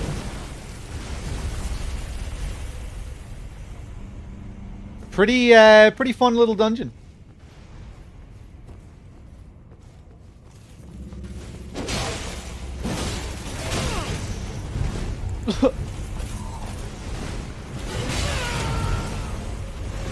Okay, I thought I knew your patterns. I don't remember you having a big fucking thing like that.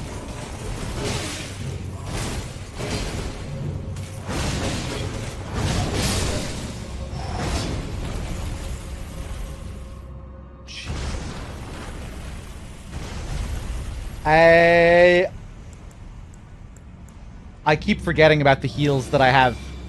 My faith heals.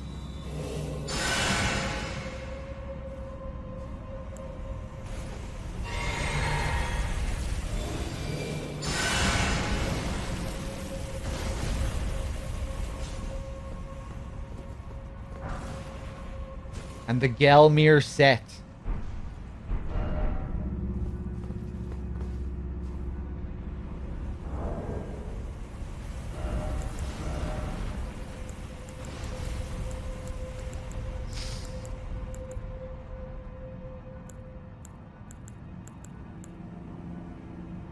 Interesting. Helm worn by knights once loyal to Praetor Rykard. Its crest of feathers symbolizes Rykard's pedigree as Lord Radagon's son.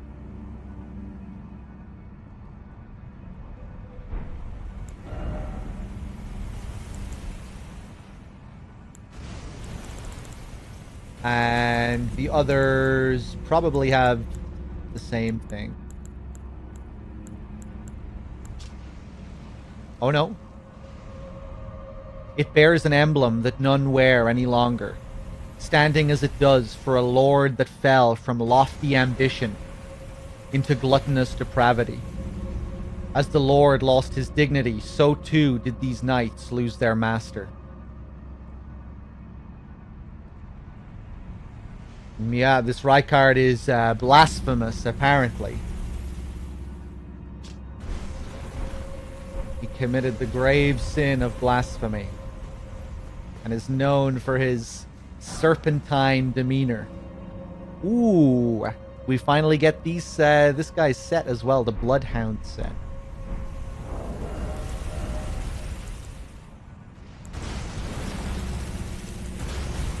Metal helm with a pointed beak worn by the Bloodhound Knights. The Bloodhound Knights are trained as hunters and known to be unshakable trackers. Without the use of language, each knight chooses his own master. Once the decision has been made, the knight stays loyal for life.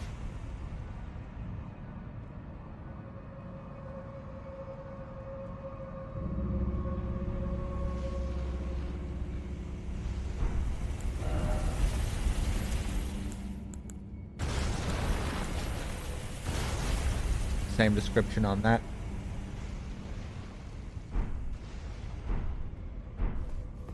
Okay.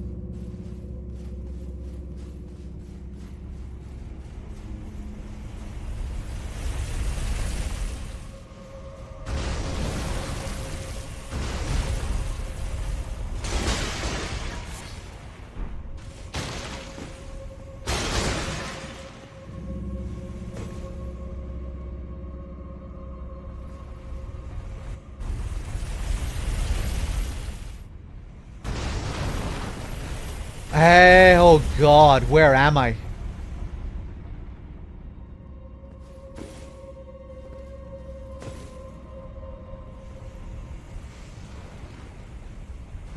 Okay, I'll wait till he turns and then I'll run up there. Oh, that was almost very close. There's a skeleton there. Wait, is this... Have I been here? Oh no, this is where I've been. This is where I... Yeah, okay. Yeah, he's coming back up here.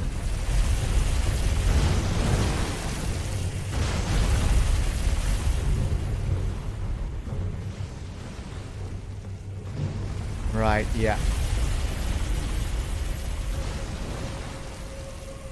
Ah, okay.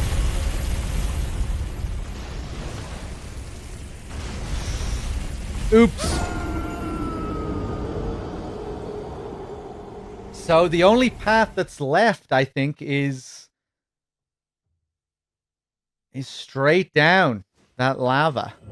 Maybe we need a certain ring or something so we can run at normal speed through it.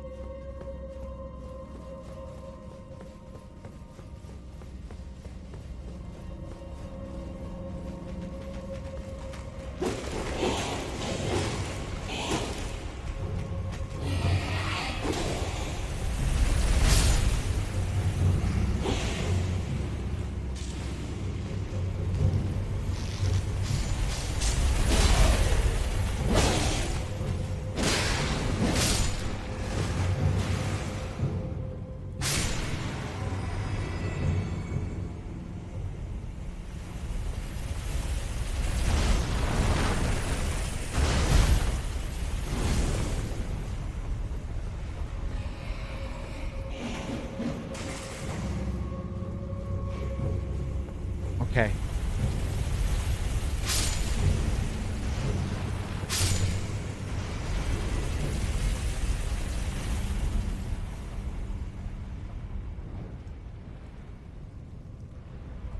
Hold on 1 second, guys.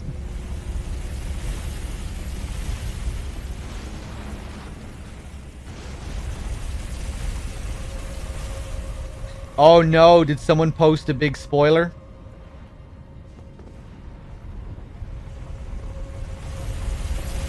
Sorry if anyone saw that, if they didn't want to see it.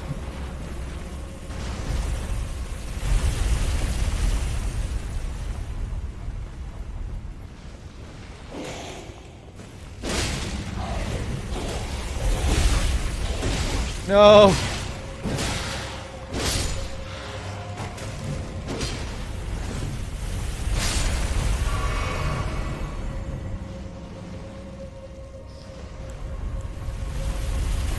No story spoiler. Oh, okay, okay.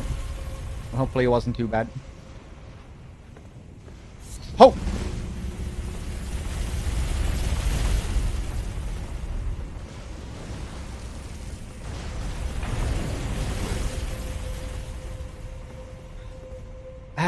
Right, so we went up there, we went around, we found another little spot like this.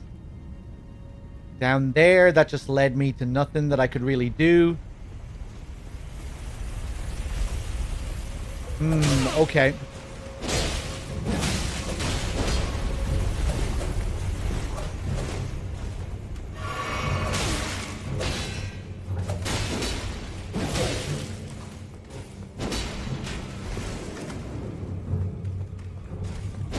Dead.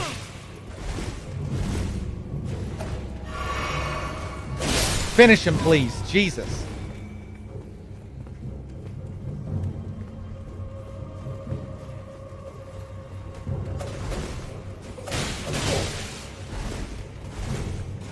Dead. Yep.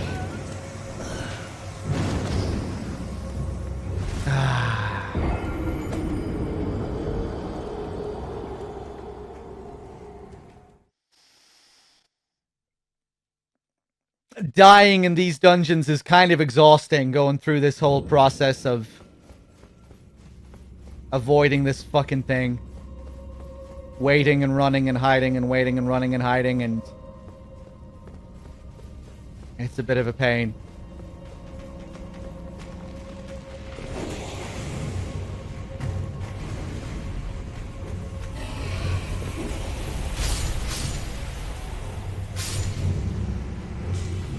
I'm going to see if I can go down to the next one before I get caught. Probably not. Ah. Being greedy now. I want to quickly get back to where I was. Oh, God.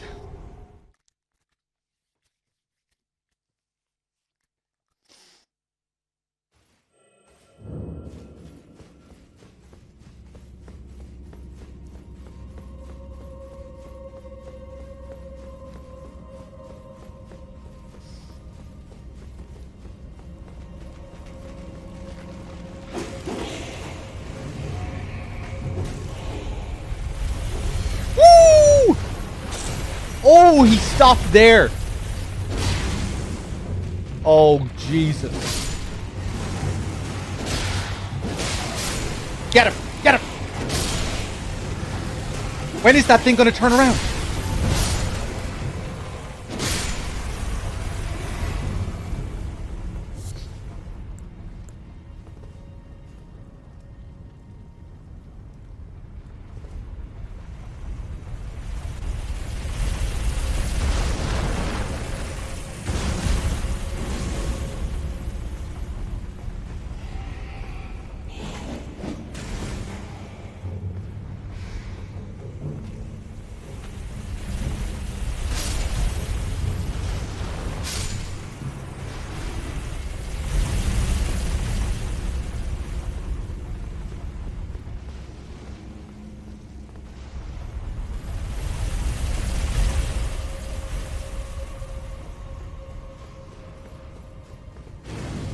Here we go again.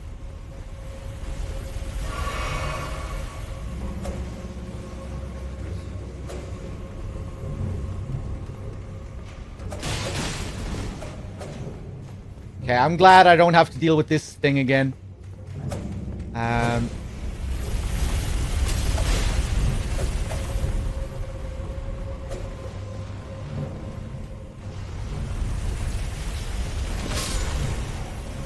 Ho ho ho!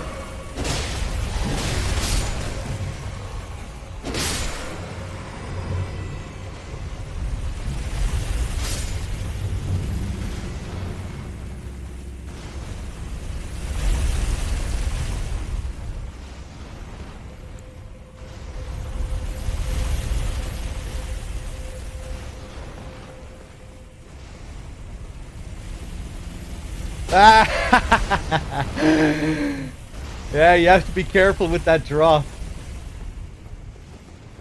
Okay, back in here. We came in here. We killed this dude. We got our treasure.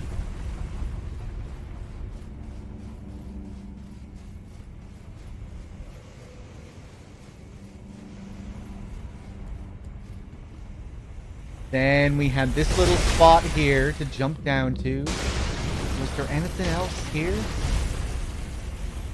Is there a reason to... These rafters here, I don't know. This Doesn't look like it was designed to be crossed, really, and there's nothing I can see. I doubt they put a fucking invisible wall up here or anything. I'm just going to assume that there's nothing there. Okay. Over here. Who the fuck are you?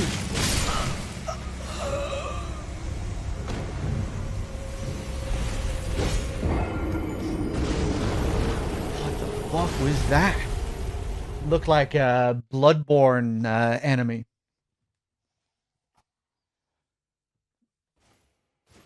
Okay. Right. Well, I guess we're gonna go back there, try and kill that thing, and then take that other path that seems to be mainly full of lava. Maybe that shadowy creature is blocking an invisible wall.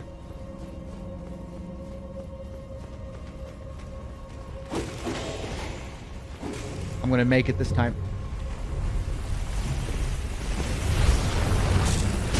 I made it last time as well, didn't I?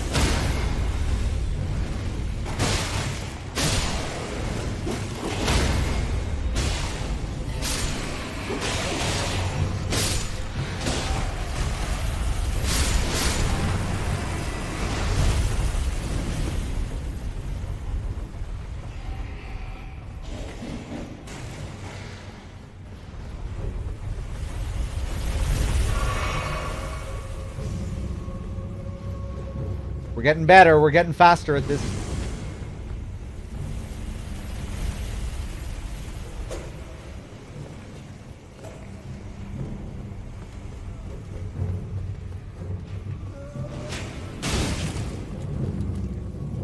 Oh, where am I going?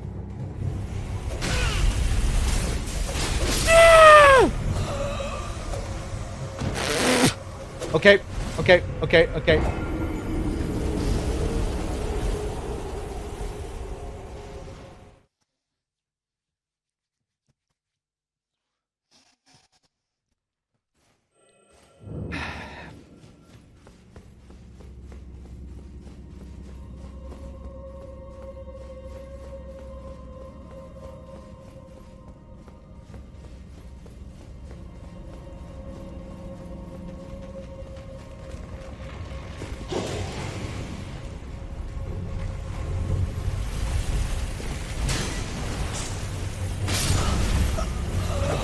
I jumped back out because I thought that thing went further up. I'm not even going to kill that thing. I'm going to follow it straight back down. I want to do this as fast as possible. I'm learning how to speedrun it now, I've decided.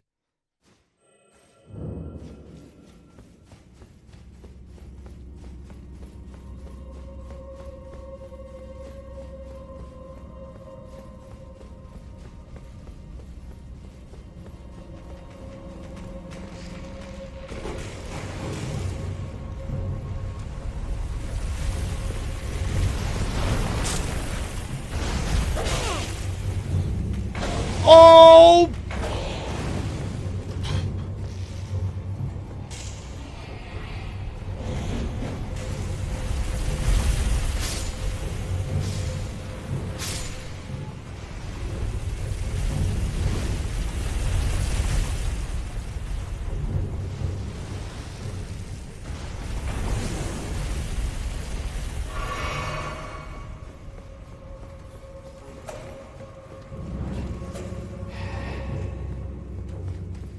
Hello?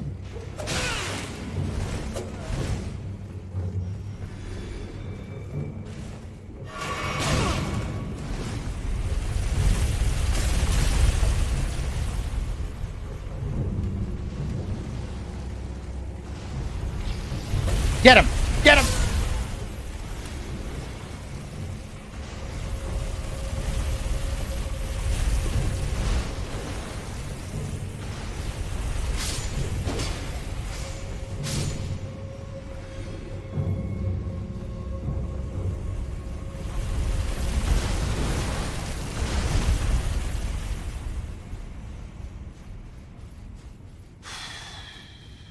Now, just this shadow.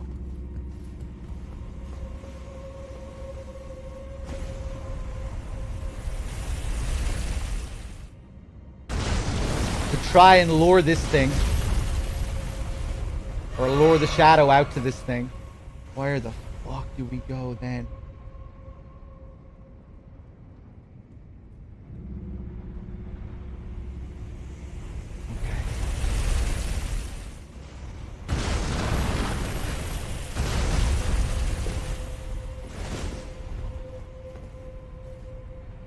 That's pretty ominous. I'm safe here, right? Maybe I'll just leave him there.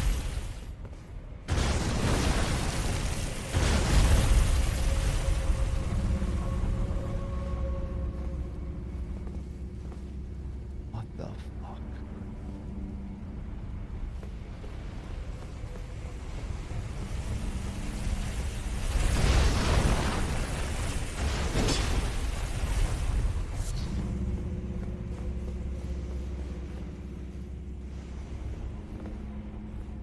Yeah, this is the same spot.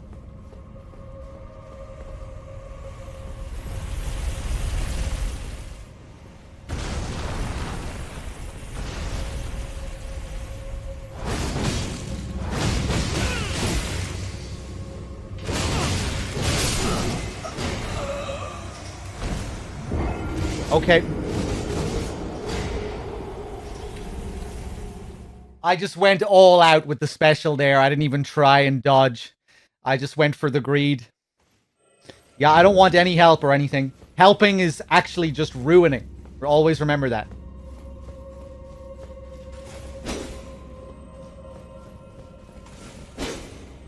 It's something approximating the opposite of helping.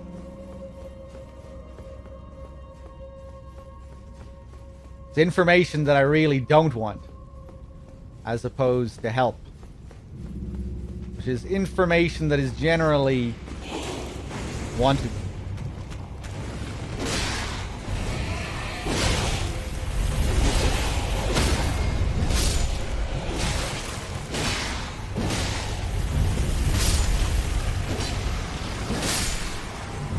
Oof.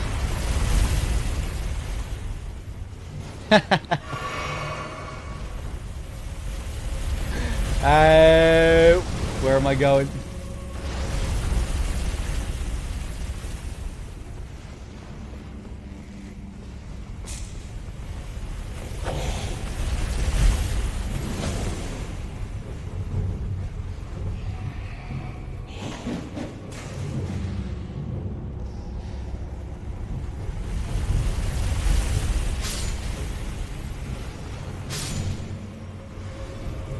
Could I just run straight down there and get in time? Maybe I could have.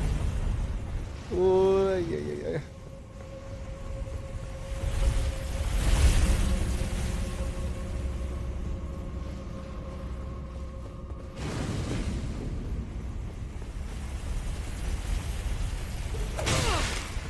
Maybe I need to search this area a bit more thoroughly. Perfumer's bolts. The damn curse!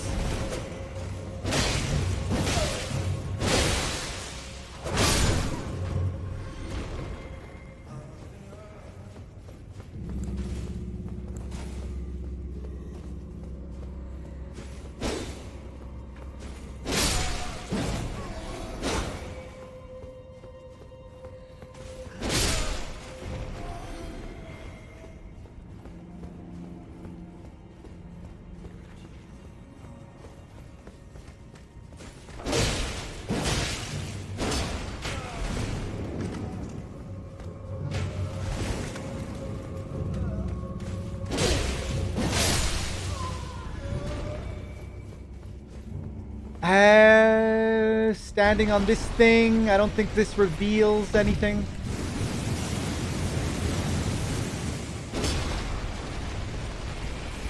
Down this way, I don't remember this really leading to anything.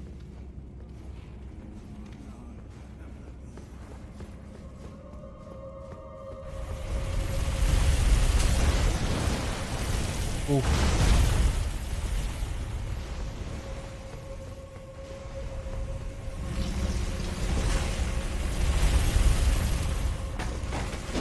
Fuck.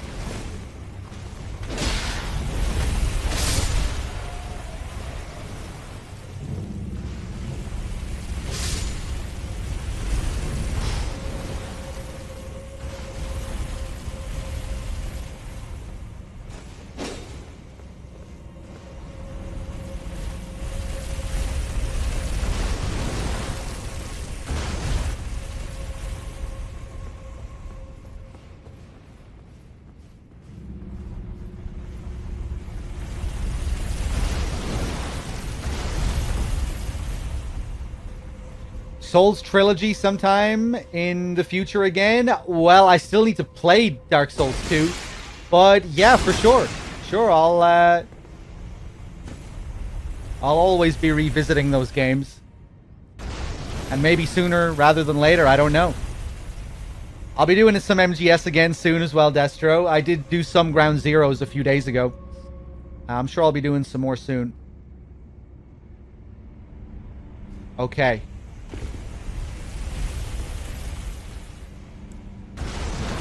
Let's try to actually fight this thing properly now.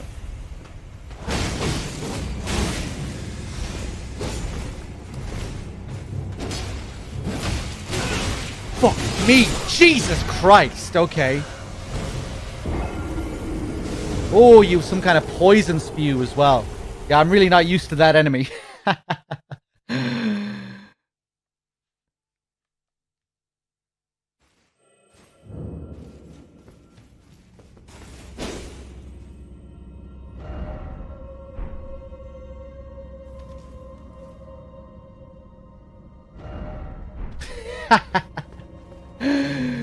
I don't know why I even considered that that guy might have been telling the truth for a second.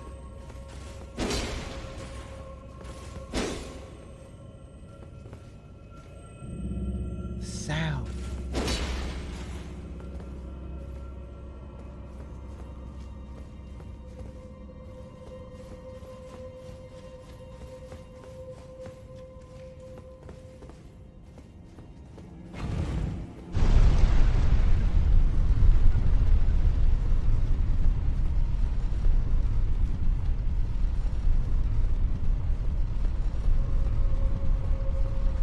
That is a huge elevator. Yeah, I remember.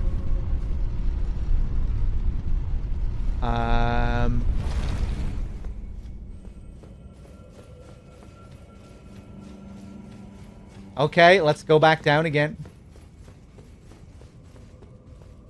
Oh, the pain. The pain.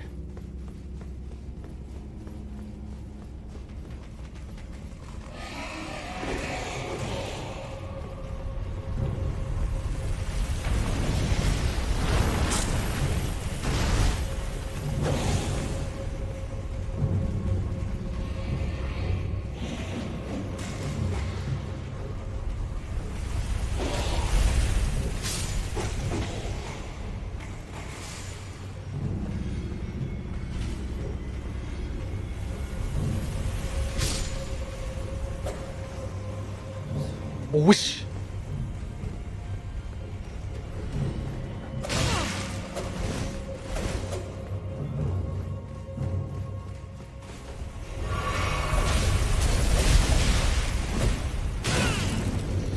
Fuck off.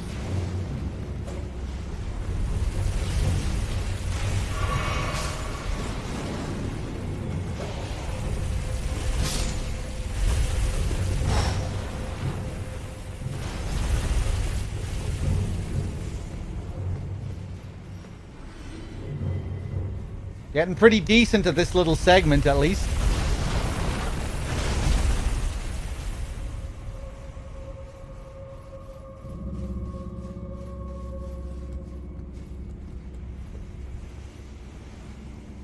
What else?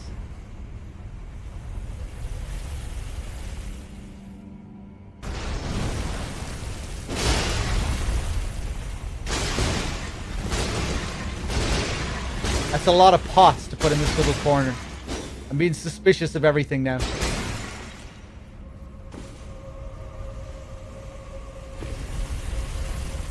This guy has his back.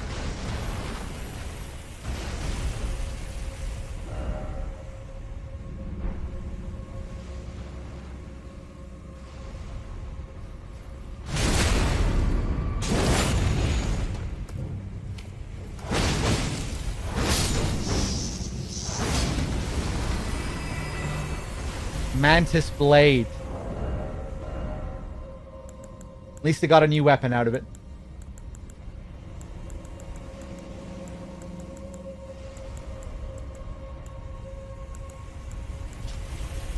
A curved sword with a blade at both ends wielded by the cemetery shades. The insect-ridden grave keepers. The blade is thin and sharp, and strong attack unleashes a far-reaching slash. Cool.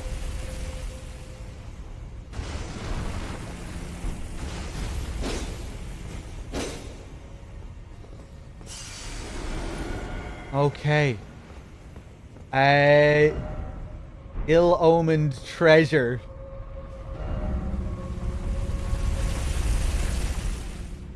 Seek left and then down. That's just gonna take me back to where I was, though, wasn't it? Unless this is like another... No, this is the same spot. Yeah.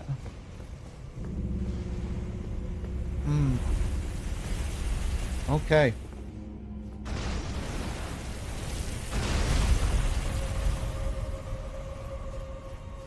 Similar to Astel's blade, yeah.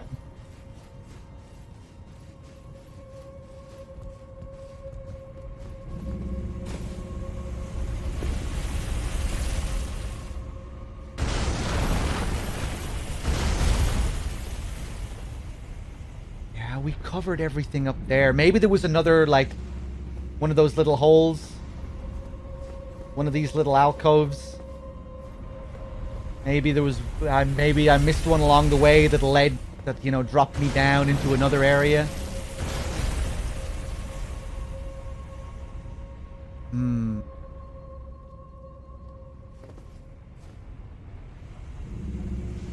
I'm gonna go back up there.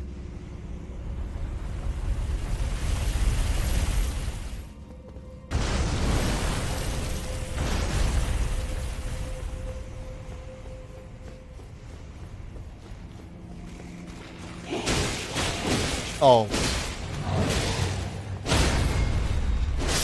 Pretty beefy skeletons.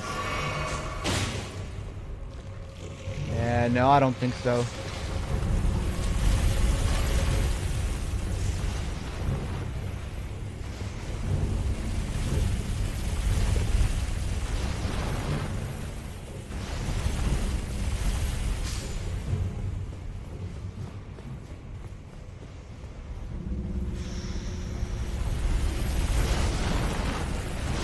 I'm not going to read that message.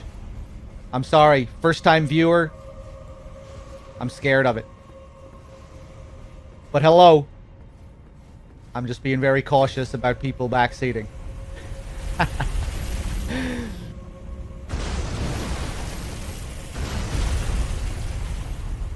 I'm going to assume it's a harmless comment.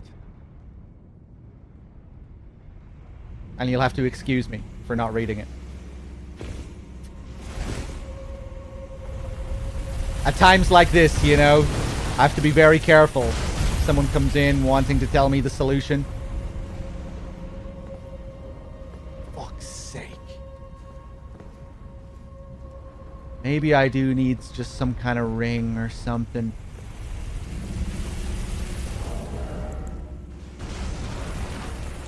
Do I have anything that lets me sprint? Places like this. Guard counters. Doors.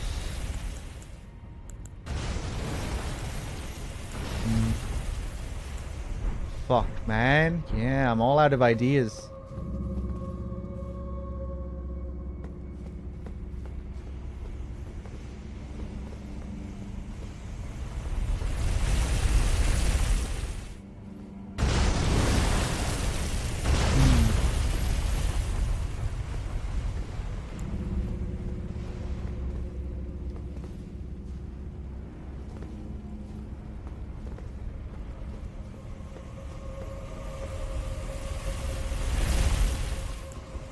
I want to see if I can damage this thing.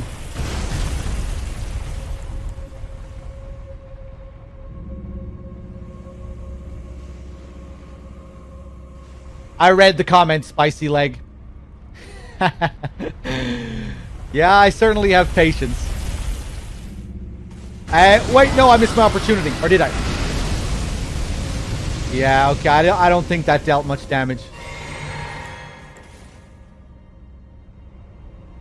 Your comment didn't get timed out, so I thought it was safe to look at.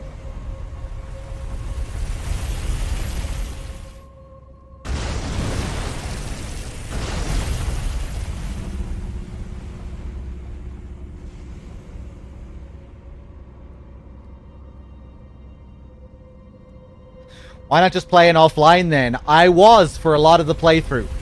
But I was willing to sacrifice some messaging, some message hints, just so I could play online with people. So I've been kind of mixing it up. Did some of the playthrough without messages, some of them with messages. Most of the time I don't even read them, and the majority of the time they're just bullshit lies telling you about fake invisible walls. So, you know, the messages haven't been really ruining anything.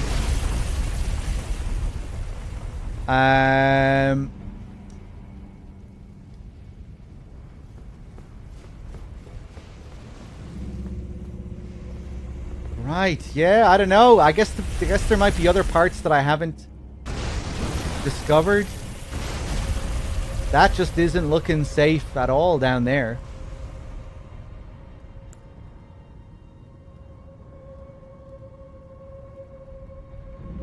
I'm just gonna see what happens here. I'm gonna follow it down. I'm gonna try and chug some drinks.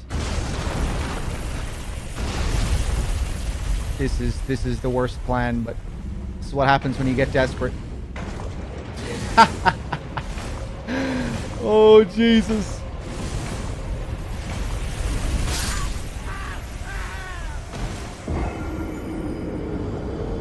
Yeah, I'm not really seeing anything down there. Oh boy. The messages can highlight well, I just don't really read them. But yeah, I guess they even if you don't read the messages, they can highlight areas that you didn't see, that you haven't seen.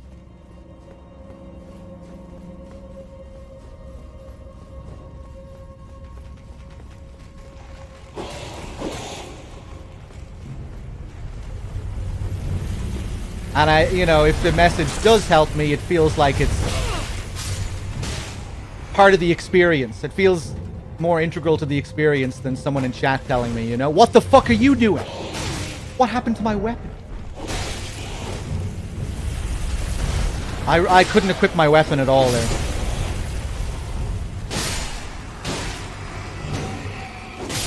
Oh, suck my balls.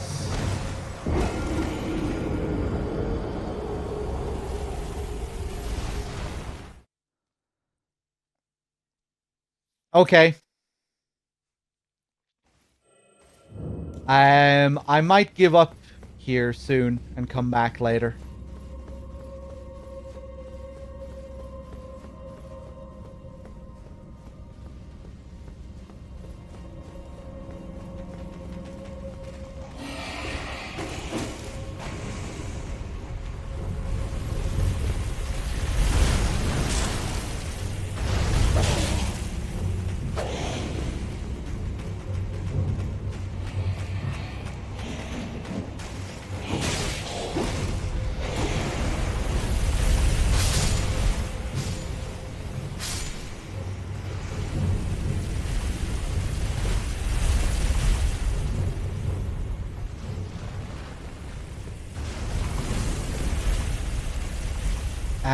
That path down there again. Let me go down there, because I'm forgetting what I found down there.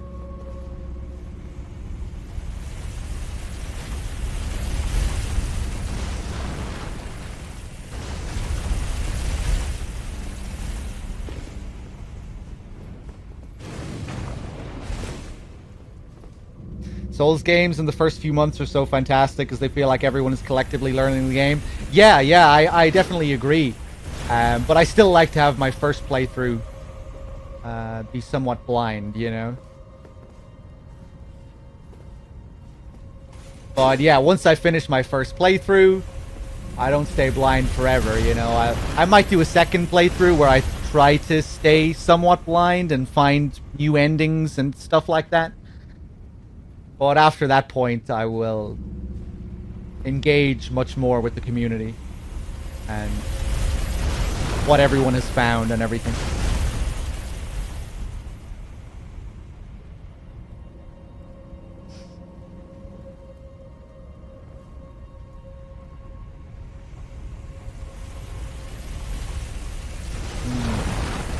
Yeah, maybe I just need to wait until I have a ring or something. What is this guy saying? Shortcut ahead. In short, if only I had a skill. Yeah, I think we need some kind of spell or something.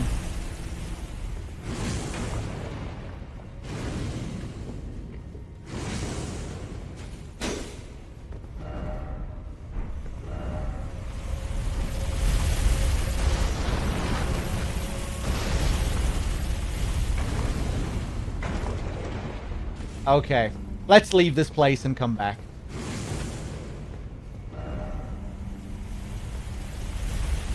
I will check to see if I have the skill.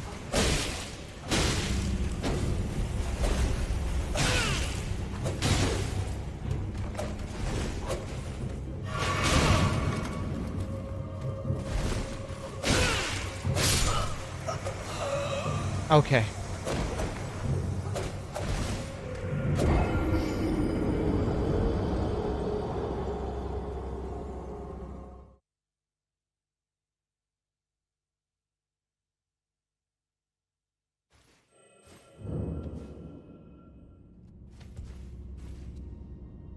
Oh, Christ, the death and the pain.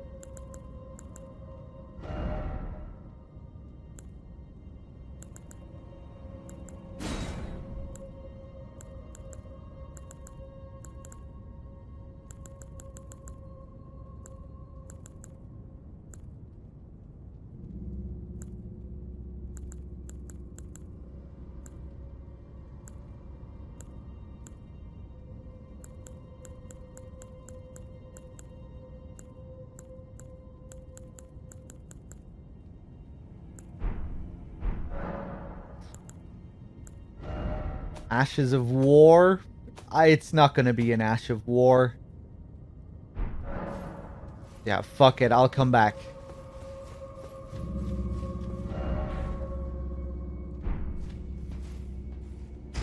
That's the way it's gonna be. Maybe I can get through it now?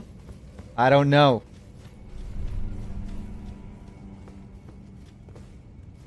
But I think I'm gonna stop there. Because I'm definitely getting sick of running through it.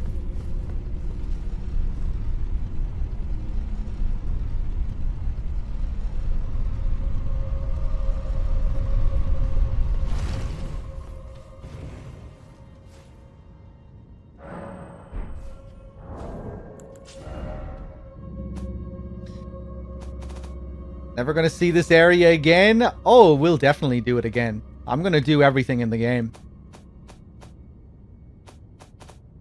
Maybe it'll be something I do off stream. Like I have done some of the minor dungeons off stream. But I'll definitely be coming back.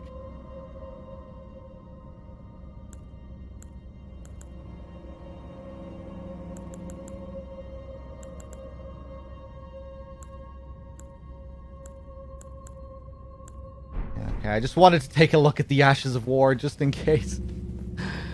Oh, Christ, man.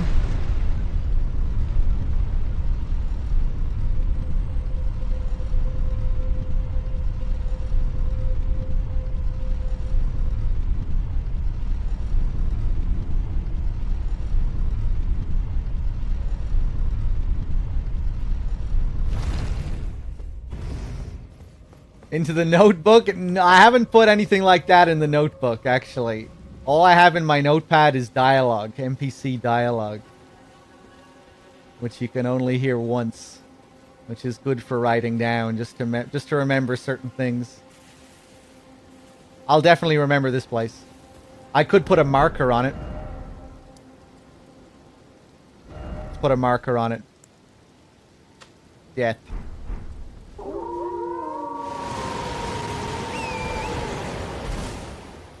Is this the one that requires the finger click?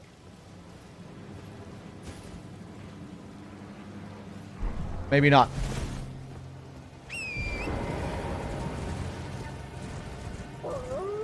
Okay, back to exploration. I was having such a good time exploring this place.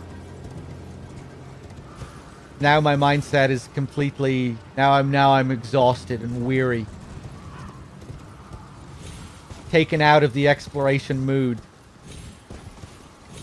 But we might be able to get it back.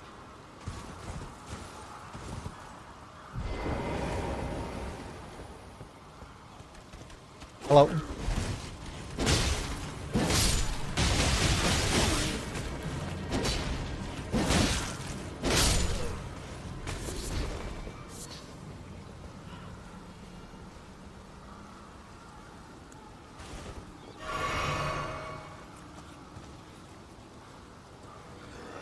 Ooh.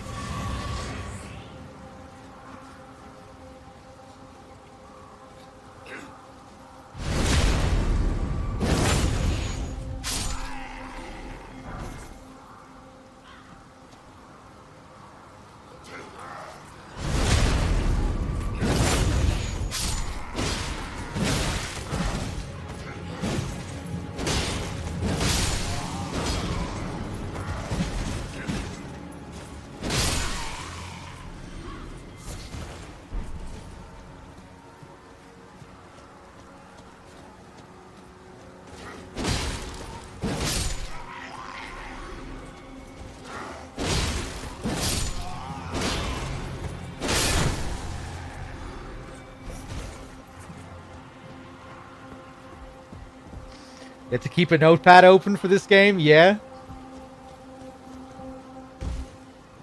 What kind of notes were you jotting down? I put down some markers for NPCs. Like the location of NPCs. Just to remember where they were on the map.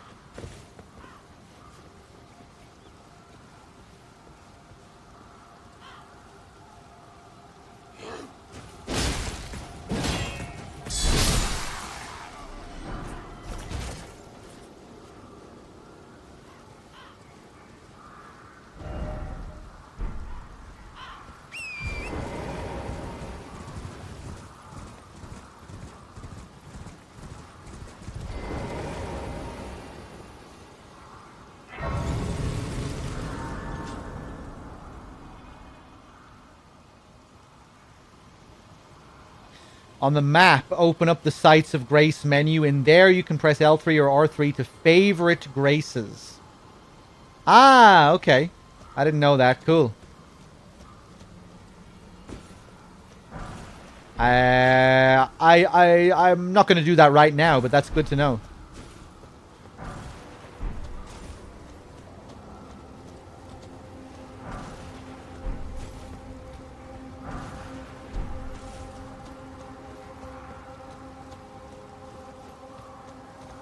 Another noble on a chair staring out.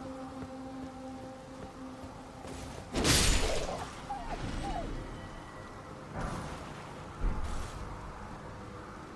think they usually have somber smithing stones as well.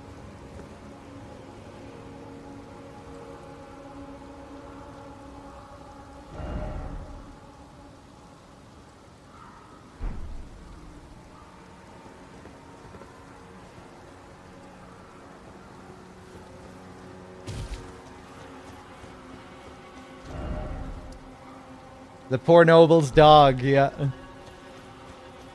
Okay, let's wander around another bit here. I might wrap up soon. I'm pretty exhausted and demoralized after that dungeon. Ooh, here's a ladder. And I've been streaming for a while anyway, 5 hours.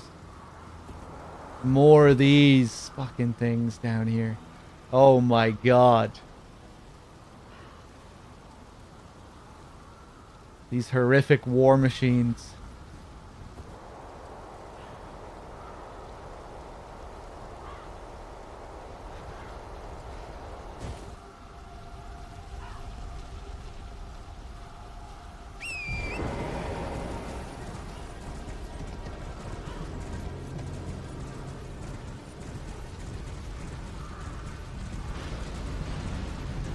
Look at this guy just cleaning up here.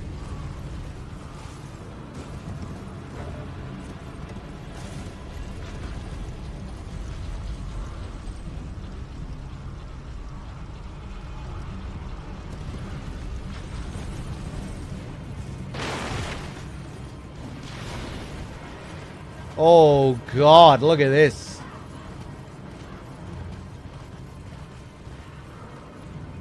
These giants strung up here.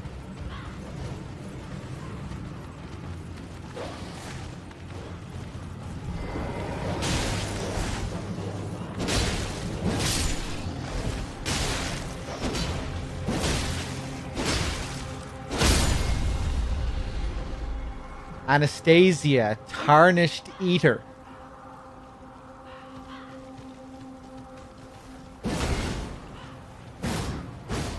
You remind me of someone from Souls. The Mad Butcher Woman. Beatrice? Mildred, the Man-Eater. Yes! Yes! What's her name? Anastasia, the Tarnished Eater. Doesn't have the same ring to it.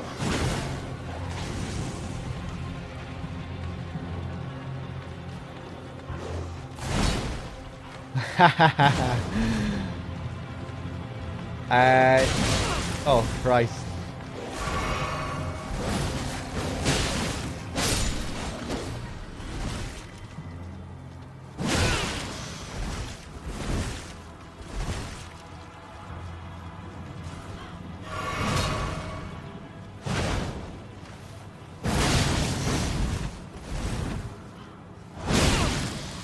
Want to get her in the combo.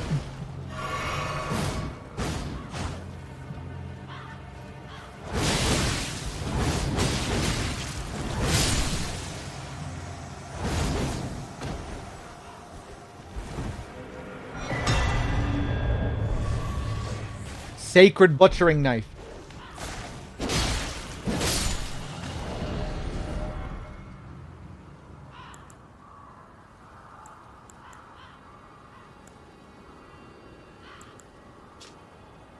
Huge carving knife made to cleanly butcher the human body. Signature weapon of the ogress Anastasia, known to have eaten countless Tarnished while disguised as a finger maiden. Restores a very small amount of HP when it squarely strikes an enemy. And Barbaric Roar is the skill.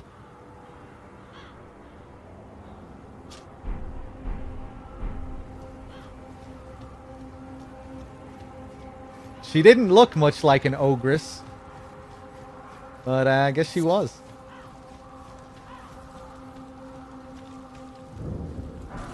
Corpse Stench Shack. Golden Vow.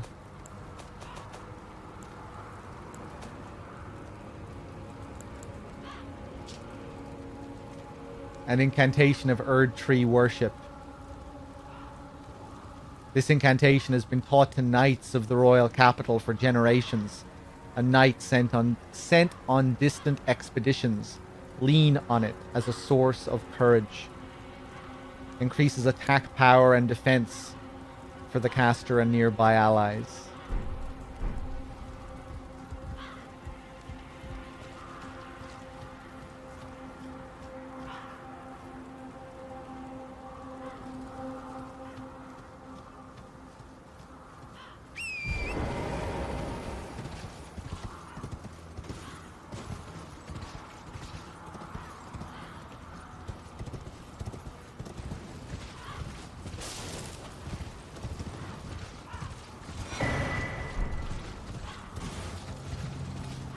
Okay, this is as far as we go here, it looks like.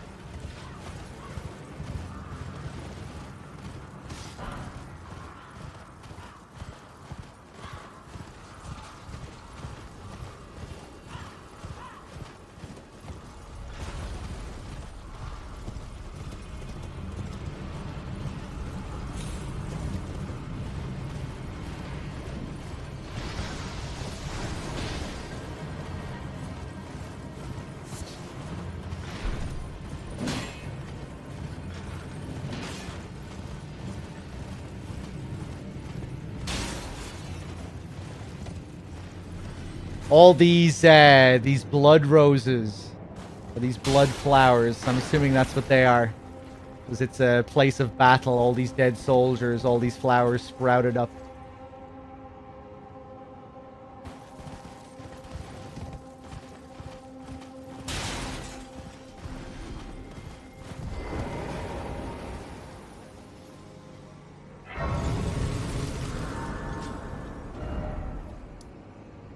Bridge of Iniquity.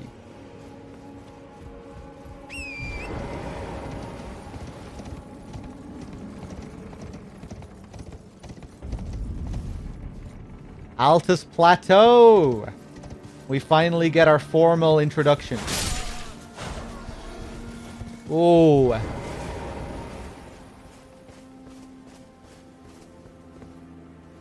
And greeted with gold.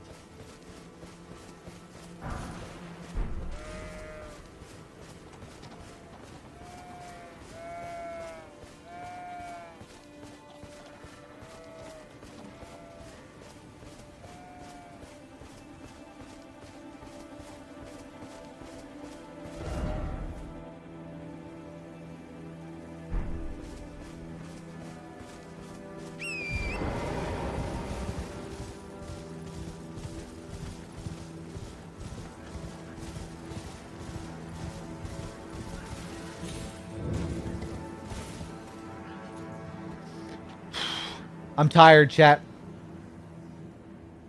I think I'm going to call it there. It's getting late. It's almost midnight. I want to get some food. Don't want to get to bed too late. I think I'll wrap it up there. Thanks for watching, everyone. We covered some more ground today. Made our way to the Altus Plateau for the first time. We'll try and get a map next time. Maybe go back here and see if we can get down there. I think that should be a map. I think those little things are usually map markings. Or, oh, wait. There's another one there. That might be another opportunity for one. Yeah, we'll see where the road takes us next time. Thanks for watching, guys. Hope you find some time for a day off soon. Yeah, I definitely will. I've been live like 24 of the past 25 days or something like that. Yeah, thanks guys for watching. I'll see you soon. Take it easy. I'm going to host up DRK. He's doing some ground zeros. Cheers, guys. Peace.